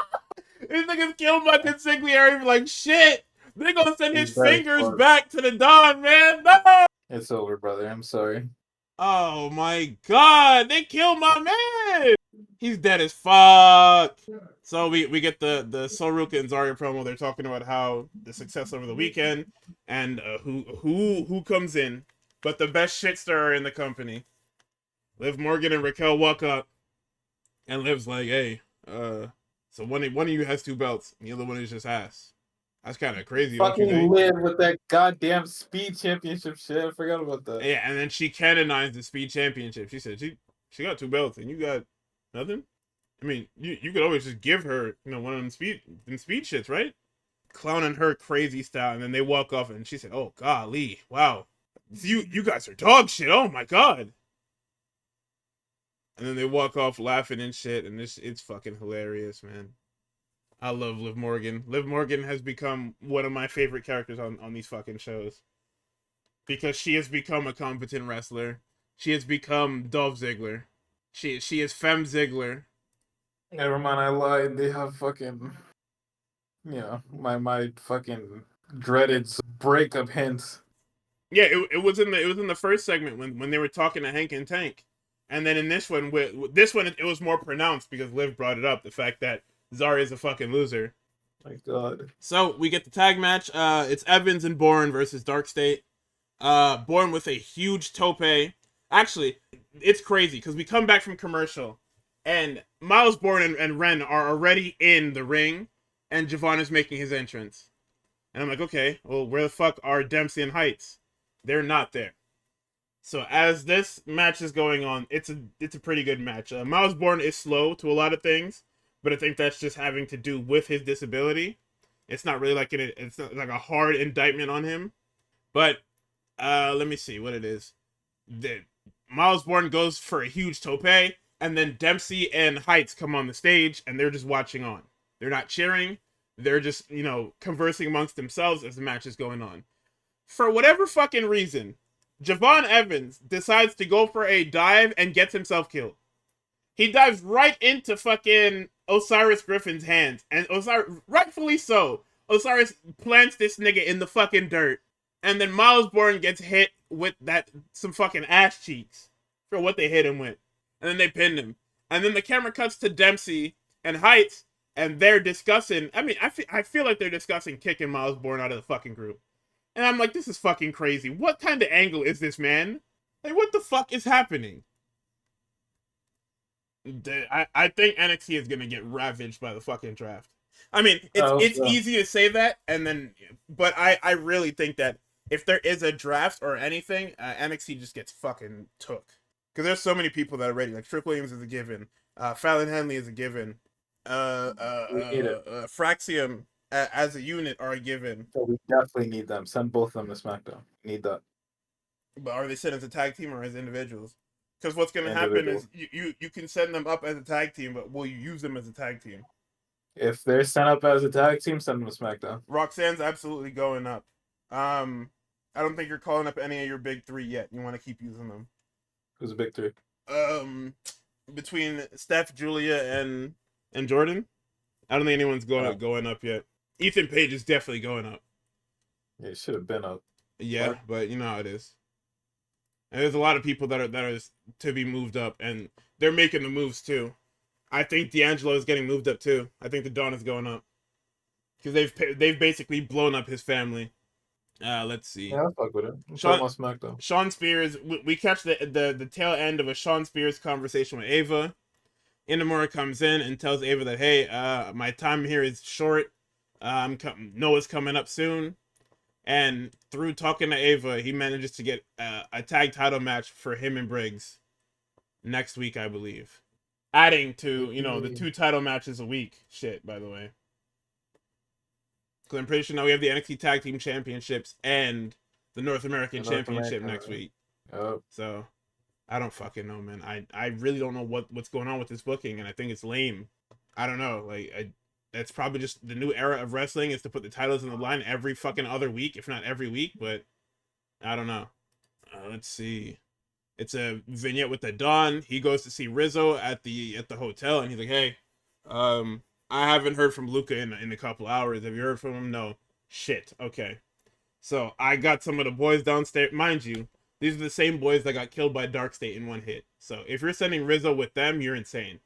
Like, I hear you, Dom, but this looks crazy that you're sending Rizzo with a bunch of NPCs to get killed. Nah, I believe in my guy, bro. Yeah. So they interview Ricky Saints again, and he's like, hey, Lexus King lost like he's like an asshole. So I guess next week is just gonna be for my title. So now he has nothing to lose, and I gotta watch myself. Ego steps up. He doesn't get to say much before Lexus King attacks Ricky Saints, saying that he cost him everything, even though Ricky Saints literally did nothing to him. Didn't say anything to him. Literally told him, hey man, maybe you should focus on defending your fucking cup. And then that's that. So we get a vignette with Andre Chase starting to rebuild Chase University. And it's gonna be with Uriah Connors and Kale Dixon. The guys that have been getting him fucking killed week to week to week. Then we get our main event. Roxanne Perez and Stephanie Vaquer for the NXT Women's Championship. This is the same match that they had like a while ago when Steph first came to NXT. It's the same shit. It's good, but it is just the same shit. Like, it's nothing crazy to write about. They didn't do anything big style or anything like that. Roxanne gets hit with the SVB and gets pinned. Clean. It's over. That's it. In my notes, can we send her up now? Are we done? Are we finished? Are we done? Can Roxanne go up now? We got some more. Right? And then Julia faces off with Steph, and that is how the episode ends. Niggas saw Rhea Ripley, so you know what? Good, buddy. I'll go back to fighting Stephanie Vaquer. Yeah, and then you lost. So now you have no choice but to go up. You are stuck. Cannot go anywhere else. You cannot go back. You have to go past go. So on predictions for WrestleMania, I went a total of, what was it, 10 of 14. What did I go? I got the women's world or WWE Women's Championship match wrong and the triple threat wrong. Because what I did was I went off of the actual winners and I put that up against the results. So I think I did like one better than you because I said Dom's winning the fucking triple threat or the fatal 4-way. I said should win Seth Rollins, and actual winner was CM Punk, so I got shit on. I said should win is Tiffany Stratton, and the actual winner and my actual winner was Charlotte, so I got shit on. I said should win was Io. Are you go ahead? I put the opposite. I put should win Punk, will win Rollins. Oh, look at you. I figured who fucking. So I got 12 out of 14. I would. I had Io as should win, and the actual winner being Bianca because I know. You niggas can't trick me. You tricked me one time. You can't trick me. I had that too. I had should win is Breaker because I didn't know what they had next for him, which is completely fair to me. And the actual winner being Penta because I know they wanted to try and strap the rocket to him, and I was super duper wrong on that one. But that one, I had a 25% chance of being fucking right. So, actually no, I had a fucking 50% chance of being right because Finn wasn't winning. I knew Finn wasn't winning. Yeah. That was the given right there. Finn was always going to be the fall guy. And I at least said that one. I was at least right about that one. Like, hard right about that one. And I mean, obviously, if you didn't take Randy Orton in the fucking surprise match, you're nuts. You're insane. Like, the only time that the opposite has happened was Seth Rollins against Cody. And then Cody proceeded to beat his ass up and down Raw for the next, like, 5 months after that. But yeah, it wasn't that bad. I mean, the ones that I got wrong, I'm not mad that I'm wrong. Actually, maybe the triple threat, because this Rollins shit is stupid. It comes off the back of a really dumb turn. Well, okay, it's dumb to me because I don't see like, you niggas turned Paul Heyman into a fucking focal point of this story at the most random point. Yeah. But anyway, that's this week in wrestling. We didn't do that. We had to do this earlier in the week. So Dynamite, we'll probably just talk about. We'll probably do like a double thing where we talk about this week's Dynamite, and the next week's Dynamite. We'll see what it is. I don't think this week's Dynamite really had anything. I know it had the return of FTR, and I see that Stokes is with FTR now, which is cool. And I also saw that Ricochet lost to Mark Briscoe. Why? Hey, your guess is as good as mine, yo. Look at what being a good soldier gets you, bro. Yep. What the fuck? Yeah. No, that is crazy, yo. Oh my Chris god. Jamie? Oh, that'll be good. Yes, you're right. That is totally. And what was the main event? It was like a tag match or something, or maybe the main event is the women's one. I'm not too sure, but point being, we will cover Dynamite next week, and that's pretty much the show. I'm probably gonna have a hell of a time editing this one, for damn sure. Yeah. We will see you guys next week for hopefully a better outlook on wrestling. Because this week, like I said, I've had it. I'm pirating everything. You niggas are never getting another cent from me again. Like I have fucking had it. Like I said, I'm just hollow. Yeah. Like I don't hate anything. I don't hate it. It's literally just I'm hollow as fuck.